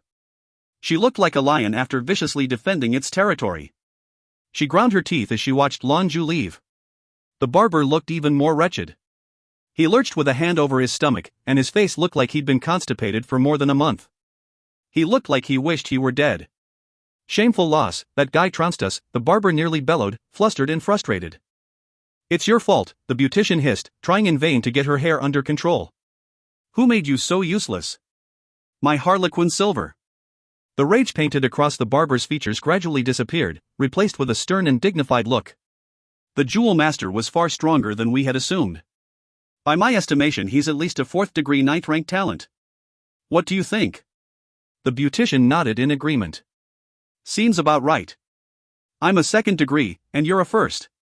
Our powers complement each other. No one but a 4th degree or higher could crush us so quickly and easily. The barber's face twitched in anger. We weren't crushed. We'll persevere one day. Oh, absolutely. One day. The beautician spat sarcastically. Lan Jue, meanwhile, had paused in his route to escape the Skyfire Underground and walked towards a shop. In the center of Skyfire Avenue, there was a rather unremarkable little store. The reason why it was described as little was only because it was little by comparison to the enormous, noble structures surrounding it. The storefront was only 17 meters wide, and it was designed in accordance with a combination of the luxurious, classical style with the simplistic neoclassical style. The mirror-like deep blue walls, the brilliant display windows, all showed off several dazzling, gleaming jewels. In the middle of the top of the store, 4 letters, glowing with a sapphire light, formed the name of the store. Z-E-U-S. The door was made from some sort of unknown deep blue metal. It didn't have any decorations, save for an imprint of a jagged lightning bolt. Indeed, it was Zeus' jewelry shop, a mirror image of the one that sat above them on Skyfire Avenue. He pushed open the door and entered. Ding ding ding, the pleasant ringing of silver bells heralded his entrance, and a young girl greeted him. Boss, you're here, . The young woman wore a black skirt that fell to her knees, revealing thin fair-skinned legs. Her torso was hugged by a snow-white blouse, and her short green hair framed her shimmering viridescent eyes. A sweet smile spread across her face. Guagua, how's business been lately? Lan Jue called at her in greeting. Guagua responded with a charming giggle. Bad. Bad? Lan Jue responded, slightly taken aback. She snickered. The boss hasn't been around to see us. Of course things have been bad. Really though, business is all right. Not great, but at least there's peace and quiet." A disgruntled voice interjected.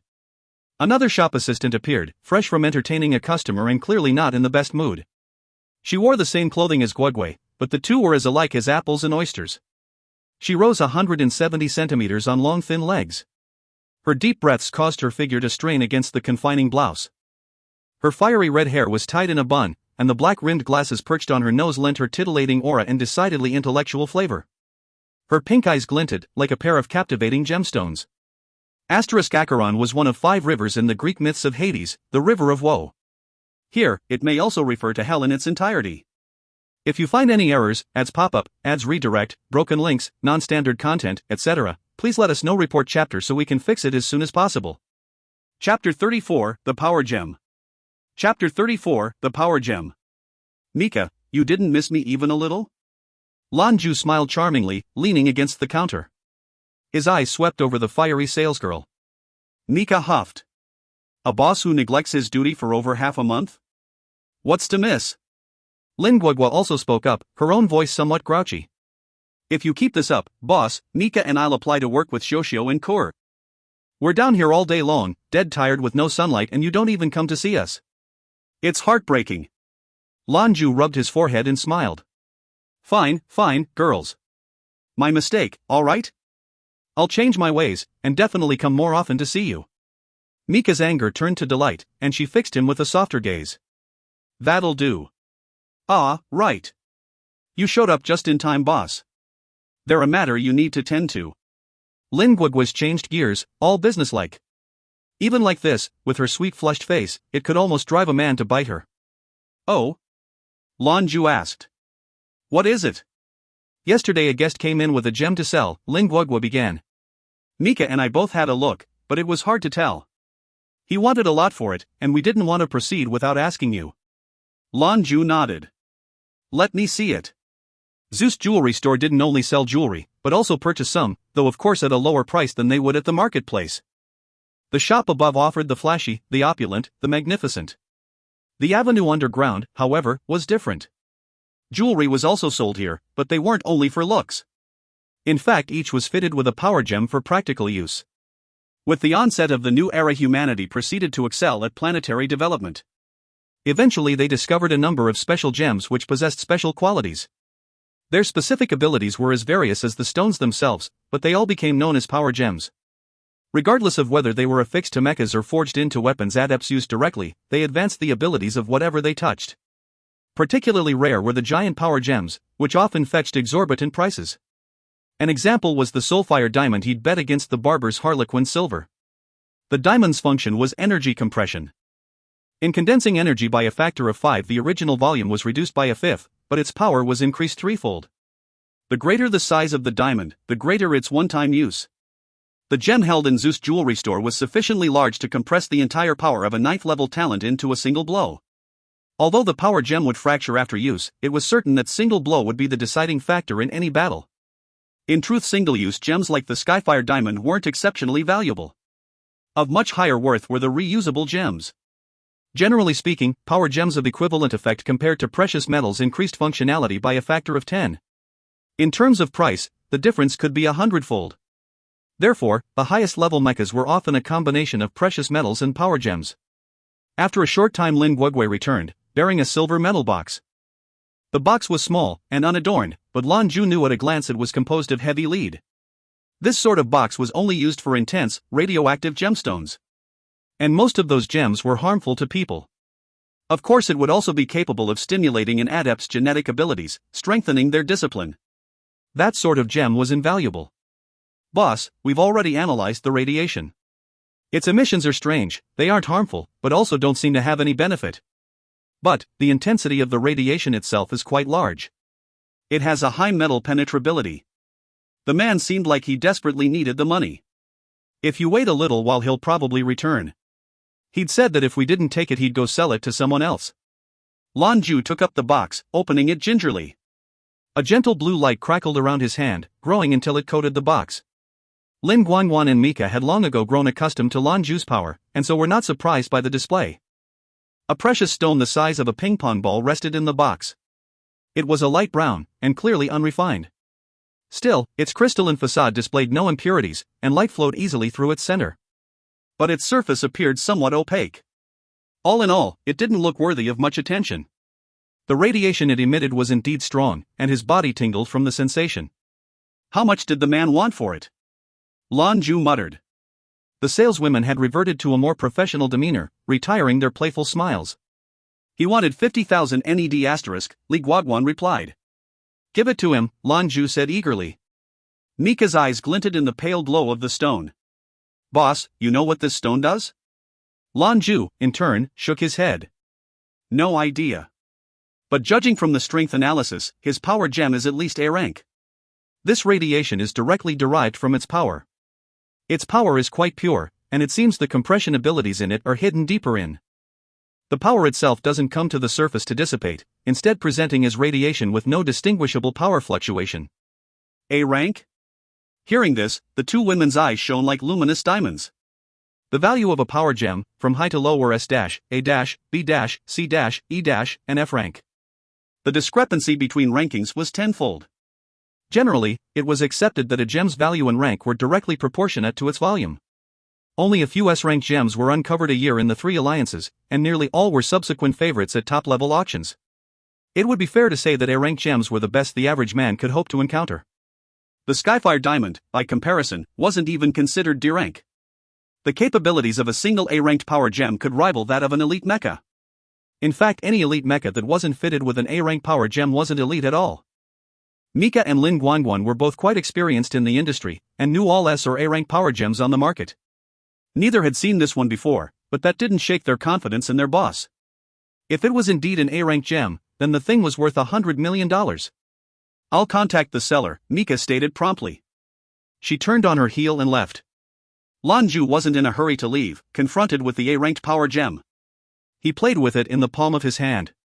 50,000 NED meant little to him, the cost of a fine bottle of wine, but even if this gem was a fake, it still required some investigation. And in the event it was real, this was the deal of a lifetime. But above all, since this gem wasn't known on the market, it could mean he's found information on a new vein. And a place to build a mine. Of course, the possibility was extraordinarily remote. Gems of power were almost never found together. Asterisk New Era dollars. Future translations may refer to them as bucks or NED unless otherwise specified. If you find any errors, ads pop up, ads redirect, broken links, non-standard content, etc., please let us know. Report chapter so we can fix it as soon as possible. Chapter 35, Mika's Fire. Chapter 35, Mika's Fire. The owner of the brown gem was a tall man, who wore a green hoodie to conceal the majority of his face. The gem belongs to you? Lan Jue queried. The man nodded in affirmation. Lan Jue's face spread in a slight smirk. You're aware of Skyfire Avenue's rules, he said, not really asking. Again the man nodded, but said nothing. Then we can proceed with the deal. Mika, give the man his money. Yes, sir, Mika replied. She produced a handful of yellow notes, the highest denomination of NED available, $10,000 a note. She gave the man 5. The hooded man took his money, his face hidden in shadow. Wordlessly he turned, and made to leave. Wait a minute, Lan Jue called after him. Our business is concluded, the man replied. His voice was strange, clearly altered by a voice modulator. According to the rules of Skyfire Avenue, we have no further association. Lan Jue nodded in agreement. Absolutely, but if I offered to pay you for information about the origin of that stone, we'd be entering into another business arrangement. The hooded man seemed to sigh, and shaking his head pushed open the lightning-emblazoned door of the jewelry shop. However, he did not pass through it. In the contrary, he retreated several steps, his body rigid. From without 3 men entered through the door he'd opened. The foremost man was clad in black leather, a hooded jacket overall and a black mask. All that was revealed was a pair of shining, intelligent eyes. The 2 men behind him were dressed similarly, though they wore no hoods. Where is it, Oliver? The resonating voice of the leader asked the man in green. Though he asked, his eyes caressing the box set before Lan Jue revealed the question as rhetorical. Without warning, the man in green sidestepped the leather-clad intruders and threw a single punch at the leader, trying to knock him out. Bang! The black-hooded intruder raised his arm to block the attack, and in that moment a squall of wind tore through the store. Enough! Mika's clear voice rang through the shop, and she approached them, indignation clearly written on her face. Are you not aware of the rules here? The two hooded men dropped their hands. The one in black growled, "Mind your own damn business. I know you can't fight in Skyfire Avenue. But we aren't on the avenue, are we?" Lan Jue, sitting a short distance from them, sighed faintly. "It would appear our safeguards against rule breakers have been insufficient of late. Where are all you troublemakers coming from? Mika, if you would please show them the door. Have the enforcers deal with them." "Absolutely, sir." Her right leg shot out. In her tiny skirt, the gentleman thought they might be granted a quick peek. However, before they could have the opportunity to appreciate the view, they found the world before them engulfed in red. All of them, including the man in green, found themselves enveloped by the flame-red light to the point where they didn't even have room to struggle before collapsing to the floor. Mika waved her left hand, and in response the door to Zhou's jewelry shop opened of its own accord. One by one, she literally kicked the four prostrate men from the store. Mika strode towards the door, hands on her hips. She shouted out into the street. "Are the enforcers all on lunch break? Come fetch this garbage." She turned, disregarding the host of stares earned from the adepts wandering the street, and walked back inside, slamming the door behind her. "So fierce," Lan Jue teased, covering his face with his hands in feigned discomfort. Lin Guanguan giggled. "You've spoiled her, boss." Lan Jue chortled. "A little fierce is good. You have to protect yourself from bullies. I must say though, Mika, you should employ a different method next time. Kicking your legs in such a short skirt is so unbecoming of a lady." Mika responded with a flirtatious look. "Oh boss, they didn't see anything. I just wanted to give you a show." "No thank you," he said, standing. "I'm terrified you'll burn me too. I'm heading out, but by the way I ran into Chu Cheng a few days ago. You know he thinks about you all the time. Would you not give my poor older brother some consideration?" Mika's playful expression shifted, a bitterness crept into her voice. "If you aren't interested, don't throw me away to just anyone. If you force me to go with him, I might as well die right now." "All right. Pretend I didn't say anything," Lan Jue said, rubbing his forehead. He felt pity for his brother. But more, if his brother was just anybody, what did that make him? "Ugh, this girl." Lin Guanguan and Mika accompanied Lan Jue to the surface elevator. Mika spoke to her counterpart. "Look after the store, Guanguan. I'll go to the enforcers and follow up." For many things she was able to make the proper decisions and didn't require Lan Jue's direct instruction. Among Lan Jue's 4 employees, she was certainly the most qualified in all aspects. Lan Jue returned topside, the lead casing clutched in his hands. This power gem would require some careful research to verify. The elevator went directly to Zhou's surface shop, but didn't stop, instead moving on until it reached the library. He and the keeper had made an appointment. Despite his good disposition from obtaining the gem and Harlequin silver, his mood darkened when he remembered what he wanted to speak with the keeper about. More than 2 years, he thought, 2 years of my life. The library situated on Skyfire Avenue's upper level was very small, about the same area as Zhou's jewelry store. But compared to the winery, or the museum, it was minuscule. What the unaware would never suspect, however, was that what lay beneath the surface was a building dedicated to the cultivation techniques of all the Avenue's adepts. And it was massive. The keeper sat upon a recliner, rocking back and forth before the door of the library. A rattan tea table was situated beside him, and on it sat a dark red teapot. In comparison to the pot Lan Jue used at the Luoyun tea house, this one had a thicker and smoother lacquer coating, making it clear it was used quite often. "Come, take a seat. Now what reason would you have to come talk to an old man like me? A young fella like you, I doubt you'd come knocking for no reason." The old man smiled amicable towards Lan Jue as he spoke. No matter the guest, the keeper always greeting everyone with a smile. Lan Jue offered a small smile of his own. Originally it had been only one thing. Now I'm afraid there's a second matter I need to ask about. If you find any errors, ads pop up, ads redirect, broken links, non-standard content, etc., please let us know. Report chapter so we can fix it as soon as possible. Chapter 36, you don't get capital punishment for annoying someone to death, right? Chapter 36, you don't get capital punishment for annoying someone to death, right? 2 things, the keeper rejoined. Go on. He handed the box in his hands to the old man. This is a power gem I've recently acquired. It emits a rather powerful radiation, and after some investigation I found that its internal power of compression is A-ranked. But this gem isn't in any record. You are the wisest man on Skyfire Avenue. I was hoping you could offer some insight. The keeper took the box in his hands and opened it without hesitation. A faint light pulsed from the box, shimmered, and then ceased completely. The keeper relieved the box of the gem and examined it closely. After a moment had passed, he frowned. If you aren't in a hurry, I suggest you leave it here. I'll examine it more closely. It's nothing like I've seen before. Sure, Lan Jue responded without hesitation. After all, the keeper didn't simply sell books. He was also an accomplished scientist, and the stone had clearly piqued his interest. And the second matter, the keeper inquired, replacing the stone and setting the box absently upon the tea table. Lan Jue began, I remember you have a good relationship with the greatest schools of 3 alliances. Do you happen to be familiar with the National Eastern University? The keeper shot him a glance. What? Are you planning to get your doctorate?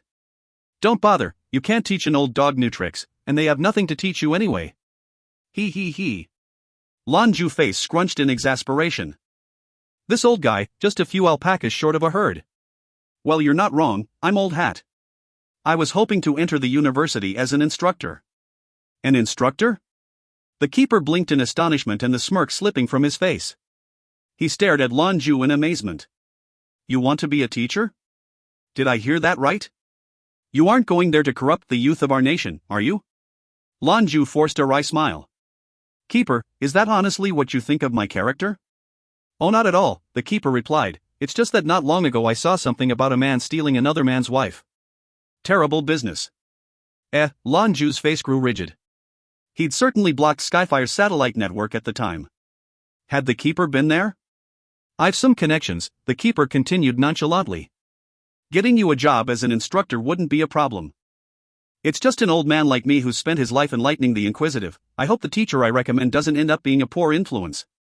Lan Jue once more smirked towards the old man. In fact, I'm really not a good teacher.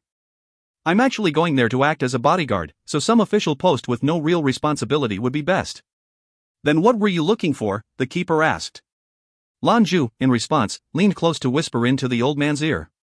When Lan Jue had finished speaking, it was as though the keeper's craggy face had deepened. You're serious? Lan Jue rejoined with serious countenance.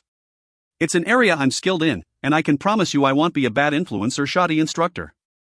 Students who learn these skills certainly wouldn't be at a disadvantage. The keeper gave him a strange look. Interesting, he muttered. Very interesting. Very well, then you go ahead and give it a shot. But be assured, if you hurt my relationship with the university, I won't forgive you.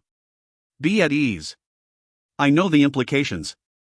Lan Jue dare not offend the man before him. He'd heard stories about the old man from the wine master. He had apparently perfected science to the point of a discipline, becoming an adept of science.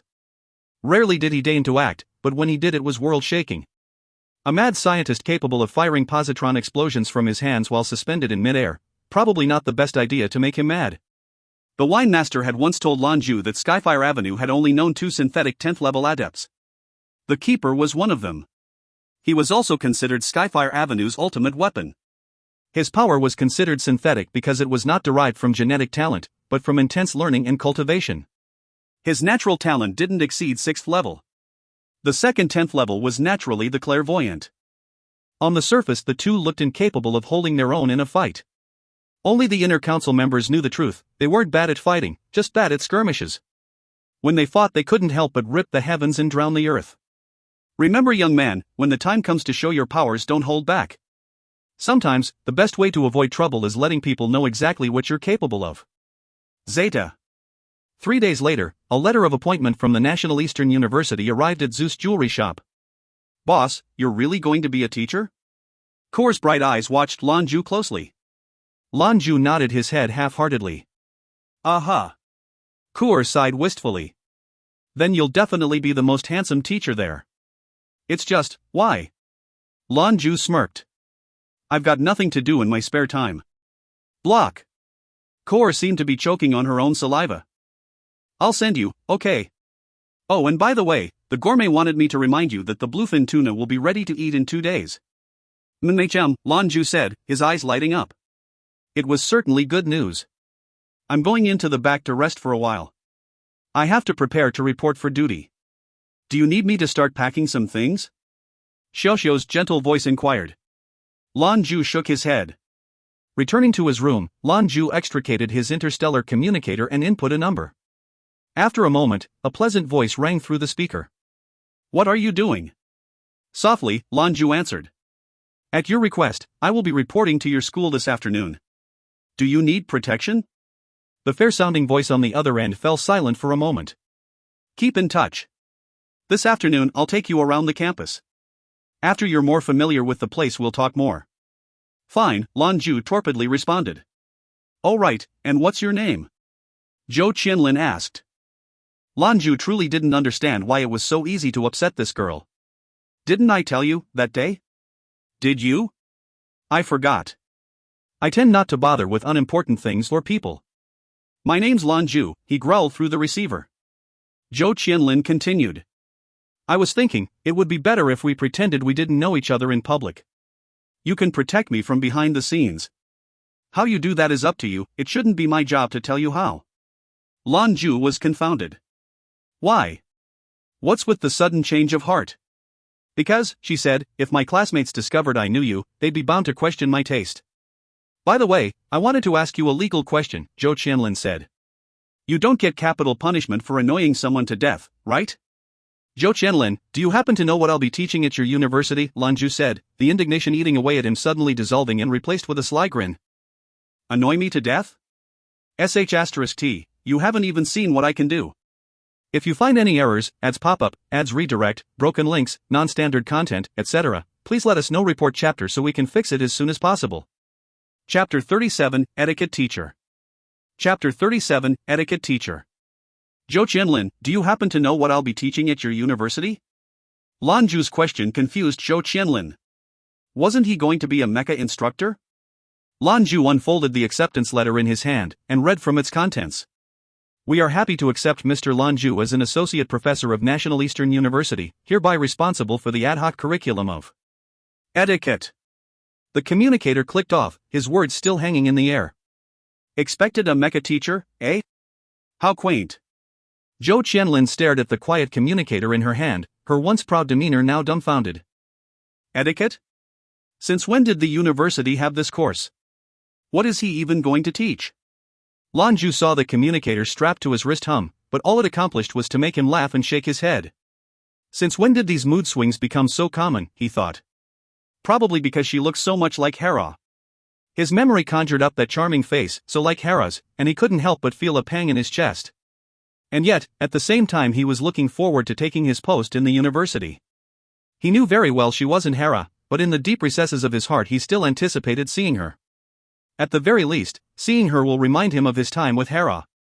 Looking at the map, the university didn't appear too far from Skyfire Avenue, but it would be quite a distance on foot. "Tomorrow I report to school. Think, when was the last time I enrolled in any classes? 10 years or more now. I was in my teens, and I was a pretty well-known problem child, but..." A smirk spread unbidden across his face. His memories were precious, recalling his wild and carefree youth like it was yesterday. And tomorrow he'd enter into university again, but as a different person.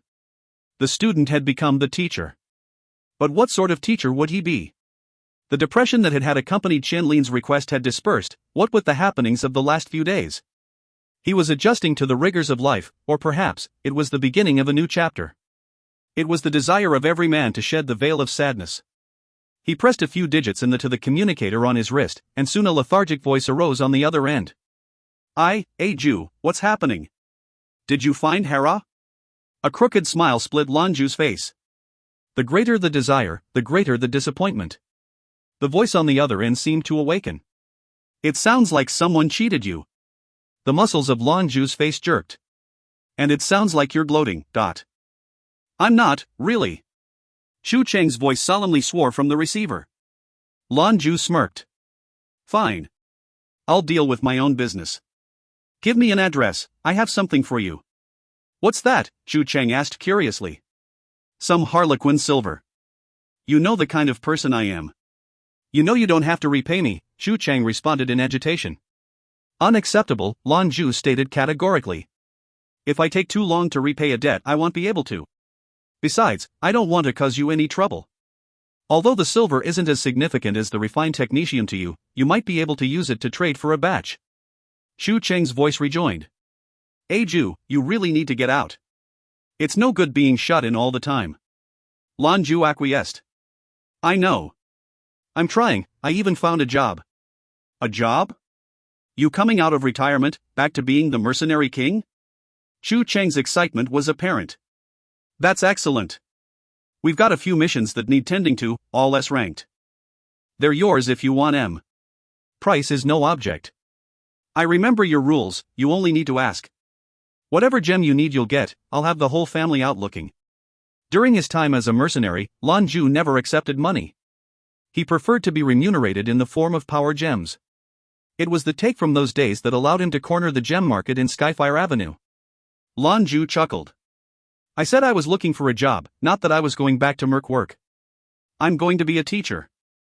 Zeta. Tay. Teacher, Chu Cheng's mouth dropped open, and the cigarette that had lazily burned in his mouth tumbled to the floor, instantly burning the shag carpet. MHM, a teacher. An etiquette teacher, actually. Come on, give me an address. As if in a trance, Chu Cheng muttered the address, and even when Lan Jue's communicator went silent, he still didn't know how to react. Teacher? He'd said teacher, right? He wants to be a teacher? Why did he sound so relaxed? After a few moments of blind confusion, Chu Cheng gradually came back to his senses. A wry smile spread across his face by degrees. It appears Jue was finally letting go of what had happened the last few years, he thought. At least he's getting out and letting go of his pain. It doesn't matter what he's out doing, so long as he's doing something. And with his abilities, he's sure to make an excellent teacher. But what did he say he wanted to teach? I suddenly can't remember. Chu Qing. A wild voice suddenly rang out, full of bile. You dare smoke in my house again? Ag. My carpet. You abhorrent little punk, do you have any idea how rare this carpet is? Your father just bought it at auction. Don't go running, you awful degenerate, time for a whooping. My fault, Mom. Pretend I don't exist. Zeta. National Eastern University. It was one of the top 10 schools in the Eastern Alliance, situated right here on Skyfire, in the city itself. It was particularly known for its mecha program, and though it wasn't a military institution, its piloting curriculum was known through the alliances. Not only that, it was first among the alliances in alloy research and application. The school itself was enormous, constituting a tenth of the western part of the city. At its back was the Western Mountain, which itself had been incorporated into the university. It provided the mecha students with a place to train. Rays of early morning light splayed across the campus, setting the morning dew to twinkling and bringing with it a vividly fresh scent. A figure slowly approached from the distance. He was tall, clad in a three-piece azure blue suit. He wore a white shirt, pink necktie, and a pink handkerchief folded in his breast pocket. And he came rolling in on a two-wheeled bicycle. If you find any errors, ads pop up, ads redirect, broken links, non-standard content, etc., please let us know. Report chapter so we can fix it as soon as possible. Chapter 38, The New. Chapter 38, The NEU. The bike leisurely meandered towards the school, Lan Jue sitting straight atop it so as not to wrinkle his finely pressed suit. The fine black bike had been procured for him by the wine master. He had always been a fan of antiques. Apparently this bike the wine master had been riding was a relic from former era China. The brand name, Forever, could be made out on its crossbar. It was a good name, denoting its quality. The bike was veritably soundless as it rolled along. A soothing, cool breeze caressed his face. Occasionally he would ring the bell, and the crisp ding-ding-ding would waft upon the wind. It was certainly a novel experience for Lan Jue. Today, in order to appear more the professor, Lan Jue had chosen to wear a pair of black-rimmed spectacles. Naturally they were lensless asterisk, but they lent a certain air of culture and gentleness. His clean and kept face wore a genial, elegant smile. It was a scholarly look, contrary to what one might expect. From far away he could make out the towering sign of the National Eastern University. The front gates of the campus were tall, and made of fine wrought metal. In fact, they were composed of an alloy, though it was difficult to determine which with the naked eye. The National Eastern University. The letters were bold and brazen, written in a forceful hand that demanded attention. They caused Lan Jue to think back on that old geezer, reclining easily on his deck chair. He couldn't have been the one to write this, could he? And yet Lan Jue knew clearly that though the man looked older than God, he'd probably go another 100 years before kicking the bucket. He was the world's greatest scientist. Was there anyone else who understood the workings of the human body better than he? It wasn't long before Lan Jue and his antique Forever bike arrived before the campus lofty gates. He'd arrived just as the students were showing for morning lessons.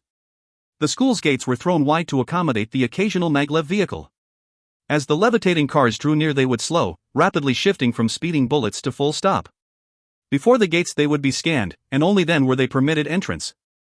Aside from the maglevs, pricey high-altitude verticars were also seen from time to time. Like their inexpensive cousins, they also had to stop and get scanned before they could enter. In fact, the air above the university was entirely devoid of verticars or other traffic. At least, not on the campus. Such were the rules, and any who dared break them ran the risk of being shot out of the sky. Zeta. A number of the maglevs arrived at the gate and went no further. Parking on campus cost a pretty penny, so most of students were sent to school by family. They would be dropped off at the gate and walk in from there. Dumb Mutt Jean was such a student. His family's maglev arrived at the gates and descended until he could jump out. He slipped his backpack over his head and walked towards the gate. The backpack was something that survived the inevitable march of progress. Personal interdimensional pockets existed, but only for those students whose families were particularly well off. Dumb Mutt Jin's family was middle class at best. A maglev itself was an achievement. He made his way through the gates, nodding his head to the rock and roll blasting through his headphones like he did any other day. He wore a black school uniform that was fairly well kept, but the white shirt beneath was undone to the third button, revealing his underwhelming pectorals. He wore a diamond earring in his left ear that led the eye to his pink spiky hair. It made him look rather like a rooster. He certainly didn't look the part of a model student. Mecha pilot. Junior. Problem child. Those were the words to describe Dumb Mutt Jean. His name was actually Jean too, but his emphatically miserable behavior earned him the moniker Dumb Mutt. He was like a cur, they said, biting anyone he came across. And with his current academic record, graduating was starting to look like a crazy pipe dream. As he made to traverse the gates, Dumb Mutt Jean looked up in time to see something that stopped him in his tracks. A man in a pressed suit rode towards the school on an ancient two-wheeled bicycle. He was a few meters away from the school when he threw his right leg over the back of the bike, balancing on his left foot perched atop the pedal. He swept by like that, standing to one side as the bicycle rolled on. His casual entrance, fine suit and gaunt stature was quite the attention grabber. Dumb Mutt Jean had fostered an interest in novelty items, and his eyes grew wide at the sight. He immediately pinched thumb and forefinger together, placing them in his mouth to produce a shrill whistle. The man soon pulled up the university's gates and dismounted. "Hey brother, not bad. Where'd you get the wheeler? Pretty sweet ride. All mechanical, right? Man-powered?" Dumb Mutt Jean appeared a fan of the past, and walked a circuit around the man. The man offered a refined smile, and gave a reserved nod of his head. "It's called a bicycle. All man-powered. It's got character. Lemme get a ride on it." Dumb Mutt Jean moved closer still in zeal. "I'm afraid not," the suit-clad man responded with a shake of his head. "Pfft," Dumb Mutt spat disdainfully. "Well, that's not fair, you stingy bastard. Whatever." As he spoke, he turned and entered the campus. He wasn't a good student, true, but making trouble before the university gates was just plain stupid. Zeta. Lan Jue followed the chicken-head punk depart with his eyes, a laugh bubbling unbidden from his chest. Memories of his own time as a student came rushing back, and it appeared this university had its own problem kids. The exaggerated hairstyle reminded him of a young A-Chung, who'd experimented with something similar. But, sadly, that ended when his mother came storming into the school with a pair of scissors. Snip, snip. Beep. "Attention unregistered vehicle, you are prohibited from going further." An emotionless digitized voice pulled Lan Jue from his reverie. Two men in uniform were already watching as he approached. The two men were clearly campus security, and were clad in uniforms made to look like military fatigues. Both were quite tall, and quite burly. "Unregistered vehicle, you are not permitted to enter the campus grounds. Please await processing, and produce your student identification for inspection." Lan Jue certainly wasn't as old as Zhou Qianlin had tried to assert. Freshly shaved, he looked quite young, no different than a postgraduate student. Lan Jue smiled, and spoke to the uniformed guards politely. "Good morning, to the both of you. Please excuse me, but I haven't got a student ID. This is actually my first day reporting to the university. I'm afraid I'm not familiar with the rules." As he spoke, he pulled out a dark blue envelope from the basket affixed to the back of the bicycle. He opened the document and produced the letter of appointment. One of the guards took the red paper from Lan Jue's grip, while at the same time whipping free some instrument from his waist. He drew the apparatus over the document, scanning it. Only afterward did he open it to read. Etiquette teacher? What's an etiquette teacher? I don't know about the other places in the world these days, but rimless glasses are a thing in China. A fashion statement aimed at making you look cute or scholarly. I mean, you forgot to put actual glass in your glasses, so I don't know how smart you are, but that's just me showing my age, I guess. If you find any errors, ads pop up, ads redirect, broken links, non-standard content, etc., please let us know. Report chapter so we can fix it as soon as possible. Chapter 39, The Office. Chapter 39, The Office. The letter of appointment was real and, despite the query as to his curriculum, he was permitted to enter the university unmolested, along with his bicycle. As was expected, students and teachers operated under different rules, and teachers were given a designated area to park their vehicles free of charge. Lan Jue decided, by the way, to register the antique bicycle for entry. In contrast with the strange alloy of the university's gate, the interior gave the distinct impression of communion with nature, all fresh and new. Old trees grew together into a towering canopy that shaded the campus grounds, guarding the roads and walkways. Each area was unique in its foliage, and it was clear even at a glance that they were all painstakingly kept.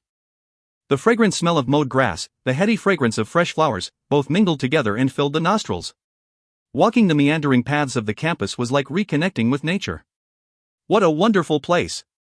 Lan Jue silently praised. The buildings, layout and tenets of the school were all in line with its teaching ideology. And, of course, the preferences of the administration. But more than that, Lan Jue felt drawn to the National Eastern Campus and its adherence to nature. If he had to describe it, tranquil. That would do it. Earlier, whilst being directed through the campus, he'd easily found the teaching affairs office where he'd registered. He was given his office key, as well the key to his apartment. He was indeed treated like an honorable associate professor. Stepping out the teaching affairs office, laden with his things, he freed a hand to push his glasses up on his nose. I guess I'm a teacher, but... The quality of the NEU was well appreciated, and the pursuit of knowledge was rigorous. The dean of the teaching affairs office had subtly hinted that it didn't matter what connections got him into the university, and he didn't know how he'd managed to get the administrators to agree to the so-called etiquette classes, but he wouldn't be paid for doing nothing. As a result, his first class was scheduled for this afternoon, and the school would broadcast the advertisement for this elective course. Further, the teaching director himself would attend the class to determine for himself whether Lan Jue had what it took to teach. If he didn't, he'd have to face the administration and have his class cut. Simply put, his first test at the National Eastern University was just around the corner. Recalling the stony visage of the dean, Lan Jue's face couldn't help but suffer a brief twitch. Why was it all deans of the world seemed exactly the same, or, at least, shared the same face, like they were cut from the same mold? The thought turned over in his mind, although it was none of their business, he certainly couldn't allow himself to be dismissed. Otherwise he'd never hear the end of it from Zhou Qianlin. It had been ages since Lan Jue had felt this eager about something. He still had the morning, how would he prepare? The NEU was vast, and separated into numerous areas. The most significant of these was the R&D department, a place only teachers and graduate students were permitted to enter. 3 large, white, circular buildings sprawled across it. The rest of the campus was standard, separated into various areas like the Mecha Combat Department, and the Mecha Manufacturing and Service Department. The departments themselves were separated into many smaller units. To put it simply, the Mecha Combat Department had units dedicated to combat exercises and mecha application.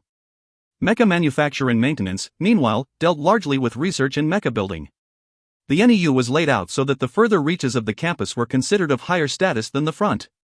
After all, it's how they displayed worth. These 2 departments took up an area of roughly 150 hectares, and was separated into the teaching building, research labs, and so on. Lan Jue had been assigned an office here, in the 3rd teaching building with all the other elective courses. What were known as elective courses here were all after-school courses, mostly set up by students according to their interests and needs. Things like art, music, and others. And now, etiquette. The students themselves you could separate into various ranks, and the difference between the status and future prospects of exceptional and average students was tremendous. Teachers were no different. The income inequality and status of normal course instructors versus elective teachers was just as vast. This was especially true for postgraduate and research instructors. And so it was that all elective teachers were huddled here in the 3rd teaching building. It was an open office, shared among some 10 or more teachers. Their dormitory was nearby as well, in a small building behind the one their office occupied. It was without a doubt the shabbiest structure in the entire university. Compared to teachers of normal subjects, elective instructors weren't treated very well, but when examined against other normal professions outside of the campus they still were paid quite handsomely. After all, of all the universities in the Eastern Alliance the NEU enjoyed the most appropriated government funds. Teachers benefited from that. In the end, though, it wasn't the salary that was an elective teacher's greatest source of income. It was bonuses. How much was earned depended on how many students attended the class. Joining an elective required payment, of course, and a portion of those profits were given to the teacher in question. The better their class, the more students they got, the more money they earned. It was a decent incentive method. As for the dorm, Lan Jue didn't much care. He had no intention of living there. And so he went directly to the offices. The door of the number 3 teaching building's offices was cast open. It had been a difficult place to find in the round campus, and his bicycle required a fair amount of effort to maneuver. Knock, knock. Lan Jue rapped his fist against the office door. He smiled at the milling instructors as he made his way inside, nodding in greeting. Hello everyone, he began politely. I'm the new etiquette teacher, Lan Jue. Few occupied the office at the moment, and to Lan Jue's surprise the majority were women. The office was approximately 300 meters with a few dozen desks. Nearly half lay empty. Of the occupied cubicles only 8 teachers were present. 2 were male, the rest women. Most appeared in their 20s, but for one older woman. Every eye turned to Lan Jue. Regardless of gender each took in his tall, lithe frame and gentle demeanor. His gentle smile and elegant conduct immediately set people at ease. If you find any errors, ads pop up, ads redirect, broken links, non-standard content, etc., please let us know. Report chapter so we can fix it as soon as possible. Chapter 40, Mr. Lan. Chapter 40, Mr. Lan. Lan Jue had made a good impression with his polite and gentlemanly introduction. Closest to the door, a pleasant-looking woman rose to greet him. She gave him a friendly smile. Hello, I'm Jinyu. You're the new etiquette teacher? Jinyan was small, but had an excellent figure. Paired with her delicate facial features she was definitely the best-looking teacher in the office. She looked about the same age as Lan Jue. Hello, I'm the new etiquette teacher. Is there somewhere I can place my things? Lan Jue asked. Seeing that graceful smile Jinyan's face reddened visibly. She had known some very handsome guys, but she couldn't quite place it. The man before her had a certain special quality, noble but accessible, an elegant demeanor that made him seem almost perfect. Her heartbeat quickened, and so lost was she in her reverie that she forgot to answer. Mr. Lan, you can pick anywhere so long as it isn't occupied, a middle-aged man stated politely. Mr. Lan. Lan Jue ruminated over the title for a moment. He nodded towards Jinyan and found a table near the corner. He organized the office materials given to him by the school atop the small desk, then sat before them in silence. The other teachers in the office gave him curious glances, but none chose to speak. They were content to busy themselves with their own things. I'm sorry about just then, Mr. Lan, I was distracted, Jinyan's pretty voice intruded. Her station wasn't far from Lan Jue's. Lan Jue smiled, and shook his head. It's fine, I found a place. Jinyan's curiosity grew stronger. I'd heard yesterday from the teaching affairs office we were going to add a new etiquette elective. We figured it was nonsense, so we didn't expect you would arrive today. So tell me, what is your etiquette class about, Mr. Lan? Lan Jue smiled, and replied, nothing much. It's a course covering things related to your everyday life, like proper decorum, lifestyle choices, perspectives of dealing with things, and perhaps some appreciation for the rarer things like an introduction to antiques. It teaches a bit of everything. Heh, came a sharp voice from nearby. Ad was another male teacher within the office. Compared with the genial middle-aged man who'd greeted Lan Jue, this man was somewhat younger and more handsome. However, his face was pale and bloodless, and his hair had a waxy texture that even flies would disdain from approaching. He appeared distressingly foppish. Why are you even talking, Wang Hongyuan? Jinyan replied grouchily. It's fine. In fact, I do teach a little of everything. Lan Jue didn't seem to mind the slight, and indeed cast Wang Hongyuan a small smile. Wang Hongyuan's mouth curled disdainfully, but he said nothing more, suddenly occupied with something in his hands. Mr. Wang sounds a little grating when he talks, Jinyan said apologetically, but he's a good guy.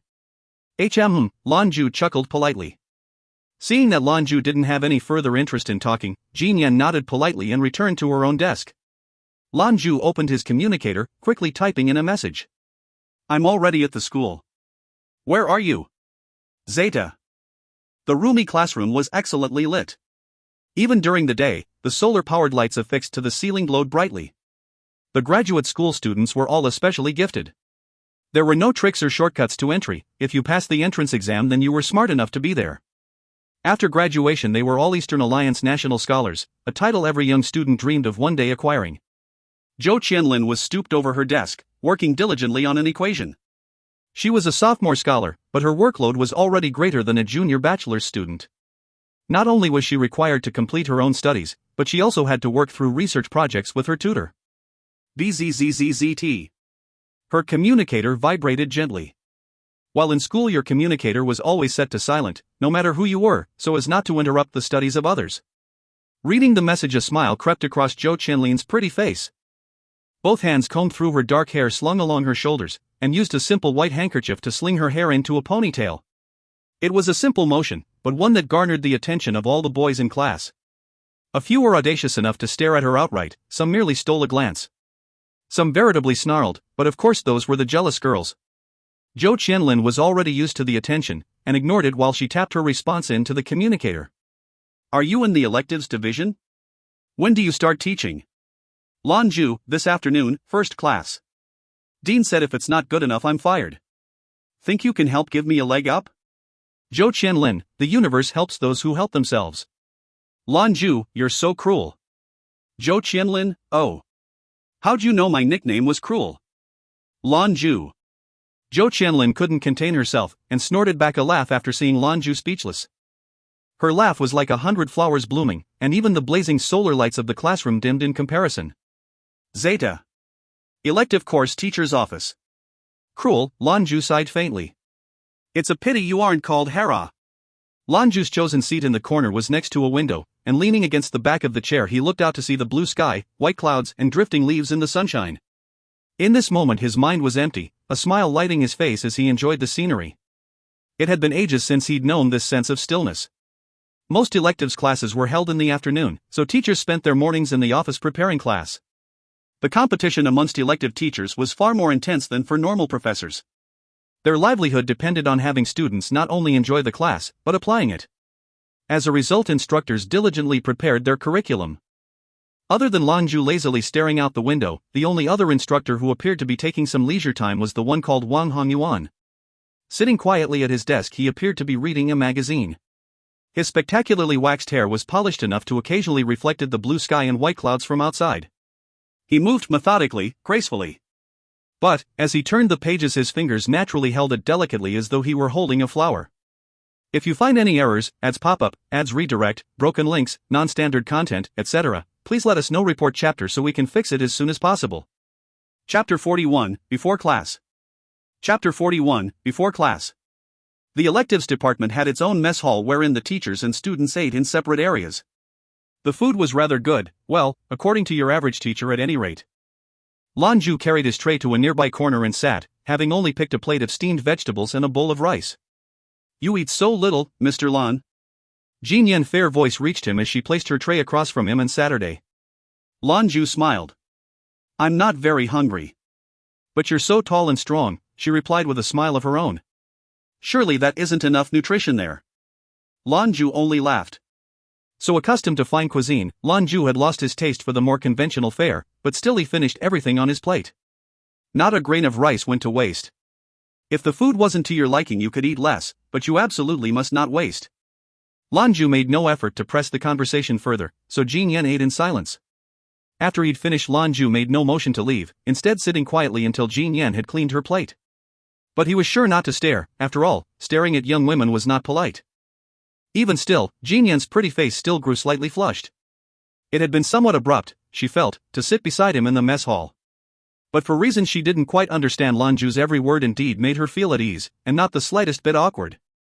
All done. Finishing off her last bite, she glanced at Lan Jue's cleaned plate. She smiled in appreciation. No wasting, that's a good habit. His only response was to smile. He waited until Jin Yan had risen, and followed, taking his own tray to the drop-off counter. So this afternoon is your first class, Mr. Lan. Would you mind if I sat in? She'd known him for only a very short while, but Jin Yan's interest in Lan Jue had grown considerably. This young gentleman with his noble demeanor and sharp clothing seemed almost perfect to her. It was the first time she had felt this way. Of course. It would be my pleasure, he said with an amicable nod. Zeta. Jin Tao ran a hand through his peach-colored hair, making them gather together in the center of his head all the more. A cigarette hung from the corner of his mouth, the smoke curling around him as he sauntered towards the alumni section. He hadn't any friends lately, but it hardly bothered him. He entertained himself. The following is an announcement, a melodious female voice called. Jin Tao in turn paused, listening. It appeared to be a school-wide broadcast, so he was curious what it had to say. Announcing a new elective course, Etiquette and Lifestyle Training. The first class will commence at 2 o'clock this afternoon.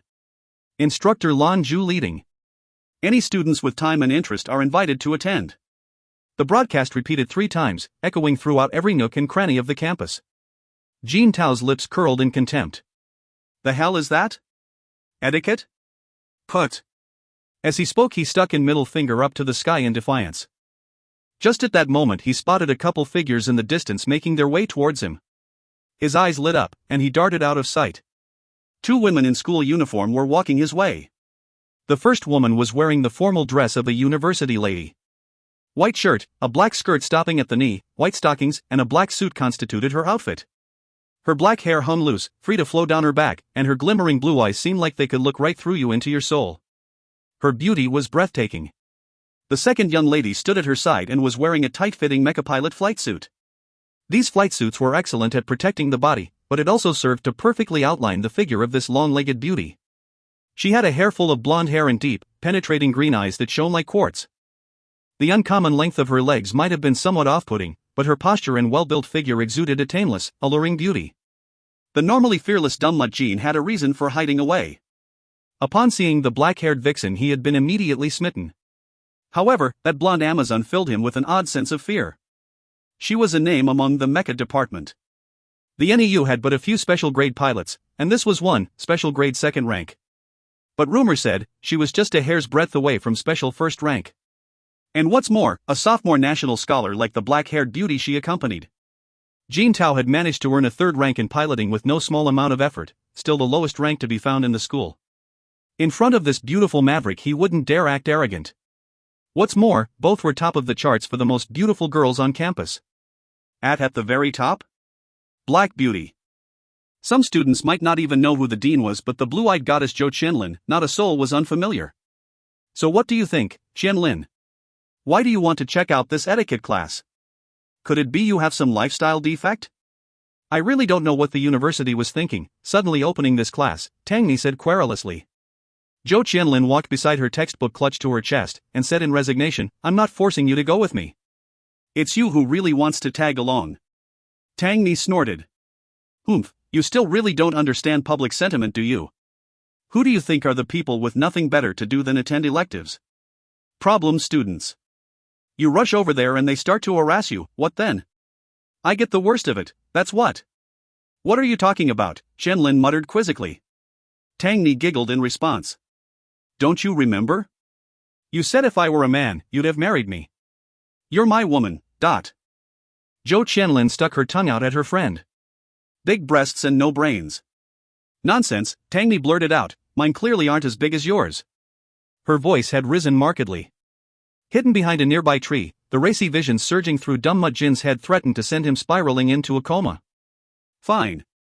Long legs and no brains, how's that? Qianlin grumbled. After the 2 beauties passed, Jin Tao remained hidden, dizzy from what he assumed must have been a sudden lack of blood. The 2 campus belles were going to join the etiquette class A? Awesome, a chance to see these gorgeous ladies up close and personal. This was a secret he definitely wasn't going to share. Off he went with that thought still ringing in his head, directly to his dorm room to change clothes. If he wanted to make a good impression on those girls, he needed to look his best. Zeta. At the same moment, Lan Jue had already arrived in the first classroom he'd use as a teacher. The classroom they'd assigned him wasn't large. It looked capable of holding only maybe 50 students. There was no fancy teaching equipment. Just a blackboard, a podium, and the chairs which would hold his charges. If you find any errors, ads pop up, ads redirect, broken links, non-standard content, etc., please let us know. Report chapter so we can fix it as soon as possible. Chapter 42, The First Class. Chapter 42, The First Class. Wu Junyi looked at the time flashing on his communicator's display screen, and couldn't stop his features from scrunching into a frown. He looked at the young man standing on the teaching dais, calmly arranging his teaching materials.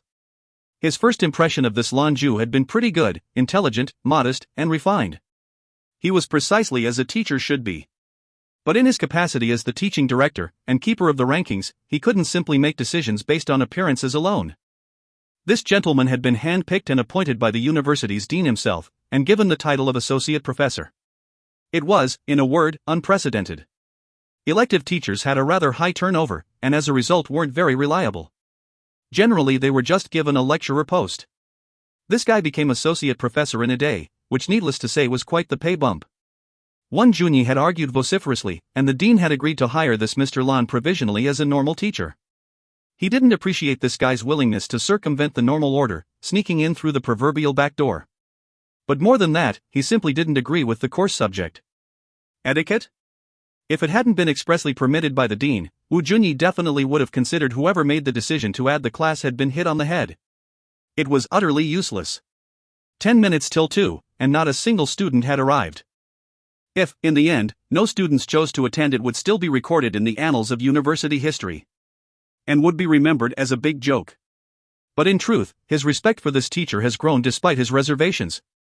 Even now, with not a student in attendance, he did not appear the least bit flustered. He revealed no sign of anxiousness. This sort of temperament was hard to come by. Mr. Lan. A voice arose from the door of the classroom. Directly following, a young woman in a long white skirt entered. Jean Yen.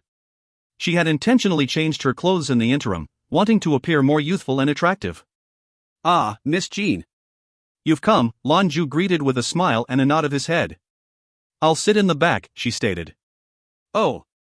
Director Wu, you've come as well. She smiled as she noticed his presence. Wu Junyi had always been a man of stony countenance. At 55, conservatively dressed, and with cold and piercing eyes, he certainly fit the look for a teaching director. He responded with a nod of his head. Jean Yen peered toward Lan Jue, witnessed his composure, but in her heart she harbored a secret anxiousness for his situation. The director was present, but not a single student was to be seen. This definitely did not look good. She moved to the back, and chose a seat not too distant from Director Wu. Just that moment, a silhouette filled the doorway. They rushed in, yelling as they did so, "Is this the etiquette classroom?" "It is," Lan Jue responded. But once he saw who it was that had rushed into the room, a frown came unbidden to his face. In the same instant, Jin Tao also recognized who he was talking to, and stood with a stupid look on his face. "You're that cheap ass with the bicycle. You're a teacher? You sure looked like a cool dude at first, but you sure were some kind of miser. I'ma ride that thing later, and don't be surprised if I'm not Mr. Manners about it." As he spoke, he shook his fist towards Lan Jue. "Jin Tao." The growling hiss had come from somewhere in the back of the classroom. Who asked why? It was then he saw the two people he least wished to meet in the whole school. "Oh, older sister," he trembled visibly upon noticing Jean Yen. And then, half a second later, the formidable figure of the teaching director drew his eye. He was a problem student, and he sure knew who the director was. Suddenly he found himself at a loss for words. Meek as a mouse, he took a seat in the front row and sat in silence. Lan Jue drew his eyes towards the director. The man had said not a word from beginning to end, but that suffocating presence was stifling. Secretly, Lan Jue had begun to fill with doubt. His first inclination towards Jin Tao certainly wasn't a friendly one, but he hadn't known he was Jin Yan's younger brother. But beyond that, what could he say? He was his very first student. Maybe it was Jin Tao's peach-colored Mohican that brought him luck, but after he'd arrived, students suddenly began to enter in 2s and 3s. In each of them was the telltale shimmer of curiosity in their eyes. But to Lan Jue's consternation, no less than half of the newly arrived students had oddly colored heads. It made his classroom look like a dyeworks. A host of young men looking for cute girls in trouble. A pervert legion. Luckily, the director's presence alone served to frighten these potential troublemakers into silence. A few had tried to flee once they noticed him sitting there, but at a glance from the intimidating man they sat in obedient silence. Much to Lan Jue's pleasure, the director appeared to be acting in the capacity of a monkey trainer. It saved him a fair deal of trouble. Lan Jue extricated a pocket watch from his vest and peered at the time. He made his way towards the door, preparing to begin his very first class. As the door began to close, a slender hand suddenly pressed against it. "Wait a moment." A young blonde-haired woman squeezed through. The crestfallen pervert legion inside, a moment before visibly dejected, suddenly came to life. Their eyes widened, and if he didn't know any better, Lan Jue could have sworn he saw the glint of saliva in the corner of the young men's mouths. Another figure slipped in behind the blonde, this one with black hair. The thunderous sound of the pervert legion's jaws collectively striking the floor was deafening. But it wasn't just them, even Director Wu Junyi's face betrayed a hint of color. Two pairs of eyes met. Zhou Qianlin regarded Lan Jue as though they had never met, offering only a nod. She pulled Tang Mi with her towards the back row. The director's presence kept the pervert legion at bay, restricting them to muttered hellos and coy smiles. The two young women found some empty seats and settled in. The collective hate of the young men towards Director Wu was almost palpable. If it weren't for his presence, they'd all be scrambling to surround the two campus belles. Of course now, no one dared move a muscle. Lan Jue followed Zhou Qianlin as she made her way to a seat. His eyelid twitched imperceptibly. She was just going to pretend she had no idea who he was. And she was the one so insistent on him coming here to be her bodyguard. He shut the door, and slowly made his way back to the podium. His eyes swept over the students, most of which were here for the promise of being near the two beautiful girls. He cleared his throat. Ladies and gentlemen, welcome. Henceforth, I will be leading our class in etiquette. I imagine you're all curious. What is this class all about? After all, who doesn't know the basics of proper living? What I aim to teach you is character. Meaning. I'm going to turn each and every one of you into aristocrats. If you find any errors, ads pop up, ads redirect, broken links, non-standard content, etc., please let us know. Report chapter so we can fix it as soon as possible. Chapter 43, This is Aristocracy. Chapter 43, This is Aristocracy. I'm going to teach you all how to be aristocrats. As the words hung in the air, nearly every face held a disdainful smirk. A few openly sneered. Tang Mi was one of those, but Zhou Qianlin merely revealed a knowing smile. Qianlin, you really want to listen to this? Teaching us how to be noble, it's laughable, Tang Mi whispered into Qianlin's ear, her tone full of contempt. The teacher's definitely more handsome than I expected, but he's probably just eye candy. All looks and no brains. Stop spouting nonsense, Qianlin muttered, her face red. Visions of that night not long ago swam through her head. Lan Jue turned to the blackboard and began to write. And though Tang Mi's voice was low, he heard every word. All looks and no brains. His chalk snapped. He took a deep breath, then finished writing. The words he'd written were scrawled in a bold and fine script. Director Wu looked at them in appreciation. In this high-tech day and age, few took the time or effort to work on their penmanship. What is aristocracy? These three words stared back at the congregated students from the blackboard. So, who can tell me? What is aristocracy? Lan Jue set the chalk aside and turned to regard the forest of students splayed out below him. A girl with massive hoop earrings dangling from her ears chimed in. Isn't it just about living in a mansion, driving a high-alt verticar, being surrounded by bodyguards, having a beautiful girl on your arm? Is that not what you guys think? Nonsense, bodyguards don't mean anything. You need at least a unit of mechas. That style, Jin Tao interjected. And one girl's hardly enough. If you want to be a noble, your whole mecha unit should be piloted by smokin' hot babes. So that means board cheated, flat but girls like you are out. You lookin' to die, dumb mutt? The girl slammed her fist against the tabletop and rose to her feet. Clearly she'd forgotten the director seated quietly in the back. Jin Tao extended his pinky finger and motioned her over, bring it. Silence. Wu Junyi's deep voice boomed through the classroom. The ruckus threatening to engulf the auditorium was instantly suppressed. Director Wu hadn't planned to intervene, but a flash of surprise had fluttered across Lan Jue's face, a look as though he were questioning the integrity of the school. Embarrassment had forced him to speak out. The blonde-haired girl with the giant hoop earrings pointed at Jin Tao, the sinister look in her eye almost capable of ending him right there. You're both wrong. What you're talking about isn't nobility. That is the nouveau riche. The new money, Lan Jue replied in even tones. A few students in the front couldn't stop themselves from expressing their opinion. Lan Jue acted like he hadn't heard, and continued. Today, the first day of our new class, I'll simply explain exactly what I mean by aristocracy. In the minds of most, attending a noble school would afford you noble treatment. You would live a noble lifestyle. As a result, many richer families send their children to the Western Alliance for nobility, finishing school in the hopes they will be aristocracy when they graduate. But when they discover that even in the best schools students sleep on plank beds, eat simple fare, endure strict training drills, they find that their lives are more difficult than the students of public schools.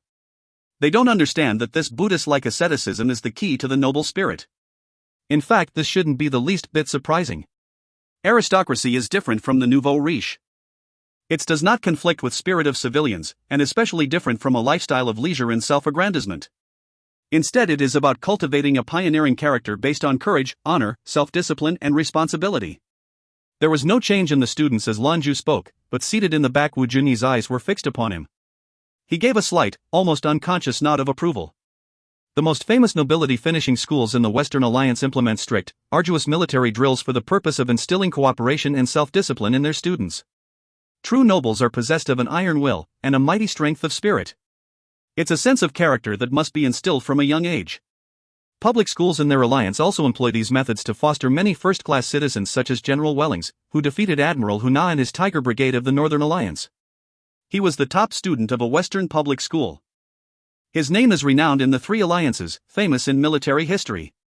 There is a story about that decisive battle with the Admiral. At the time he was at the front, observing enemy positions while taking heavy mecha artillery fire. His staff repeatedly urged him to withdraw, but he refused. Seeing that he would not be swayed, they asked him for his last words in case he were to fall in battle. Without turning his head to regard them, he said, "Tell them my final words were like me, unbowed." Lan Jue recounted the story in ordinary tones, but as he finished the tale of General Wellings, the classroom had lapsed into an attentive silence. The disdain upon Tang Mi's face had melted away, and Zhou Qianlin listened in rapt silence. Wu Junyi remained as stoic as before, and Jin Yan's eyes glittered. Wealth is about things, but nobility is about the soul. A noble spirit means first and foremost that the individual has self-control. Restraint. They sacrifice themselves in service to the people. Take for instance Prince William and Prince Harry, royals of the ancient Western Alliance. Both were sent to military officer school for training, and after graduation Prince Harry went directly to the front lines to do battle with the North. As an ordinary pilot. The royal house of the ancient Western Alliance knew, of course, of Harry's royal blood. They also knew the risks of fighting on the front lines. But sacrifice, the assumption of risk for the people, is what makes a man truly noble. During the Eastern Alliance's first war with the West, a photo saw wide circulation. The commander-in-chief of the Eastern forces, Field Marshal Qi Mu, went to the trenches to survey the situation. He stood before the door of a ramshackle house, staring in at a woman as poor as a church mouse, and asked her, "Pardon me, madam, would it be all right if I entered?" He was showing respect to the most vulnerable of society. Because a true noble knows that respect is not reserved for the rich. 1910, October 28th of the former era. An old man gave up all of his possessions to the poor in order to save his suffering spirit. He left his vast manor, dying as a vagabond in some train station. That man was Count Lev Nikolaevich Tolstoy, celebrated writer of former-era Russia. Years later, another famous former-era writer called Stefan Zweig said of Tolstoy, "This inglorious, menial death in no way diminished his greatness." If he did not bear the suffering of the people, then Lev Tolstoy would not be considered a human treasure, as he is today. His words hung in the air, and in the silence he swept his eyes over the gathered students. Suddenly, his voice grew fierce, and rang through the auditorium. This is aristocracy. I asked around concerning this particular motion, trying to see if there was some sort of particular significance for pinky come-hithers in Chinese society. I've determined that Jin Tao is just weird. If you find any errors, ads pop up, ads redirect, broken links, non-standard content, etc., please let us know. Report chapter so we can fix it as soon as possible. Chapter 44, Telling Tales. Chapter 44, Telling Tales. This is aristocracy. The three simple words hung over the classroom. Unconsciously Jin Tao had sat a little straighter, and a twinkle invaded his eyes, stirred by the exciting speech. It was a sentiment shared by almost all in attendance. Wu Junyi's hard expression had softened perceptibly, and beside him Jin Yan's breath had quickened to match her flushed face. Tang Mi's jade green eyes shone. Beside her sat Zhou Qianlin, and though her expression was unchanged, her heart was beating with excitement. Before the 18th century of the former era, nobles were still an integral part of society. They were important. Even today, the older families protect and pass on their titles of nobility, and grant them to subsequent generations. When the nobility became the common citizenry, the bourgeoisie didn't rise up, didn't rail against their culture. On the contrary, they sent their sons and daughters to finishing schools in the hopes of becoming aristocrats themselves. They bought titles, figures, and insignias, anything they could to inherit the mantle of noble. The reason why the noble institution has continued until today is because it has earned the approval of the people. Because the people believe that the noble spirit represents a certain honor, a certain dignity. In the old days, battles were all more or less the same. On the field they were enemies. Back home they were neighbors. Looking back on them now, people see these fights like schoolyard scuffles. Long ago in the former era, a king died. Both his grandson, Henry, and his sister's son, Stephen, thought they were entitled to the throne of England. Stephen had already been in the country when the king passed, so he was first to arrive. He rushed forth to claim the throne as his own. Henry, meanwhile, was on the mainland and upon hearing the news grew resentful. So he raised an army of mercenaries to confront Stephen. But Henry was young, inexperienced, and he deployed his troops without the proper planning or strategy. His mercenary army arrived from afar to land on his native shores, and disembarked to find that he had spent all of his money. Their food, too, was gone. What was he to do? It was then he came up with something a normal citizen couldn't. He wrote to his adversary Stephen begging for aid. "I have embarked on an expedition," he claimed, "but have failed to bring the proper provisions. I ask you to send financial assistance so that I might disperse the mercenaries and send them home." Surprisingly, Stephen acquiesced and sent his second cousin some funds. And in response, Henry later began a second bid for the throne. As he related the story, Lan Jue had returned to his normal, soft-spoken persona. A small smile was on his face, and as he continued he had the attention of every ear in the hall. Someone offers you financial assistance, and you return the favor by trying to murder them. Most would call this ungrateful at the very least, but nobles believe that affording your enemies a measure of leniency is a matter of course. If competition is required, then there will be competition. And so a few years later Henry led his armies against Stephen in a second go.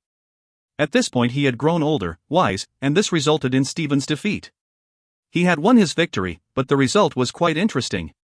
The two signed a treaty wherein they agreed Stephen would remain upon the throne, but Henry would become his successor. Not long after Stephen succumbed to age and Henry became king. To the average man, earning only a successor's title after winning such a difficult victory hardly seems worth it. But this is precisely the spirit of nobility. Henry used the code of aristocracy to repay Stephen for his earlier leniency. Lan Jue paused as though lost in thought. Gradually the look in his eyes grew more serious. In regards to the noble spirit, there is yet another story that makes me shiver, an unforgettable tale. It was back when I was still a student, a story my own professor told me. Today I'll tell it to you. In the former era, mankind had produced a massive cruise ship. They christened it the Titanic. The name Titanic had been borrowed from Greek mythology, referring to the giants called Titans. The Titans wished to wage war against the god Zeus on behalf of the mysterious forces of nature. They were ultimately defeated, and banished to the depths of the Atlantic Ocean, buried deeper than the 18th level of hell itself. Thus it was people said the name Titanic was poorly chosen, ominous, and would invite catastrophe. And as predicted, the ship sank to the bottom of the sea in an accident. At the mention of Zeus, Zhou Qianlin inadvertently raised her head. Her eyes found Lan Jue's looking directly back at her. Lan Jue continued. But the difference between this great ship and the Titans of lore was that the only thing that sunk was its steel. Its bolts, its people. Its spirit was never conquered. That is to say that the Titanic sunk, taking with it the lives of 1,500 passengers. But the invincible spirit of human civilization remained. Unsinkable. Lan Jue's voice grew louder as he pressed on. As the boat sank, 8 musicians calmly stood upon the deck, playing their instruments. Those notes embodied the dignity and honor of the human spirit, refusing to bow its head to the ruthless acts of nature. Just as the famous writer Hemingway wrote in his book The Old Man and the Sea, a man is not made for defeat. A man can be destroyed but not defeated. The sharks following the old man could gnaw on the fish lashed to his boat until there was nothing but bone, but they couldn't gnaw the sailor's undaunted spirit. This was the burning fire of the inner spirit, the will of man, that not even the entire ocean could extinguish. Even many years later people still laud the actions of those musicians and sailors. How could they have so much courage when they faced drowning in the brine? How is it they could adhere to their duties when death lay in those tumultuous waters? How is it they could retain the noble sentiment to wait until all the women and children had filled the lifeboats before thinking of themselves? Statistics state that 76% of the sailors died in the accident, a ratio that outstripped the first, second and third-class passenger deaths combined. The sailors even had evacuation preference over the passengers, but they gave their opportunity to others. They took on that hopelessness for themselves. Nor was it 1 or 2 sailors who did this. All 900 staff, including sailors, waiters, firemen, and even the cook, all chose to stay behind, so many people, willing to do what they did. As we think on it today, this sort of towering spirit of humanity is not unlike what they said about the sinking of that great ship. It is almost unbelievable. If you find any errors, ads pop up, ads redirect, broken links, non-standard content, etc., please let us know. Report chapter so we can fix it as soon as possible. Chapter 45, Genuine Nobility. Chapter 45, Genuine Nobility. Lan Jue's voice grew more passionate, his voice commanding the classroom. Every eye was on him, silent and attentive. Later investigations found that sailors had jumped into lifeboats 2 and 6. However, when their commanding officer called them back, they wordlessly returned to the deck to perform their duty. A famous writer later explained it thusly: it was due to an ideal instilled in them at birth, the ideal that duty was to be considered above all else. In the hours before the sinking of the Titanic, this elusive ideal was proved by their strength of moral character. Indeed, it was this spirit of responsibility that made George Henry Cavill turn around and return to the number 4 boiler room.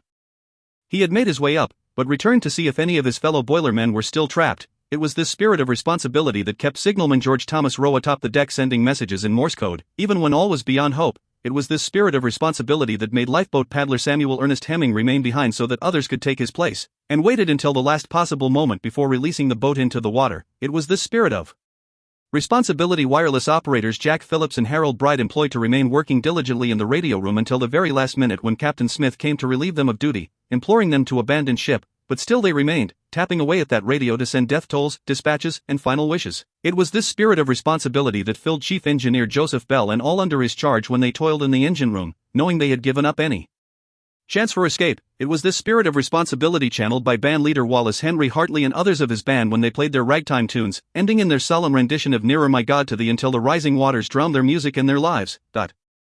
Calling this simply bravery does not do it justice. There is a Western proverb that states, even heroes will be cowards in a hopeless situation. But the Titanic shows us that the myriad of common people can be heroes. This spirit of responsibility lifts humanity, makes us brave, makes us dignified, makes us beautiful. That is nobility. In my eyes, each one of them is noble. The survivors of the Titanic gathered to discuss who lives and who passed, and discovered that the number of female survivors far outnumbered males. They attributed it to the success of the rule women and children first. However, the company who had launched the Titanic stated that there were no maritime laws requiring men to sacrifice themselves. It was merely the strong taking care of the weak, and had no bearing on whether it was at sea or on dry land. This was a choice made of their own volition, not the requirements of some institutionalized law.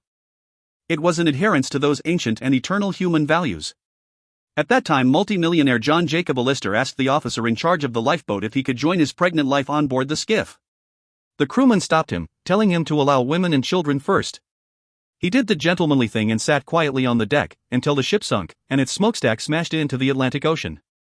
Allister was the only multi-millionaire on the Titanic, and was in fact one of the richest men in the world at the time. He had enough money to build 11 Titanics. The Titanic's captain, Smith, had a good relationship with nearly all the rich and powerful aboard his vessel. Not a few were his good friends, including Allister. But even though Allister knew Smith well, he didn't go to him for any unfair advantage, to pull strings and get him on a boat. He had as good a reason as you can ask for, as his wife was 5 months pregnant. And yet he didn't, or perhaps the thought didn't even cross his mind. It was not an era of favors and backrooms dealings, but instead a time of striving for gentlemanly conduct, of being a true man. He was genuine nobility. Another man with riches only surpassed by Astor himself was traveling aboard the Titanic that day, named Isidore Straus. He was traveling with his wife, and the two had brought over a dozen servants and attendants with them in the event the boat's help wasn't sufficient. You can get a sense of their wealth and lifestyle.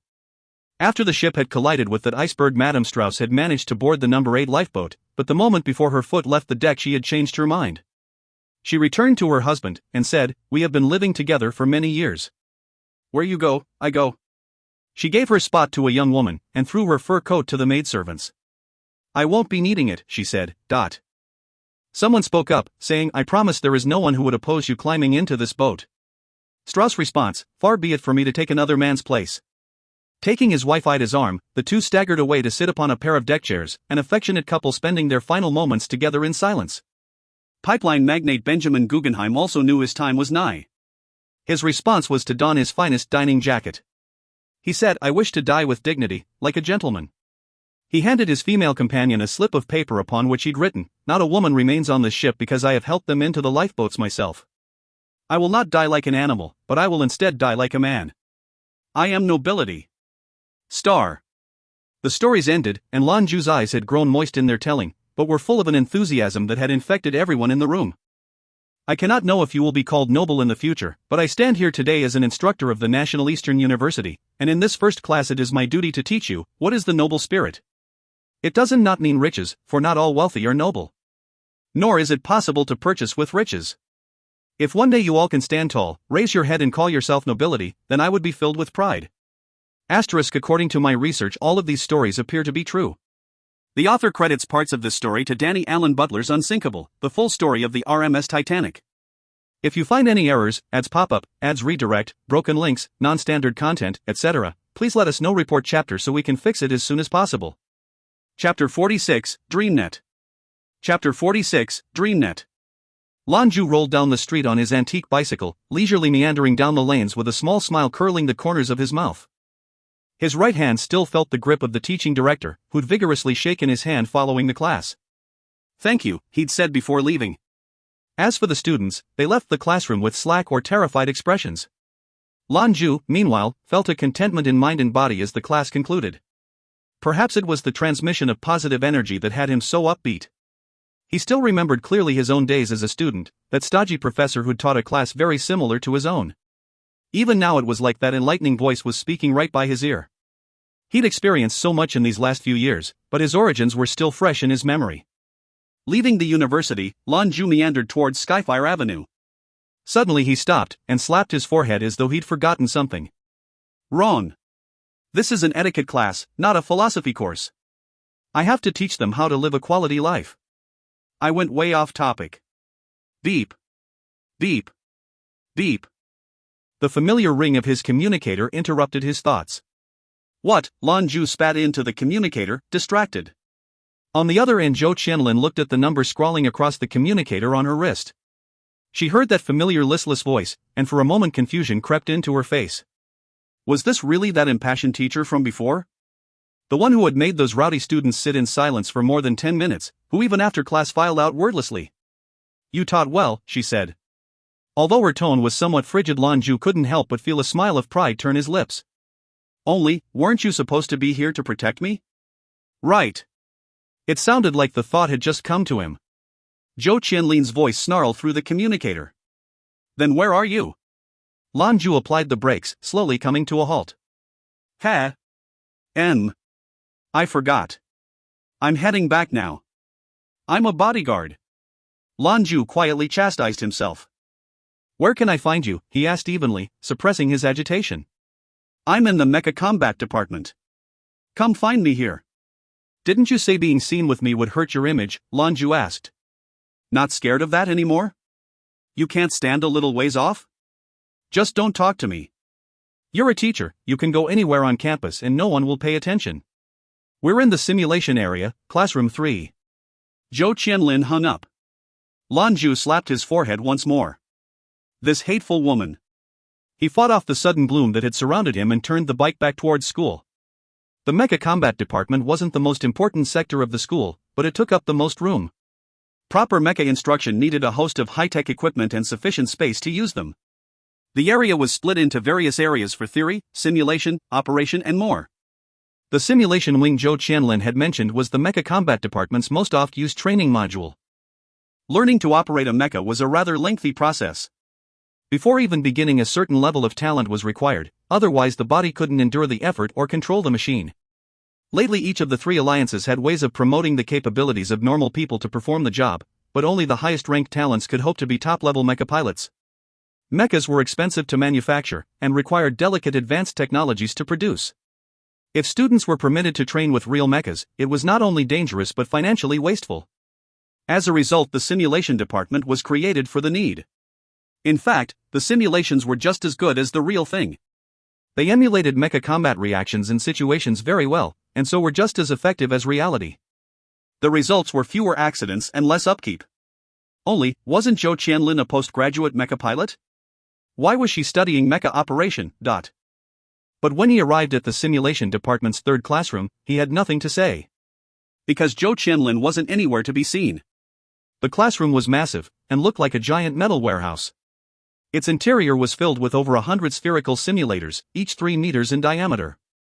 It was easy enough for Lan Jue to find it, thankfully, though that was due to the instructor microchip they'd installed into his communicator. Several of the large spheres shuddered and shook within the warehouse, occupied by students in the midst of training. Unfortunately, all of the spheres were sealed. Zhou Qianlin had said she was here, but how to find her? Lan Jue had no option but to ring her communicator again.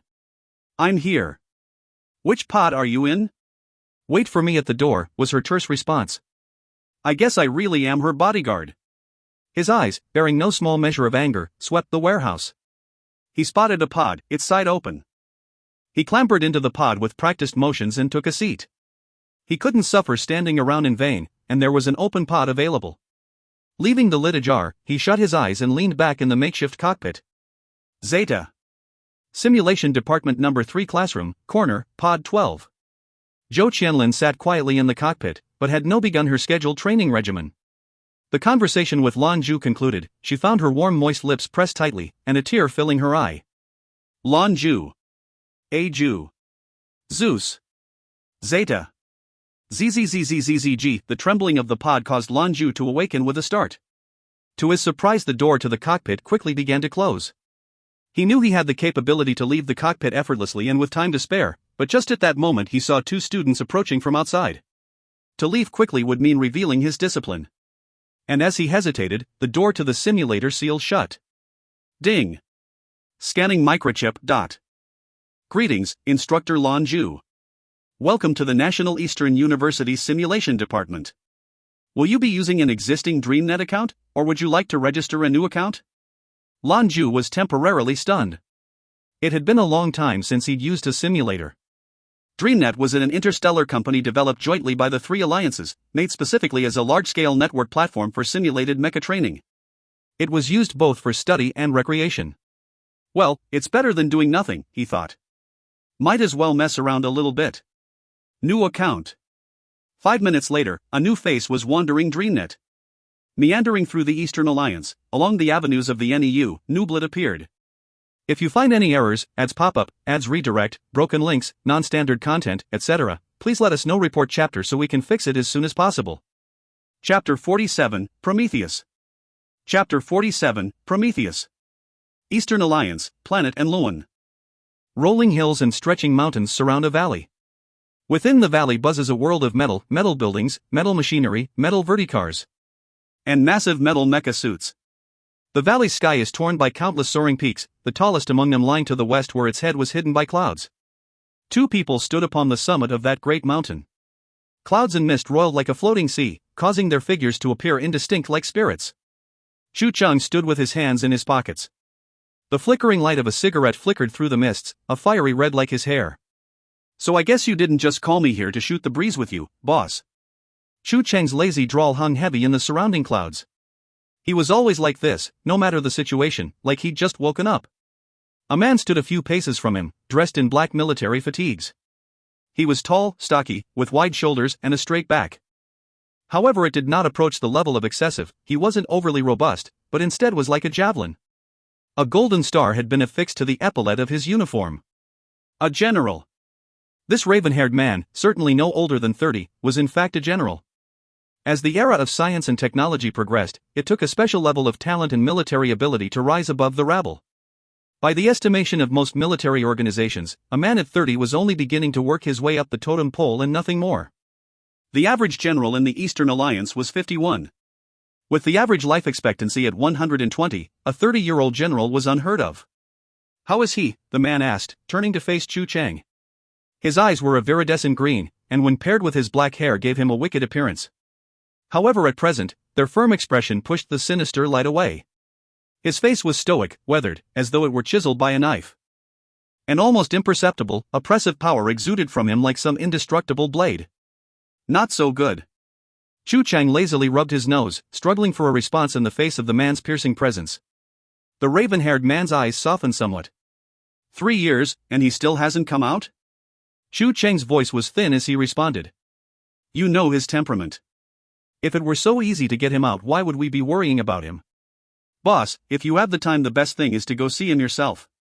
You guys have your misunderstandings, but you've always been the most convincing. Not to mention you're his older brother by blood. Star. The man's eyes once more grew cold and hard. He isn't wrong to blame me. It was my miscalculation that led to Hera's fall. Xu Cheng's brows creased. Boss, we all know what happened. You don't need to pile all the blame on your shoulders. Look, in 3 years he hasn't returned home but you? 3 years in this camp, drilling your soldiers like a machine. I called you here, the general growled, not so you can tell me how to live my life. His decadence, your lack of progress, you both have your own messes to clean up. Xu Cheng gulped, and subconsciously retreated a step.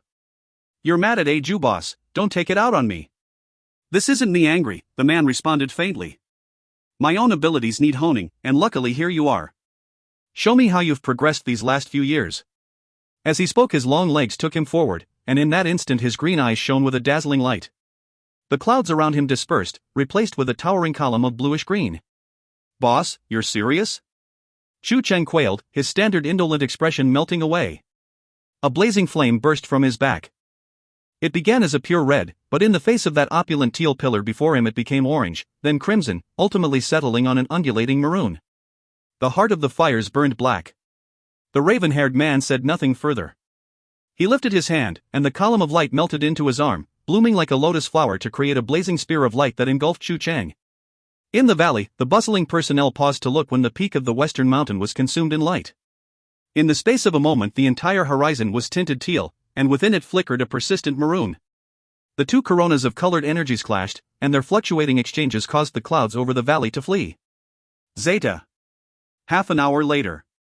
Boss, you're downright inhuman. Xu Cheng pressed a hand to his red, swollen face and sat on the ground with a sigh. His clothes were nearly in tatters. Parts of the raven-haired man's clothes were burned and blackened, though he remained as straight and dignified as before they'd fought. There was no will to fight. I derived no pleasure from beating you, the man responded flatly. Xu Cheng's face grew dark. You beat me then start talking down to me? How can anyone say you brothers are decent people? You're bloodthirsty, and Zhou's a wolf in sheep's clothing, wicked smart to boot. I'm outta here. And I'm damn sure not coming back. If you feel bad, go take it out on your little brother. I'll go find him, the man responded. Xu Cheng stood to leave, but stopped in surprise at the revelation. You're really going to find him? The raven-haired man only nodded his head. But I heard you're on the cusp of a promotion, Xu Cheng said. Can you even leave right now? What's in a title? The man's cold eyes fixed on Xu Cheng. Xu Cheng stuck out his thumb. Good. You deserve to be called Prometheus. Faintly the man responded. Out here, call me Lan Jue. I'm only Prometheus in the field. Prometheus, the god of wisdom. I'm off. I'm looking forward to hear about when you beat on Zhou. If you like let me know when, and I'll go check out the festivities. Lan Shang waved, and turned back towards the valley. With the clouds gone the valley looked crisp and clear. The world of metal reflected sunlight off of every surface, their sharp rays absorbing his figure. Xu Cheng stood quietly as the man left, and with a smile on his face flicked a middle finger at his back. He began to hobble his way down the mountain, but stopped after a few steps. A beam of red light shot down from the heavens, with a monstrous black figure standing in its center. A sanguine light glowed from it. Among his 4 brothers, Xu Cheng also had a nickname. Hades, Lord of the Underworld. This seems a little clunky, but the distinction has to be made because the use of terms like brother and sister in China aren't exclusively reserved for immediate family. These terms can also refer to cousins, good friends, etc. If you find any errors, ads pop-up, ads redirect, broken links, non-standard content, etc., please let us know. Report chapter so we can fix it as soon as possible. Chapter 48, Whiteboard Nooblet. Chapter 48, Whiteboard Nooblet. White waistcoat and big shorts. That's what Lan Jue had chosen to wear. At least, so it was in DreamNet where he'd earned another moniker, Whiteboard Star. Lan Jue was 8 the first time he'd logged on to DreamNet, and he hadn't been this much of a noob since then. Pair that with calling himself Nooblet, he couldn't have appeared more virginal. Looking down to view his ridiculous clothes, Lan Jue couldn't help but laugh. Definitely the fabled fresh meat. The better schools were given the opportunity to apply for their own space in DreamNet. That is where Lan Jue currently stood, the Students' Center of National Eastern University's DreamNet Zone. There weren't any public shops or ornaments here, only training areas for mecha instruction. What's would a new guy do, he thought. Lan Jue patted his forehead, as he certainly had no idea. After all, it had been many years since he'd been new. Hey kid, stop. As Lan Jue was recalling his comical first few steps with the original whiteboard, the voice stopped him in his tracks. 3 large figures loomed before him, each clad in flight suits. Ah, right, I should probably go buy a flight suit first. They should be free as this is a school. Then find myself a basic mecha. Yeah, that's what I should do. He was brought back to the present by the 3 figures standing before him. Hey, I'm talking to you. You deaf? One of the guys, a kid in his early 20s, kicked at Lan Jue and caused him to stagger. Lan Jue grunted in pain, and it had indeed hurt somewhat. The DreamNet here had been fixed with pain simulation to make combat more authentic. In the civilian market, pain meters could be adjusted between 1 and 30%, but in the school the meter was constantly fixed at 50%. Newbie, take out your new bonus, the young man said threateningly. He approached and grabbed Lan Jue by his thin collar. Ah, that's right. Newbies get a bonus, should be 50 Dreambits for buying the essentials. Dreambits were actually a virtual currency, but actuality they could be exchanged for real currency at a whim. In fact, it was accepted as a 4th universal currency in all the 3 alliances. No, Lan Jue responded in true miserly fashion. The young man pushed him, causing him to tumble to the floor. Listen kid, clearly you don't understand the situation. So I guess I'll have to beat some knowledge into you. The pain meters here are set. And in DreamNet, no one knows who we are, a strict secret hidden in the DreamNet mainframe. Lan Jue pulled himself to his feet. He certainly didn't intend to come here and beat on people, but nor was he inclined towards masochism. Unfortunately, DreamNet didn't have any adepts or disciplines. He was just a normal healthy Joe, possessing only the very base level 1 talent needed to pilot the lowest level mechas. If he didn't adapt to the circumstances, getting beat on what to be expected. The other 2 guys moved to flank him, Lan Jue now surrounded. Obviously this wasn't the first time they'd done this. Lan Jue sighed, and fixed each of the 3 youths in turn with his eyes, pity heavy in their depths. He began to move his virtual avatar. Suddenly, a pretty voice rang out from behind him. You 3 again. Following the call, a figure like lightning skittered closer. Bang! Pow! Crack! Thwop! In what seemed like less than a second, the 3 guys went flying in all directions like scattered leaves. They came tumbling down, screaming, a dozen or so meters away. A heroic figure appeared then standing before Lan Jue. Lan Jue stood stupefied as he looked at her. At her long blonde hair, sky blue eyes, and exceptionally long legs. Wasn't this Zhou Qianlin's friend? The one who'd accompanied her to class? Tangmi hadn't changed a thing about her avatar in DreamNet. The 3 boys stumbled to their feet, and without looking back raced away. Obviously, it also wasn't the first time they'd met Tangmi. Tangmi seethed. If I knew which class those degenerates belonged to, I'd beat them until they couldn't wipe their own backsides. Hey, whiteboard, you alright? I'm fine, thank you, Lan Jue said sincerely. Tangmi pointed to a tall building before them. Noobs, head over there to sign up and get a mecha.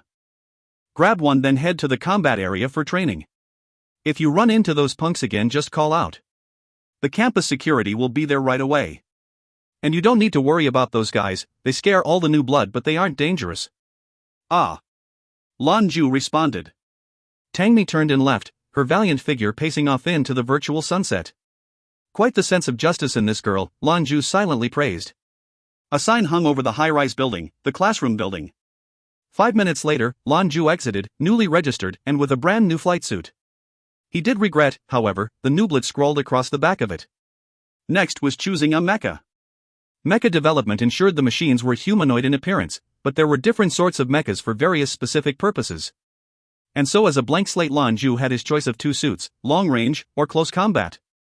He picked the close combat mecha without any hesitation. Would you like to select this model and enter the training area? Yes.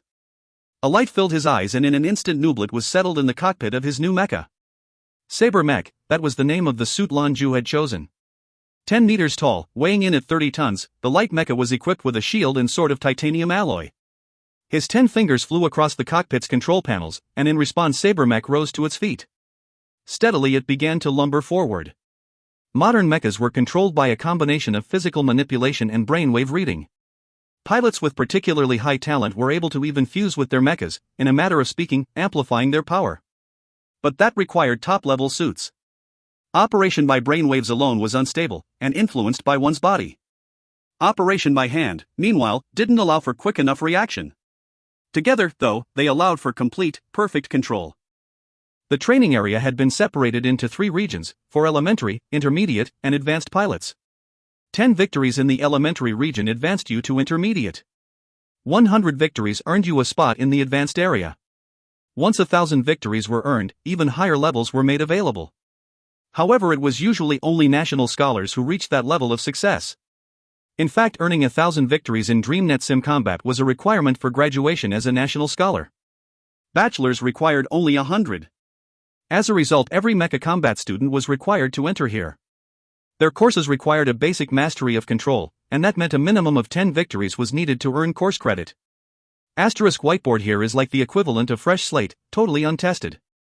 If you find any errors, ads pop-up, ads redirect, broken links, non-standard content, etc., please let us know. Report chapter so we can fix it as soon as possible. Chapter 49, Abuse. Chapter 49, Abuse. Like the real-world DreamNet permitted you to use communicators. In that it was to find Zhou Qianlin that Lan Jue had entered the combat area, not for mecha training. But Qianlin had to be somewhere around here practicing, and although entering DreamNet had been an accident, finding her here was no different than doing so outside. Where are you? I'm in the DreamNet NEU sector, Lan Jue said. You came in? Somewhat surprised, Qianlin continued. I'm in the intermediate area. Defense maneuvers today. Wait until I'm done training, then sending me home, that'll be all. Just remember, don't let other people find out you know me. I'll call you when I'm done. DreamNet's Nooblet rubbed his nose. Am I that disgraceful? Still with this demand that we pretend not to know one another. Intermediate area? Ha! Nooblet shook his head and entered the elementary area. 10 victories to enter the intermediate level. It would take no time at all. DreamNet's iteration, the NEU, had been simplified, so that as he entered the area he was instantly transported to a wide open space. The sector was round, like a giant sports arena, 300 meters in diameter and rising 50 meters.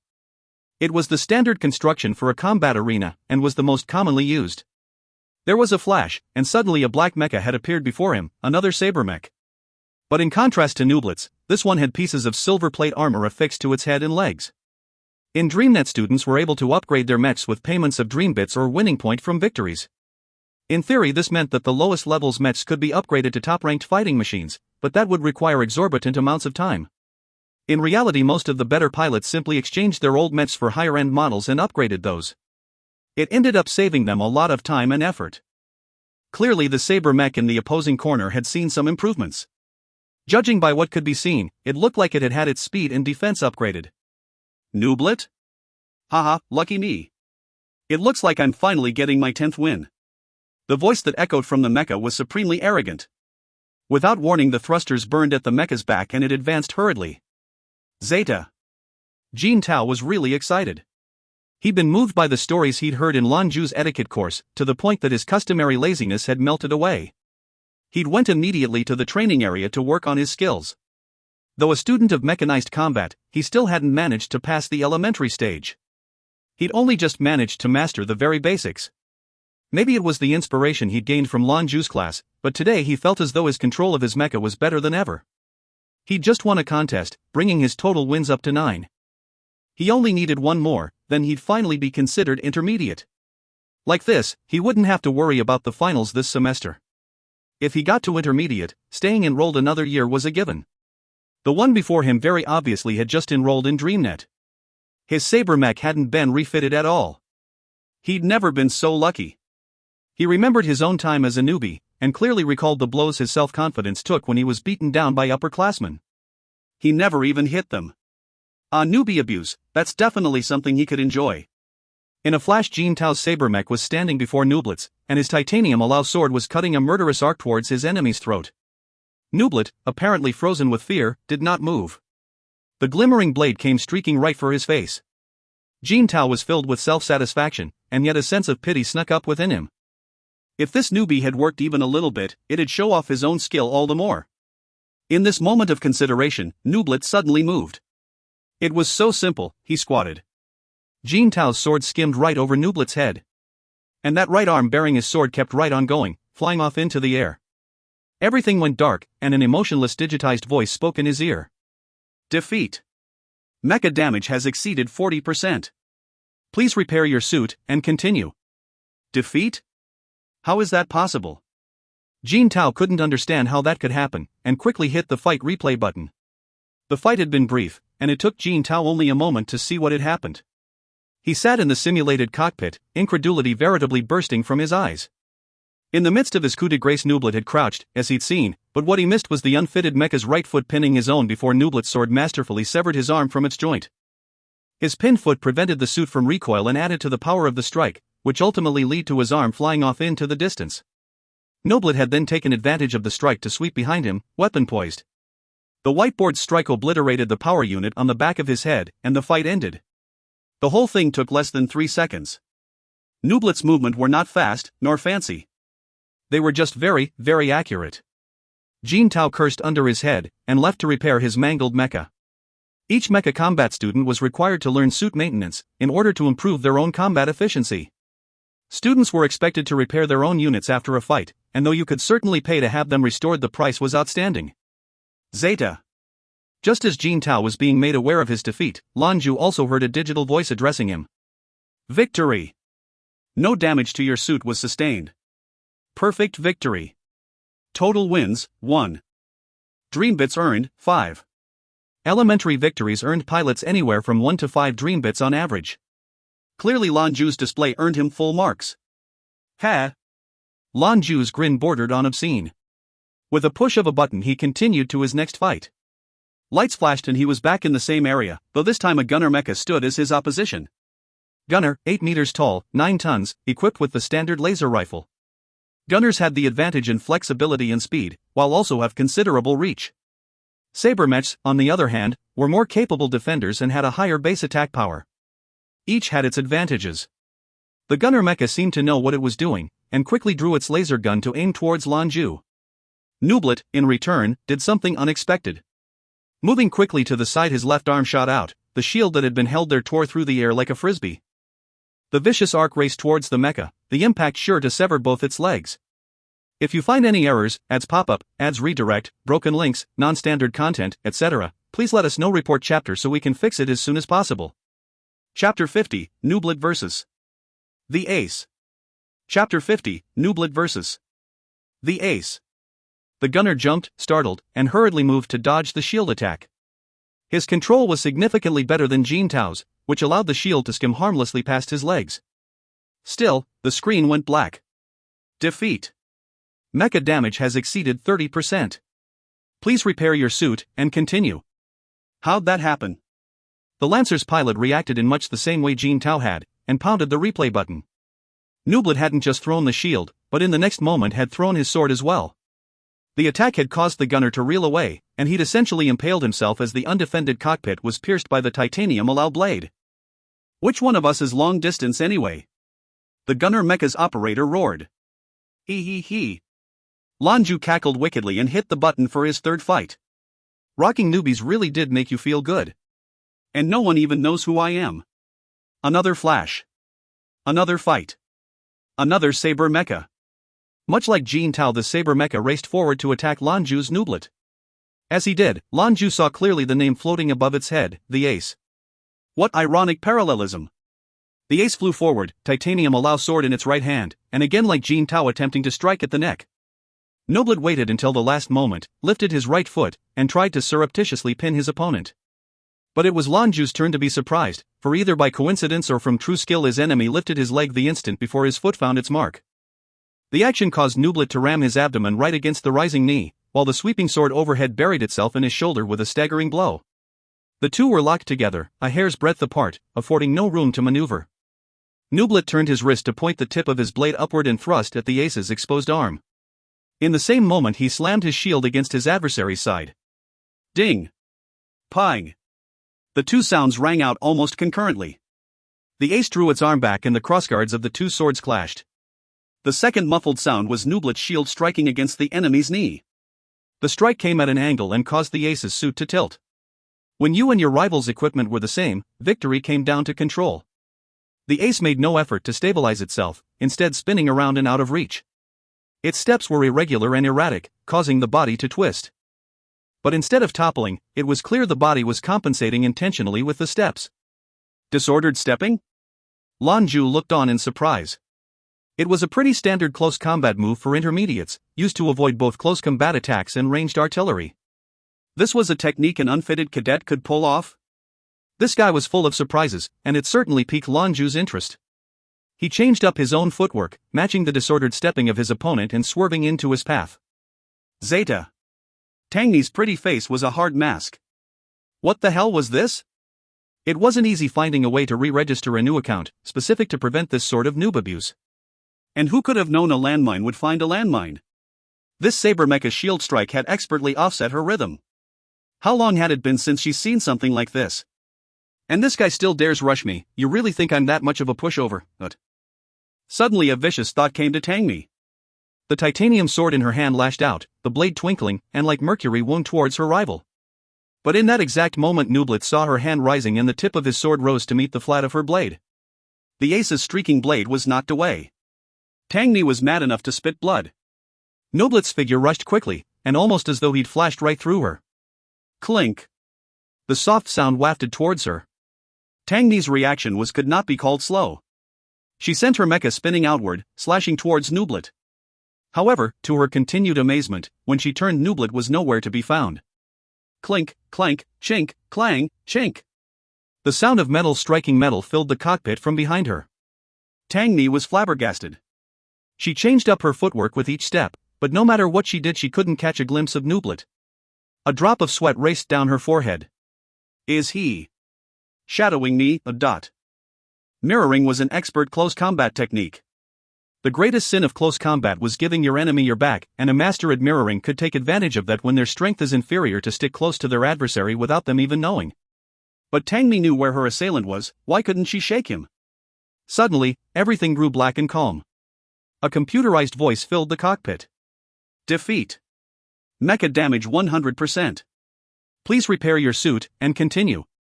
What? 100% damage? Tang Ni sat in utter confusion. Simulated and real mecha combat were almost exactly the same. She knew what 100% damage meant. That sort of thing only happened with massive, direct frontal explosion. How could a saber mech possible do something like that? Replay. She reached out and slammed the button. It started from the beginning of the fight, with the ace rushing towards Nooblet. He squatted, she need him. The ace broke into disordered stepping. Nooblet, disordered stepping. And then that supernatural strike. That one strike, that offset the ace and allowed Nooblet to get behind her. After that as was cut after cut, and a clear line was open to finish the fight. But he just kept swinging that sword. The titanium allow sword glinted with a brilliant metallic luster. No strike was exceedingly powerful, but the speed was inhuman. Even in the replay Tang Ni had to slow down the speed to see clearly what had happened. As she looked on in shocked admiration, she noticed that nearly all of Nooblet's strikes found a joint, but they did not sever them completely. When his final cut struck home, her mecha stiffened, and collapsed into a heap of slag. A pile of scrap. Like a toppled tower of toy bricks. Tang Ni knew this technique, or to be precise, had heard of this technique. The Brunois assault. It was a technique rarely seen on the battlefield, since it was largely impractical. Slaughtered. The ace slaughtered by Nooblet. Perfect victory. If you find any errors, ads pop-up, ads redirect, broken links, non-standard content, etc., please let us know. Report chapter so we can fix it as soon as possible.